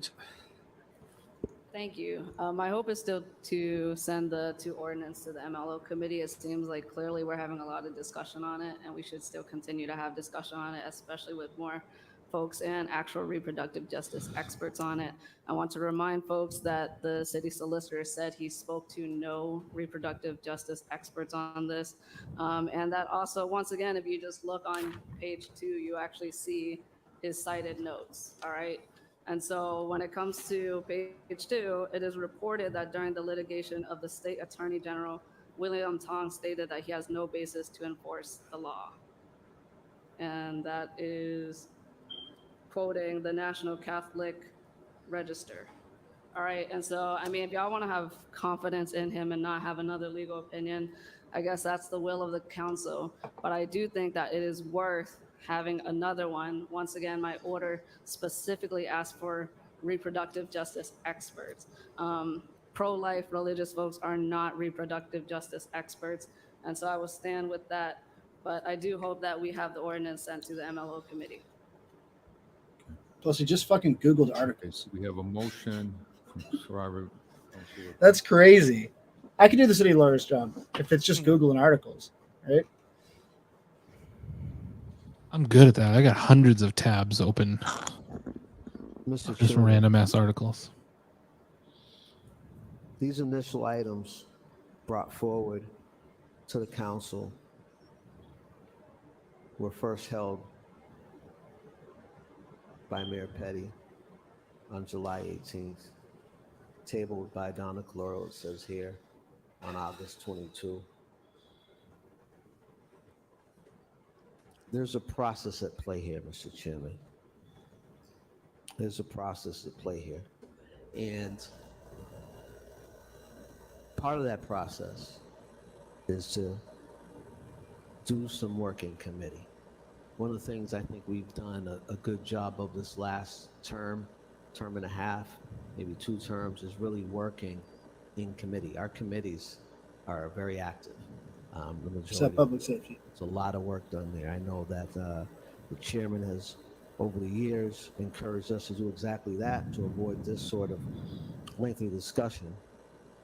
I'll also say that constitutional rights are real. Reproductive rights and reproductive justice are also as real. And when you hear concerns about overestimating gestational age, you hear, well, not concerns, but reports, testimony about overestimating gestational age, delays being caused in accessing legitimate health care. These are significant concerns that require not just due diligence, but complete and absolute thoroughness, Mr. Chairman. To preemptively disallow the mechanisms and processes in place here on the council by allowing this stuff to go to committee for further discussion really sends the wrong message to our citizens, to our constituents. The motion to file 13K by the chairman, that request to get 2 additional legal opinions, Mr. Chairman, that too circumvents process. And we do that on occasion. We file things. It's part of our job. We don't think it's worth the time. We don't think it's worth the effort, but this is worth the time. It's certainly worth the effort. Certainly, crisis pregnancy centers can persuade as they will. They can persuade as they will, but what they can't do is be deceptive. And again, things like overestimating gestational age and causing delays in accessing legitimate health care. misrepresenting themselves, that they cannot do without us trying to do our piece. This idea of let's kick it to the state. That's a great idea. Mr. Chairman, I'll file a motion that this body will hopefully support, that we ask our solicitor to reach out to our state delegation to explore ways that they can perhaps draft legislation towards an end that protects folks in these situations. I'll certainly make that order. Mr. Chairman, when this was first held back in July, it was held and it was stated that Last July. this cannot be supported because of threats of lawsuits.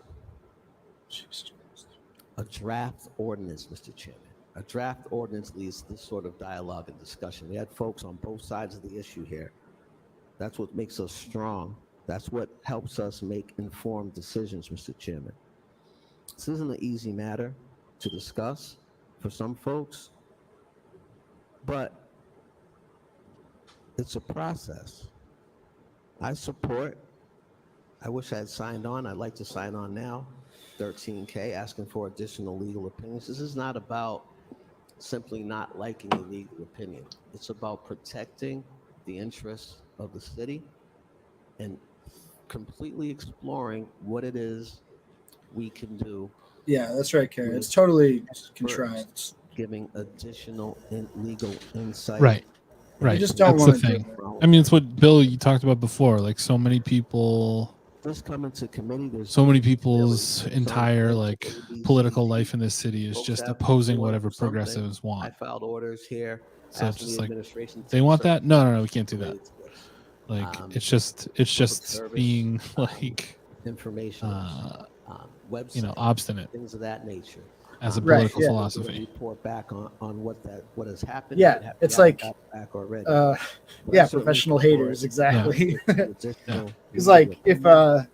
the city lawyer was like, And there's nothing you wrong can't with that, Mr. sue to Chairman, put but, panhandlers in jail, like they'd be let's like, do oh, fire this guy. It's right good news. Yeah, by exactly. everyone involved.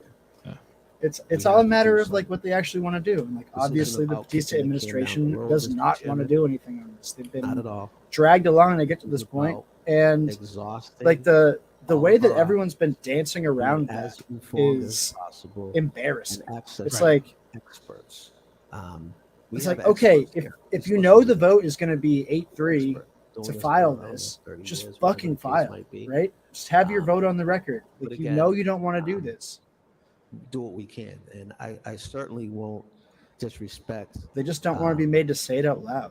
You know? attorneys by stating that we can get an attorney to write any sort of opinion we want. Perhaps that's true. I don't know. But the additional piece is Dude, that we like- have a role as the governing body, as legislators, to determine that. And we may or may not be attorneys in our backgrounds, but we certainly have reasonable deduction. If and the city can manager was a person I'll accept who this cared about opinion. this issue and wanted to fix it, It might take some time to get experts there to speak on we some would of do these this. things and to Yeah. further Or He's at least not. find an angle So to we're make not life harder. doing it. Yeah. It's I think like that's you'd what find a way to make life harder for the crisis pregnancy motion centers, to file but you're doing 13K is everything you can withdrawn. to protect them I will not vote while to file saying like, that. well, I don't support them, That but would get the, what are we going to do? second opinions that some We of should the do folks nothing. have referenced here, Mr. Chairman. Thank you. Oh, all right. There we go. Everyone that bet on the Chair, over. Councilors, I just want to. is a I winner said tonight. 4.5. That was conservative. We keep throwing out the idea, and based on the council order, we want 2 additional opinions. Oh, so now we're back to talking about this order. Jesus The Christ, request dude, to this is have also crazy. This is insane. Because again, you're asking for a difference of opinion, not differences of the ordinances. So am I being asked to draft 2 different ordinances, or am I being asked to get different opinions? So about spicy. Whether we should move forward or not. Yeah, we're on. You're the just order. asking this now. You've been talking out of your fucking ass I haven't been told for an the 2 hour and a ordinances half, and you're just asking what good the enough order says or not now. good enough, 'cause they haven't This been is discussed so on the- crazy. There's All 2 I'm different saying- ordinances. Did you read the agenda that you ostensibly put So I just together? wanna know if There's an two additional different category items. One's about legal building, opinions. city should One's about the vote two on it, ordinances. Or that's what I want a clarification on. What am I getting of second opinion? Councilor Rivera, I know that. She had her hands up, then can I clarify? Councilor what? So I would like the two ordinances to go to the MO committee. I think that's what multiple people have said, and I would like two legal, or at least two legal opinion on what was given to us before. Okay. So I think the motion right now is to table this item, have the manager get an unbiased opinion. How? And, Table what What? item? Dude, Joe's Motion just to making table shit up. 13. Who just said what? well, time he gets The motion was to hold it, just hold it, right? No, it was at the table. It's going to be more than 1 week before. Yeah. So And then send 19A, municipal operation. the motion is it 19? I'm sorry, not 19. Point of order, Mr. Chairman. So we'll do these separate. I'm just talking. So so right now we have a I'm just motion to talking. table 13K and ask the manager to get an unbiased opinion to support. Why the would you table? ordinances or different opinions. How do you bring We something have off the an item, table? 19. That's what 13K is asking for. Is for a separate legal Can opinion. you please sit down for 1 second? I point of order, Mr. Speaking. Chairman, so I can understand. I am just finishing first. 19 ayes. So the motion to 19 ayes to send that to MO, correct? Yes. If that fails, then we'll vote the ordinances up or down tonight. Okay. Point of order, Mr. Chairman. Yeah. 13K is a request to provide two additional legal opinions. And my understanding is that you are attempting to table this and not allow the manager to obtain or provide the additional legal opinions. I just want to make sure that's accurate. No. To the chair, because that's what 13K requests. I'm going to change my motion. Councilor Rivera asked to. This is so pathetic. Yes, Councilor Rivera asked that we table this item and get an unbiased opinion. Yeah, but how can you table the item and get the unbiased opinion? The order is to get the unbiased opinion. That's not what Rivera asked either. That was Right. Sean Rose, if we're being generous. Like, what the fuck? They can't even keep track of their own bullshit. Councilor Bergman's next, and Councilor Rivera. Councilor Rivera seems more angry. I'm sorry. Okay. I just wanted to hold this on the privilege. It's just On the to solve it. privilege? Yeah, Okay. just hold on the privilege for right now. And Or then maybe we we can Are can you decide to vote. And fucking then, shitting me? they need to, municipal operation, hopefully by next week, we could maybe have a date on when this is going to be heard. And then we could decide next week what we're doing with this, I think. Gives us a little more time to think about what we're going to do. But hopefully by then we'll also have a date as when the ordinance will be in the committee. Still want my point, if I could, my point. Okay. Mr. Mr. Chairman, Bergman. I'm assuming it's an oversight, but each time you referred to the item and asking for another opinion, you kept saying an unbiased opinion.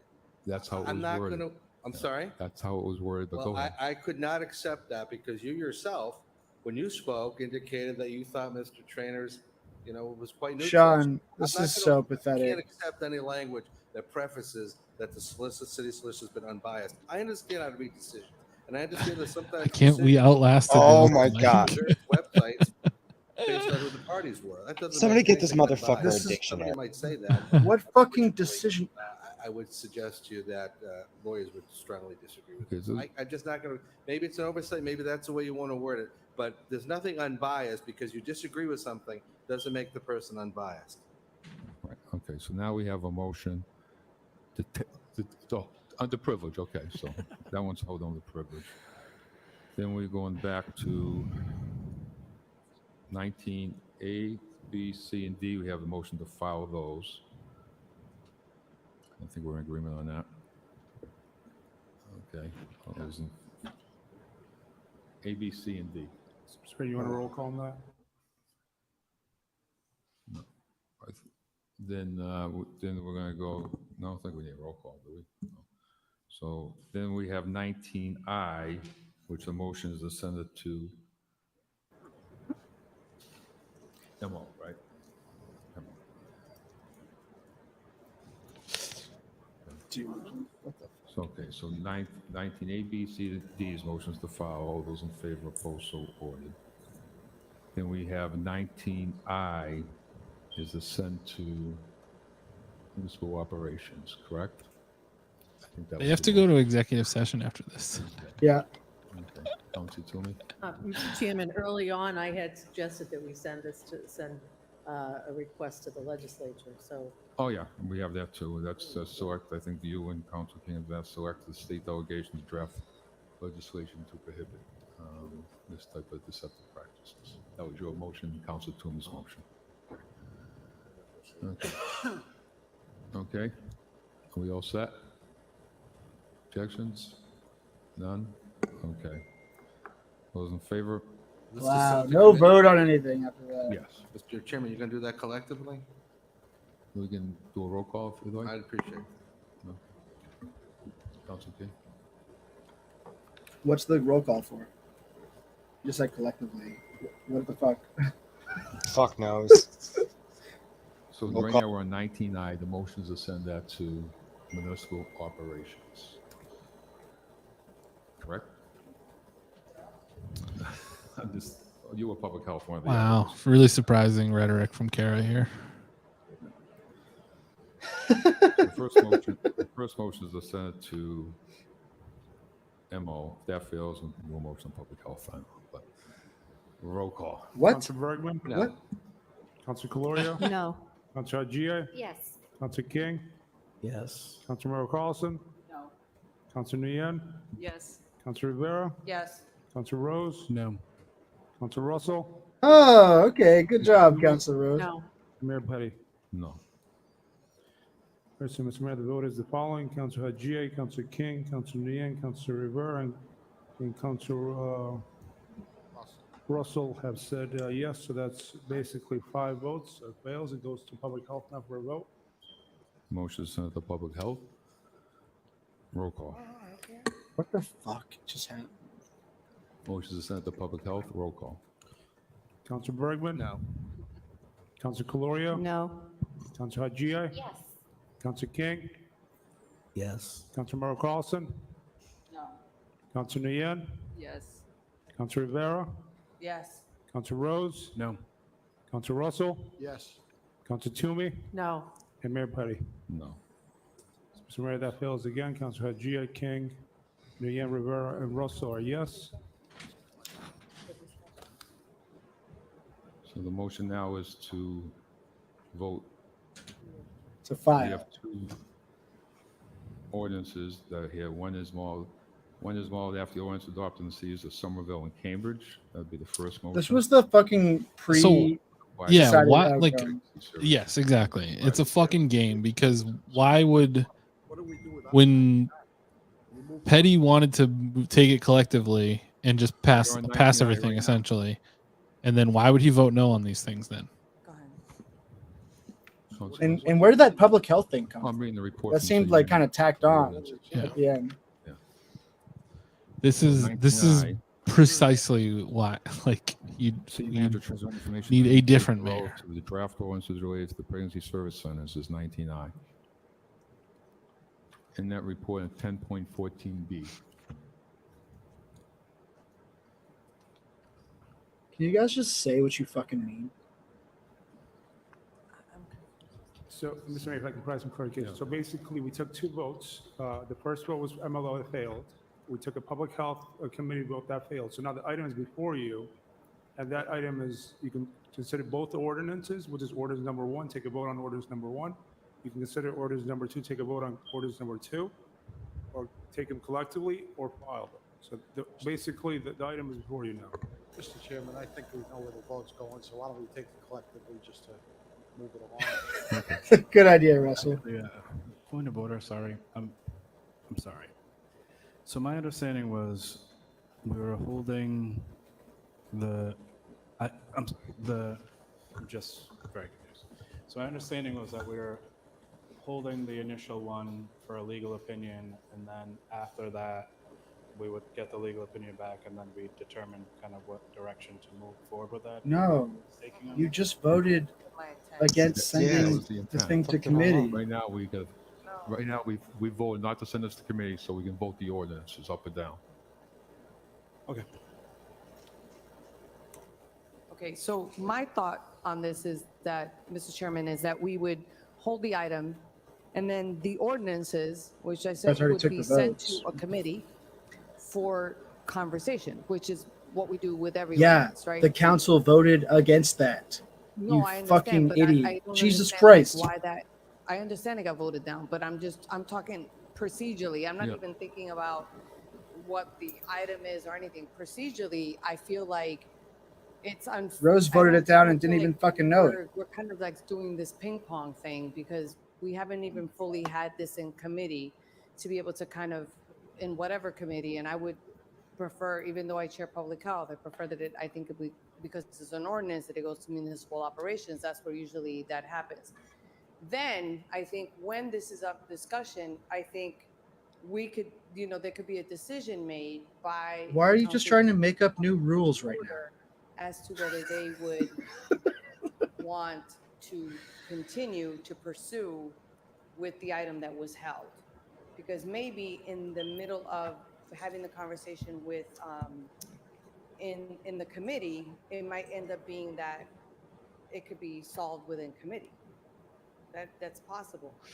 And then we can go back and then decide, all right, we're still not satisfied. It's been in committee, it's been discussed, still not satisfied. I'm looking to possibly go in for another opinion, whatever that may be. What? But my intent was to, and all along, that we can send the ordinances to committee for discussion, which that's where we discuss ordinances. That's what we discuss, like It draft. got voted down. community What are we council, talking about? That was the intent of this. This is so crazy. We have Council Nguyen followed by Council Russell. So I just want to get this straight, which is that, so we have to vote on these ordinance with less information now and not a public conversation now. So that's where we're at. We are. Yeah. Yeah. Okay, if that's where we're at, At least we're being honest. vote on them collectively. I would like to vote on each one by one. Council Russell. Mr. Chairman, we're not at that point. I think it's pretty clear that this is a conversation that needs to be continued. I think the proper motion on these items together. George is to Zeption looks like table. he's giving himself a massage. Put them on the table. That's my motion. So your motion is to Voted on table. sending them to committee has failed, but tabling them has not failed. My motion is to table them in the hopes of getting more information on these other items, like Councilor Rivera was referring to. And I think that's the only other alternative. Otherwise, I'm not prepared to vote on either of these ordinances tonight. And I don't think any of us are. This is so crazy. Procedurally, did we already vote on them? No, we haven't voted on it. Okay. Yeah, you. Mr. Chairman, I'm going to make a motion to table this under privilege and hope that we can get table. In hopes that we could, under privilege, in hopes that we could get, some other like legal insight before that. You can't though. Jesus. You can't though unless you pass the motion to do that. Table this.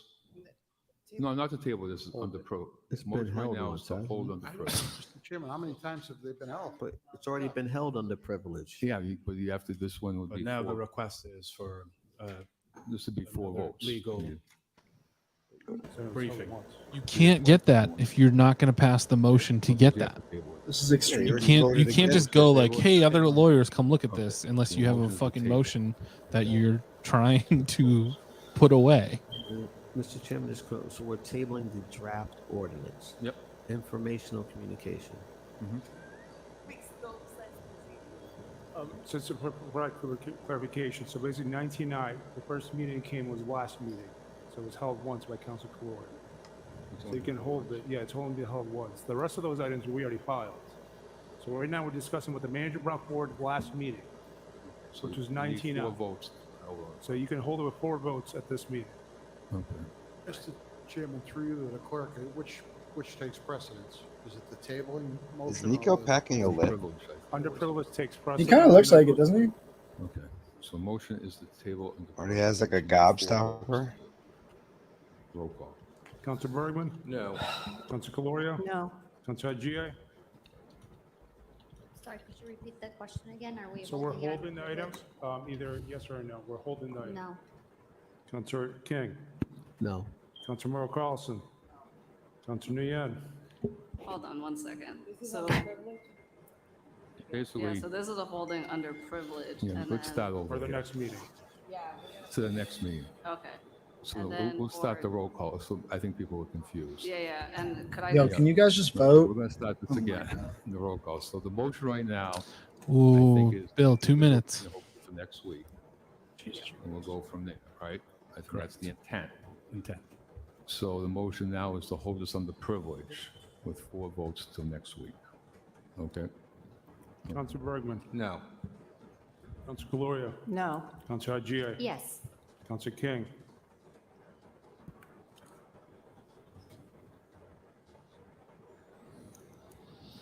Yes. Councilor Merrill Carlson? Councilor Nguyen? Yes. Councilor Rivera? Yes. Councilor Rose? Yes. Councilor Russell? Yes. Councilor Toomey? No. And Mayor Petty? Yes. All right, so the item is being held to the next week. Okay. I think we all had our say, so next week maybe we'll get that opinion. We'll go from there. Mr. Chairman? Again, where we get this opinion from? That's the manager's going to have to.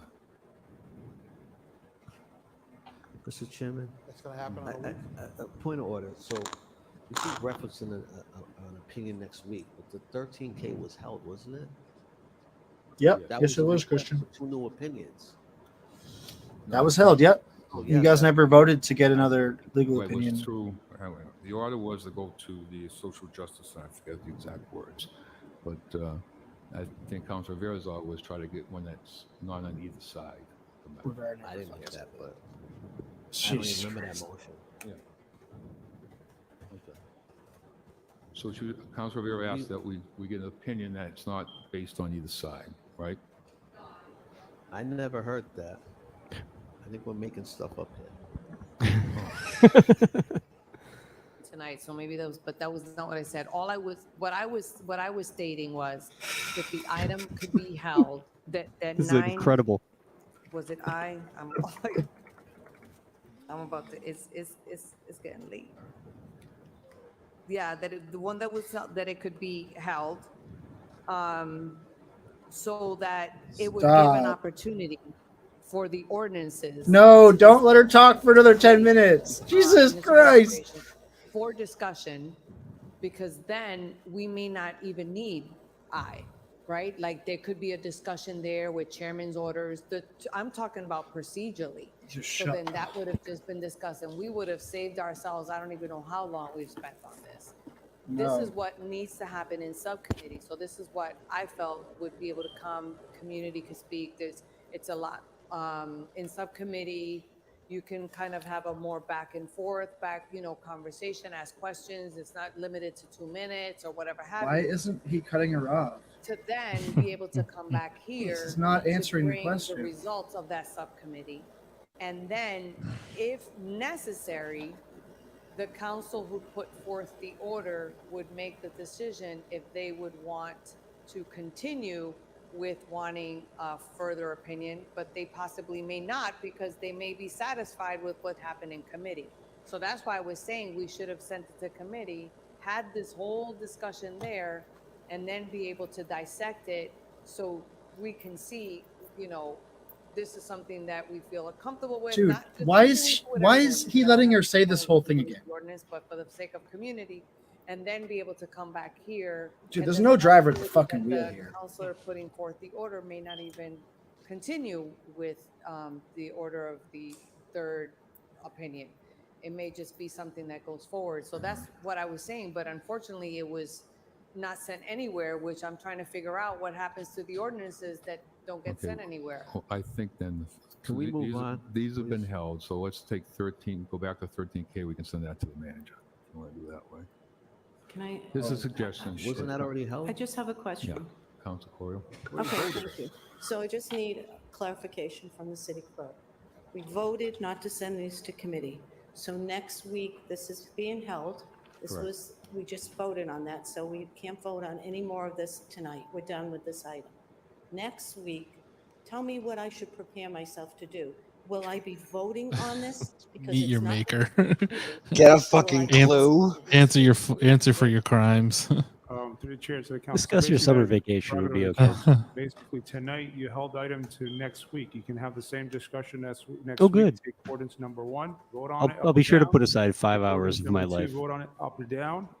We filed Or you A can- through D. Right, but that has nothing to do with it. That's not the ordinance. Okay, The ordinance is the one that you held for next week. 19I. He does have a lip in. Voted not to send it to committee. So right now, we just had a It motion. I got my wisdom teeth taken out, and they numbed me, and I had Will I be voting gauze on in there both of these ordinances? like that. I think that's what's going Through on. the chair to the city clerk. But also, Maybe you're both it's his, right. It's his, Maybe pri- he had- it's his private health stuff. Let's not get too in the weeds on it. You can both be right. He had his wisdom tooth pulled out and packed it with Zin. Packed a dinger. Packed a big old dinger. Manager for another ordinance. Okay, next week we can do that. Okay. Yeah, or you can table it. So there's a bunch of options the body can do next So week. we can table it, we can vote on it, and we can file it. Is that correct? Can we get the cameras up for when King bodies the mayor over the podium? I said. You can next do week. that on any fucking item on the fucking agenda, every single meeting. What are you asking? Is that our God choice? damn it. That is correct. That is Okay, among your that's all choices I need next to week. know. Okay. Oh, now you're So concerned about your choices. I see how this works. 3 options, okay?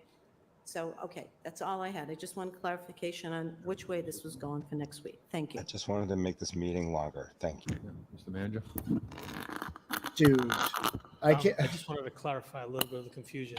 Those are the 3 options The number of every items, time. A, B, C, Those are filed. and D, those all that were filed. Yep. There's 2 items here, 13K, 19I. 19I was held under privilege for.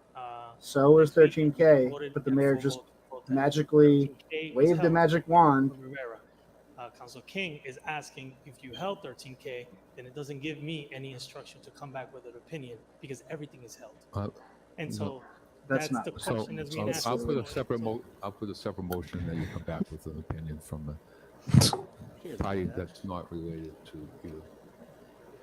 That's why I thought I misunderstood that.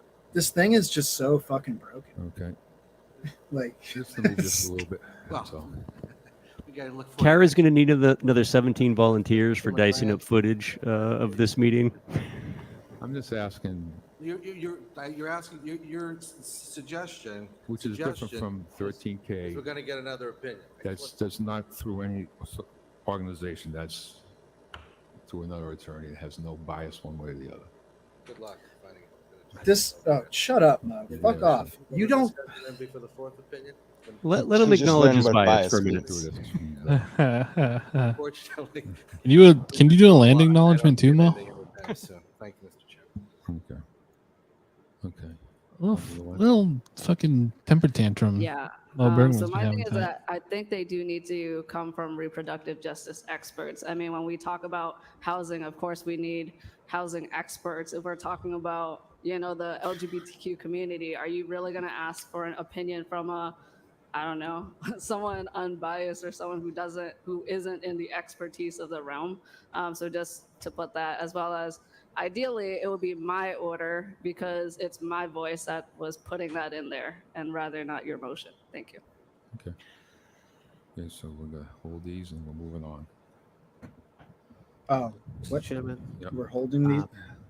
and again, I'm actually not going to apologize, but your motion is to have If you want. an opinion. Yeah.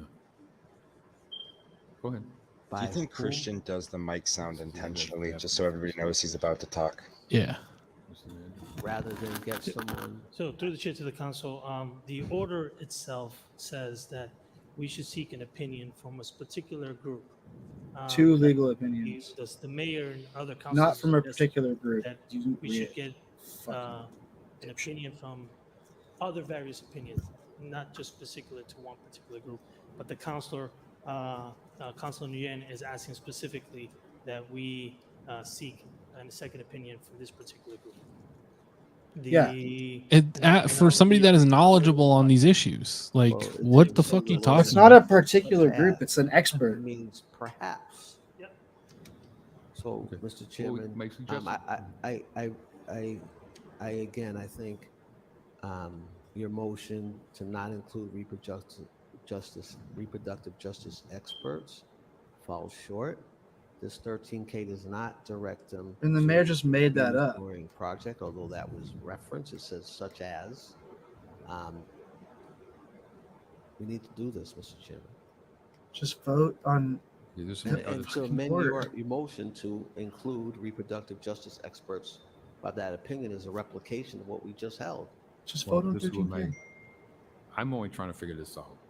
No, you're not, dude. If Councilor Rivera moves the hole in this, I would send this to the manager. Yeah, I think Rivera already said that she didn't fucking do that. So Councilor Rivera said, okay, so send it to the manager. Send what? Opposed, so ordered. Okay. They would be seeking opinions on 13K. On who should be Oh, the 13 ones to talk about how much rain is. Provide reproductive experts. 13K got sent to the manager. So Joe gave legal up. opinion should be provided by reproductive expert. It doesn't say it has to be. So let the manager find several different opinions and then we go from there. I've been a lawyer for 30 years, and clearly that drain needs to unclog itself. We have an opinion.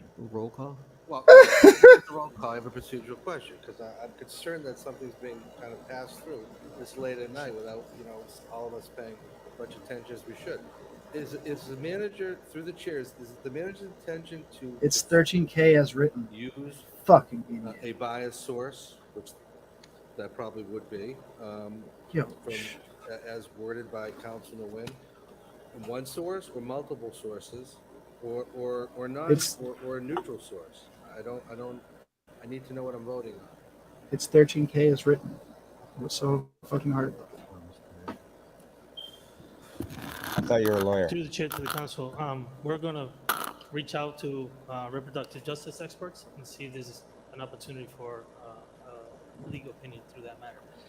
I don't know what the cost would be. It could be pro bono. It could not be. And so that's something that we're going to have to take into consideration. What? What are you talking about? Have a roll call, Mr. Chairman. Just send it to the manager. Roll call. Mr. Mayor, you're taking off the hold Roll and call. taking the We roll already call. did that. Councilor So roll. Bergman? No. Councilor Caloria? Excuse me, are we voting to take the hold off, or we? Oh, the vote. Soraya Rivera has removed her privilege. Under privilege, okay, thank you, all right, go ahead. Councilor Bergman? No. Councilor Caloria? No. Councilor Haji? Yes. Councilor King? Yes. Councilor Merrill Carlson? Councilor Nguyen? Yes. Councilor Rivera? Yes. Councilor Rose? Yes. Councilor Russell? Yes. Councilor Toomey? No. And Mayor Petty? Yes. Most defeated yes of all time. He got bullied into voting yes, which is cool. What's your order, Kate? We passed it already, didn't we? The order for the legislative delegation. Take a look I at haven't this. seen any Mo signs. I've seen his favor. digital ads. My motion was different from that. It's My pretty much motion the same was- thing. Well, it wasn't to look at it. I was asking them to Oh. actually draft legislation. Draft legislation. Okay. You So can't also the draft command the legislation. state delegation to Those in do favor, anything. opposed? Oh, man.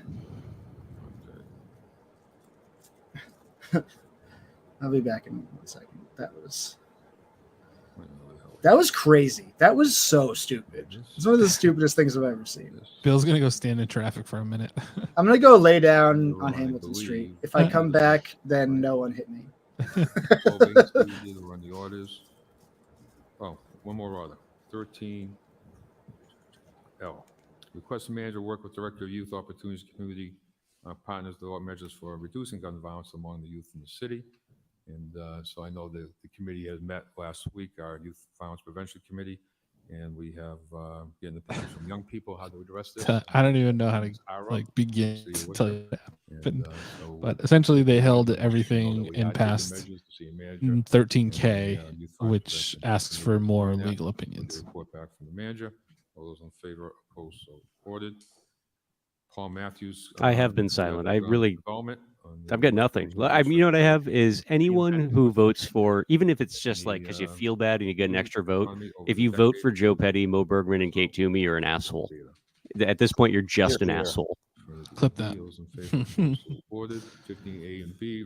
I mean, it's really what it comes down to is you need to do everything in your power to tell everyone you know that they needn't vote for these three people, and you need to Bergman? Yes. convince the Councilor youngest Florio? people you know to Councilor register to Diaz? vote. Councilor King? Councilor Carlson? Councilor Nguyen? Yes. Councilor Rivera? Yeah. Councilor Rose? Yes. Councilor Russell? Yes. Councilor Toomey? Yes. And Mayor Petty. Yes, 16B to 16D, motions accept. All those in favor, opposed, so ordered. Report of traffic and parking, 17A to 17L, advertised proposed ordinances. Roll call. Councilor Bergman? Yes. Councilor Calorio? Yes. Councilor G.I.? Yes. Councilor King? Councilor Carlson? Yeah, Councilor Nguyen? I'm gonna throw the Councilor Rose? Yes. Russell? Instagram handle Yes. because I can't remember the exact way it's phrased, and we can throw that up there. So that was What, an hour and a half. Sorry, I meant Kara. Oh, sorry. But yes, also follow us. Councilor Bergman? Yes. No, you're good. Calorio? I knew you Yes. meant Kara. I was just being that. Councilor For, King? for Worcester working Councilor families. Carlson? Yeah. Councilor There we Nguyen? go. Yes. Councilor Rivera? Work, Councilor fam. Rose? Yes. Councilor Russell? Yes. Councilor Toomey? Yes. And Mayor Petty. Here we go. 19E, Council Rivera, request the manager, request police chief review the Sorry, walking Bill. What were we saying? while black glove. is How a long were we on the CPC thing, you think? community viewing. Was it 2 hours? I would say an hour and 45 minutes conservatively. Council Rivera. Yeah. It's going to be interesting to As it reads. get the full time stamp, but that was an hour and 45 minutes to Thank you. hold it Council Rose and myself. and send an order to the city manager to just get another legal opinion. Literally do exactly what 2 wanted. At the end of Right. 2's opening statement, they said hold all items except for 13K. I believe. I could be wrong. Yeah, But yeah, they yeah. definitely said to hold many of the items and to vote on 13K. Yeah. And that's exactly what happened. Like that in committee, Mr. Chairman. And they just had to do it kicking and screaming. Oh, that's right. We already We said took that. it together Oh, yeah, we already did. concurrently. Yeah, we already did. Yeah, you're right. 13K went to the manager as written Engage the manager, information on a communication 7 to officer, 4 Housing Trust Fund screening after an process. hour and 45 minutes Send that to of you. Salvador Dali fucking arguments. Mr. Chairman. through My you, clock did I'd melt. like to, Like ask that had fucking nothing to do some with the questions matter on at this. hand. Like it was the most The abstract shit order I've that ever seen. I had put forward along with Council. 40 to 50 minutes of it This was really Kara councilors Rose saying they were switched. confused. To gauge. Rose switched. It was Because they had applied for the funding. Yeah. Through the Affordable Housing Trust Fund. And Yeah. one of the things. King and as we Two talked about tonight, kept we don't pushing have for any them to not in our toolbox just do to the stop lying some of dumb thing these they wanted to do. folks You who know? are really, at the end of Yeah, the I mean day, that's believe ultimately like some of as- their tenants besides that the they have. besides politics, And one of the agreeing with somebody on things that politics, what you're looking seeing is at people that are willing to how push they go that through are this that are in it process, for I'm just for wondering, like everyone else gave up, Mr. you know, Chairman, for the most part. Like through everyone else you was like, to oh, whatever, let's Mr. just get this Dunn, over with. and But I'm they not they sure it if 2 insisted. Gage Street got to this process. Like Petty said that but Rivera I said something she really objectively wonder didn't say. with all of And then the Rivera just kept violations talking. and She Agreed. didn't say, Yeah, yeah, agreed. Right, Yeah, agreed. yeah. be met. Yes, I Yeah. did say There were that. code violations crazy. on the sheet that certainly represented probably 5, if my memory's correct. There were 5 different code violations. However, if I went into building blocks, there were 567 calls to that location. So I'm wondering, what are we using when you talk about using the violations? Because to me, a red flag is if the fire department has to be there 567 times, that clearly says that there is an issue there at that particular building. Where did the fire department have to go 576 times? There I think were Gage Streets we're several talking about, other right? violations. That can't be a real stat. This That's crazy. individual had. Maybe not something only there's on really Gage horny Street, for but his other 3 firefighters. properties that he has in the city. Shooting And yet this calendars. individual was able to apply for these funds. So That's once a day for I 2 years. read what was submitted in the report. I guess I'm really questioning at this point, It's a day-by-day calendar. what happened to all the other code violations? And did your department see those code violations? And again, I'm just really frustrated over the fact that we have an individual that we know, it's not a question, we know he's not a good landlord. God And yet, damn. Approaching he hour goes 5. and lies, and there's this real small document of his code violations, and yet that document should be pages long. That's my frustration. Didn't Through he the get chair, turned down for the housing A funds? couple of questions built into that. First, I think Yeah. when I had drafted this, it was in Just to bring it response, back if to the I remember last hour and a correctly, half of order our that lives, Councilor like, Hadji had filed that if you asking for information didn't allow relative to the someone screening process to apply generally. for I something think I didn't because you have the realize right to turn them down, but you I just didn't have barred it them from applying, necessarily kind of you'd in be front of me, violating their the First Amendment completed rights. order And that's that something that you someone would had sue you filed, for as a related municipality for not allowing you to participate reviewing in, history of code government violations. actions and what We're have looking you. at that right now. The policy as it Like stood literally was what we that just the discussed over the last applicant could hour and not a have half any is what open Candy code is suggesting. violations We now while take punitive applying, but actions against people she doesn't like. hear you and the council, and we are in agreement that looking at a history. Well, and it's seeing almost if like there's it's a all pattern, arbitrary. is also necessary What the in fuck figuring is out, happening here? what that kind of threshold is. It's almost like these people adopt sort political of positions to analysis of support whether there is their a pattern petty that needs to internal be considered. grievances In the and case don't of Gage actually Street, it have a was little coherent bit set of unique in the politics. sense that Like you Gage are Street guy is clearly an there asshole. would Like, certainly be a pattern totally. from Right. that So owner, turn him but down when he the applies. ownership of the property had transferred into a new legal entity, and the owner, Listen, I'm not doing the anything about the individual smoke in detector. question I'm was sorry. not, clearly on the corporate kind of documents related to that new entity, but in Take it up with the further landlord. sort of investigation, as well as having them appear before the trust fund and having the trust fund carry out their kind of duties as a board, asking about the nature of like, what is this new LLC? Why was it only transferred for a nominal fee with the registry? Is that really a arm's length transaction, or is that former owner really still involved behind the scenes, but maybe trying to distance themselves from the new entity? And so we were able to get to the bottom of that and realize that maybe there were some representations made in the application and through this kind of new entity and the transfer of the property that wasn't really being as forthright about that involvement of that owner. And so ultimately, I think we came to the correct conclusion to not proceed with any kind of consideration of that property for funding. But moving forward, what we're going to do is look at, again, establishing that threshold where it's not just looking at any open code violations at the time of applying, but also looking at sort of a look back of at least sort of 5 years to see if there's a pattern happening and making sure that we're taking a look at that. So I just want to add something really quick to that conversation. Council, I know you're also making reference to a report that was submitted by Inspectional Services that had a table I'm or a list of here with you code guys at violations, hour that 5 you of the felt city was, council meeting. not I quite clearly representative don't of the number of love incidences myself. related to that property. Right? You are correct, right? The number of code violations. Let's dispense with Code that. violations Right? were presented correctly as part of that report. What was not in that report were all the police and fire extend the list. How do we make a of fantasy incidents sports related version to of that this property. so we at least And have that's something something that to play for was while not we included in that Some suffer report. through this stakes. shit? Also included the actual code of particular violations. It is crazy how this is like designed thank you for that. to make and you I, suffer. Like watching a whole city council meeting is understood that.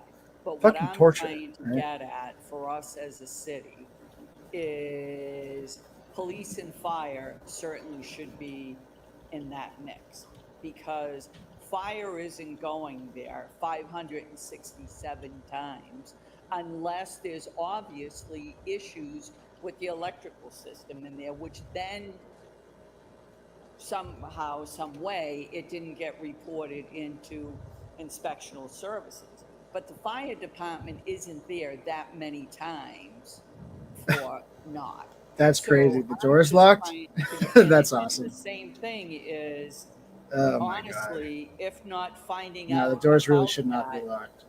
on sitting here on a council night because it went to one of the reporters. Wow. And I knew full well that building never did get sold.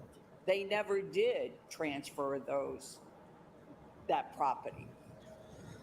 It was fully known in the neighborhood. He was trying to do something cute.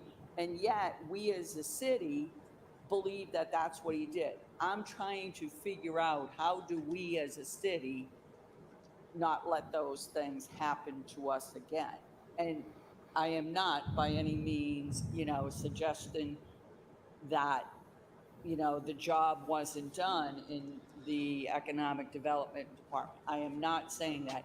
What I am saying is we have somebody who's pretty I thought keen inspections was in public being safety. able to try and circumvent the process. Nothing And matters. in the meantime, had we not been on top of that, we would have been supporting somebody who, quite frankly, is not somebody who we as a city should be supporting. So what I'd like to know is what type of process are we putting in place so that this doesn't happen again? That's what I need to know in order to feel comfortable about the next person, applying for money. Because quite honestly, what happened on 2 Gage Street, that man, as far as I'm concerned, should never get penny one from this city. So I think that, what you have in the report and what you do, I think we need to strengthen that. And my question is, That's all you had to I guess suggest? I would put in a form of a motion for the administration to look at ways for us to try to strengthen that a little bit more so that we don't have folks like this individual trying to slip through the cracks. Wow, you could have just said Thank that last Make sentence. it so we send that to Council King. Really quick question through the chair, Mr. Dunn, before you go home to bed. Apologies. So really quickly, just referencing what Councilor Carlson was talking about with these challenge situations. I noticed in there's this points, whereas I just turned the page, points that are assigned, awarded based on factors. I guess my question is going along with what the council was talking about. Is there any way to assign points in the negative or deduct points for those sorts of concerns? Because here, you get a certain amount of points for, abilities and experience, architecture and contracting professionals, first-time home buyer units, et cetera, et cetera. Is there anywhere in here that I missed it where there's sort of a reduction of points based on, concerns such as the councilor mentioned? Good chair. Through the chair to the council, I was just looking for the page or the reference, but we perform a review of the applicant in terms of making sure that they don't, owe the city any back fees or taxes, make sure they're in good standing. And then Page 2, I believe. Back up 2. What are you talking about? And then we have the ledger we keep I'm for sorry, I couldn't ourselves hear you. of whether we've been Is that bribed Is that what you or were not. looking for? Just kidding. There's no bribing going on. Absolutely. Okay, so we can just, what I would just suggest, just go along with what Councilor said. I would love it if is somebody that bribed we, me. when it Man, comes back, there's some sort of. I'm so good at taking bribes. attached to. I'm so good. These sorts of concerns. That's all. I'll do anything. I have no Sure, and morals. through the chair to the council, If I was a say cop, that I'd be in like, some don't worry cases, about the it. Just give me executive some $50. An example of them I'll get owing outta the same here. money. It's not a reduction of points. Yeah. It's that you're not eligible. So I'd love to help. What's in it for me? You know, if there's X amount, whatever it is, it's got to be some sort of rubric. That's what I say in Starfield all the time. That Sure. reduces those points. Thank you. Get this bounty honor off your back. What's in it for me? Chaotic neutral? Chaotic evil? Yeah. Say chaotic neutral. I'll Not- do a good thing every once in a while. Favor opposed, so ordered. We did 19I, 19J, transmitting information communication, the report concerning the income ranges associated with elderly tax abatement exemption, as well as any other ranges associated with any other exemptions, including the abatements for widows and veterans. I'll send that to MO. Councilor Harold Carlson. Yeah, Mr. Chairman, prior to doing so, I had asked for this, but I thought that, and maybe I didn't, I thought that I had also asked for, was there a way that we could change these numbers? You know, or are these numbers set in stone by the state? So the income levels, the thresholds, is that something that we set, or is that something that the Commonwealth sets? You want to hold this again until we think it's time to do the report? That'd be great. Okay. Oh, you get the answers? Oh, come on in. I didn't see you there, Mr. Dorothy. A hero arrives. The he has to be there. The defendant approaches. He's still there because he's getting sued. Shouldn't he have shackles on? For taking an innocent poor woman's home and giving it to a hedge Every fund. year when these come in, they'll be increased annually based on the COLA. That's such cartoon evil. So Ghoulish Chair, behavior. Ooh, you couldn't pay $3,000 in back taxes. Oh, is there not a hedge fund owns your home. Here you go, Do Warren that. Buffett. Yeah. Ask them to increase these numbers, because if you look at Now these BlackRock's numbers, gonna evict you. they're pretty Haha. low. So therefore, nobody's eligible. Don't sleep in the tent. We'll find you. And then to follow up with this, Sold your home to get a new drone to hunt you down when you no longer have a house. maybe in a form of a motion, could we get a report? How many people are actually receiving any abatements? We used your house to buy the drones, so you can be thankful for that because the city is safer now. That's also where we park them. Nobody's eligible. So that's the We call it the reason rookery. We think it's fun. You know, these are numbers, quite honestly, that when they set them to begin with, the threshold was so low. And then if you could just, because I'm a little confused by the last column where you put in here FY 2024 income limit. So yet, if you go to 41C single, their asset limit is 47, but their income limit is 30,000. Yo, email these questions. You know, their assets mean, you know, what's in their bank or their house or whatever that may Oh well, be. you left for the 2 hours we spent on CPCs there, JG. $17,000, and that's exactly my point. Nobody's eligible. And what do you think? Did they make a decision? Unless Do you think they made a decision? Last column. No. Yeah, through the chair. So They're slightly further back than we were when the meeting started. Funds invested. We've only confused ourselves. Donna Colorio, especially. Annual tax revenues that they had to have an income of 30,000. So the two don't cut each other out. The 47 is assets that they hold. The 30,000 is assets or income they earned during the course of the prior year. So are you saying it's 47,283 plus the 30,231? No, it's the 30,000 in income for that year, and then at the end of that year, the assets they have on hand, the income in the bank, the revenues in the bank cannot So then exceed that's 47. an additional, like I said, the difference is the 17. Between the two, Correct. yes. Right, which basically, again, goes back to, you know, the average individual, and I think, you know, Here's a fun question.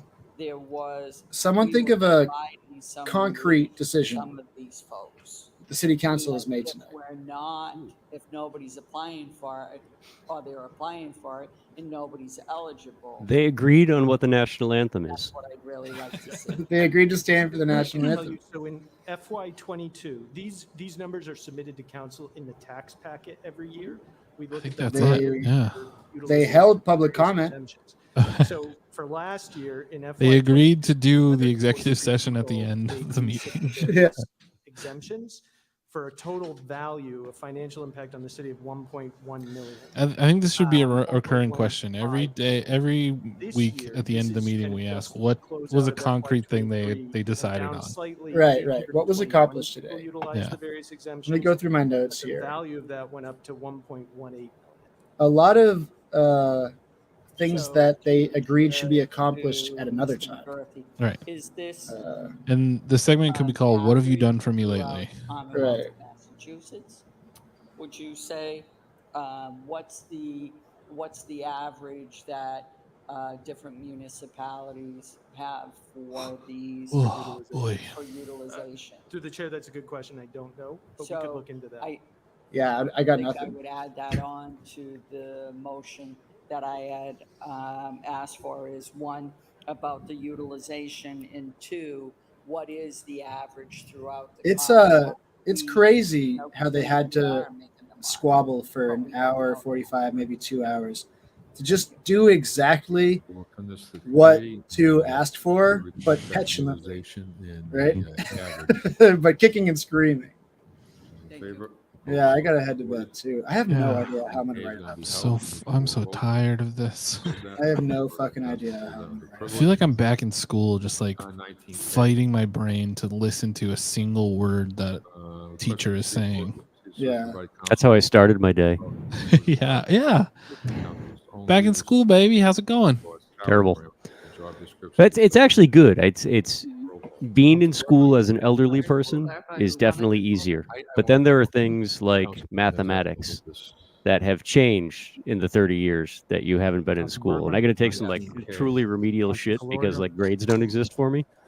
But like there's stuff that's like stuff I know I learned in 6th grade that like it's just not the same. It's like if I had to take an English class, but it was being taught in French, like that's different. And to some of you youngins here, I don't think you'll realize how much they actually changed math over the last 30 years. To be clear, you are doing a Billy Madison where you're running through every grade of school to take over your father's company, correct? That's the plan, yeah. Cool.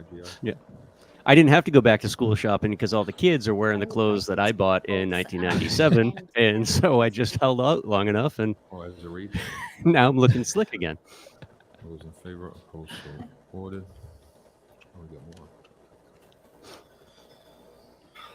Well, we're all excited for you to make an honest man of yourself. Finally. And we're proud of you.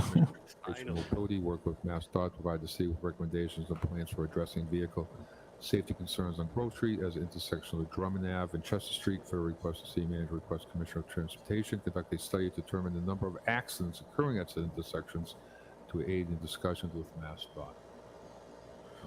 Thank you, Mr. Chairman. This is not a new item. It feels like it's 11 p.m. tomorrow.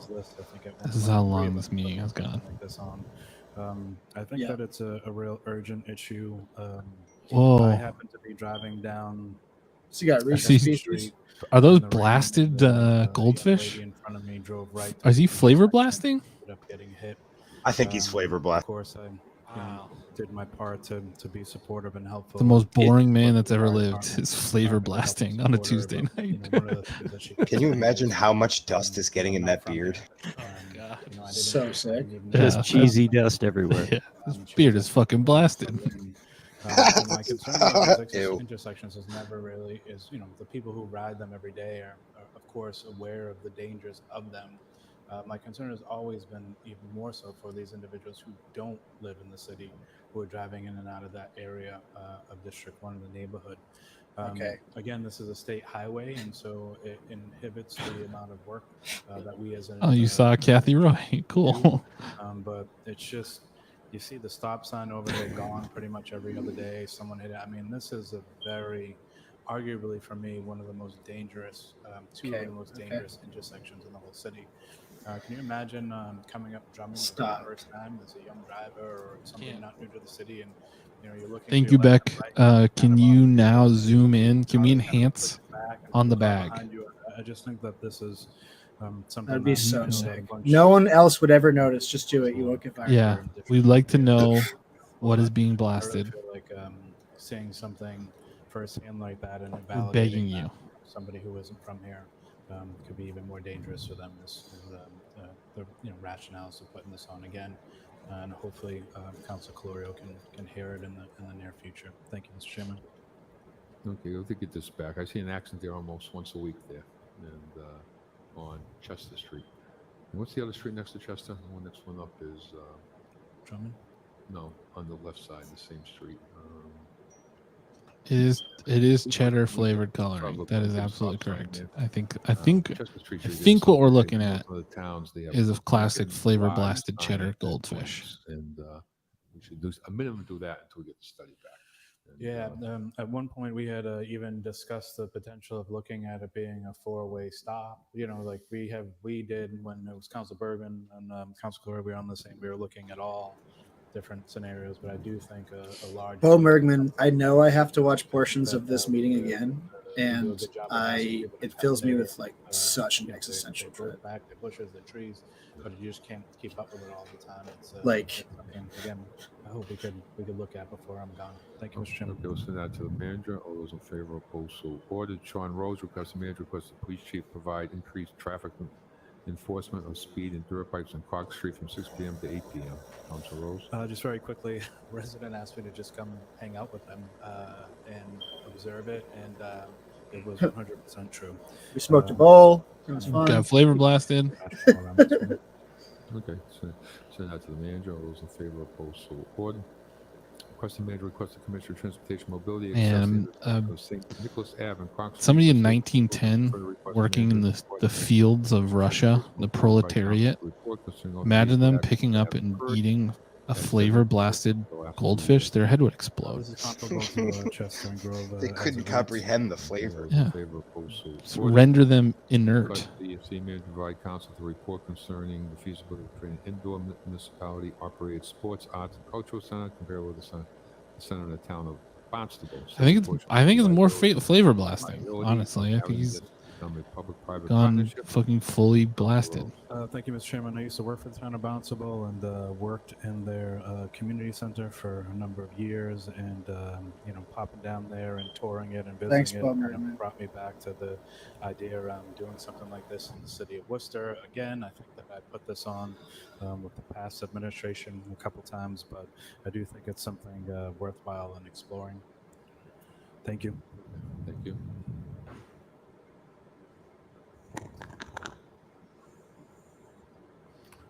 (19R) Communications City Clerk recommend adoption of the company proposed amendment to Appendix B of the Rules of City Council in an effort to ensure all city boards, commissions, division departments receive oversight from the City Council Standing Committee. Councilor Russell. Is this in our package, Mr. Chairman? It's 19R, dude. I think it was in our package. Might have been in last time. To the chair, to the council, I think it should have been at the end of your package. It should be the last item of this meeting too. Yeah, I had it. I don't see it. It's I don't in see there. it. Maybe. So do you want us to hold it again to next Yeah, week? can we hold it again just to make sure it's in there? That was such a convenient little lie on Russell's part. He was like, "Ah, it's not in my backup." Council Colorio? Yes. Council Haji? Yes. Council King? Hey, Jess, I don't think I have the worst job in Worcester. Like, it's close, but it's got to be a worse job. Council Russell? Yes. Council Toomey? Yes. Mayor Petty? Yes. Yeah, it's somebody's job to tape Kathy Roy signs inside of Subarus.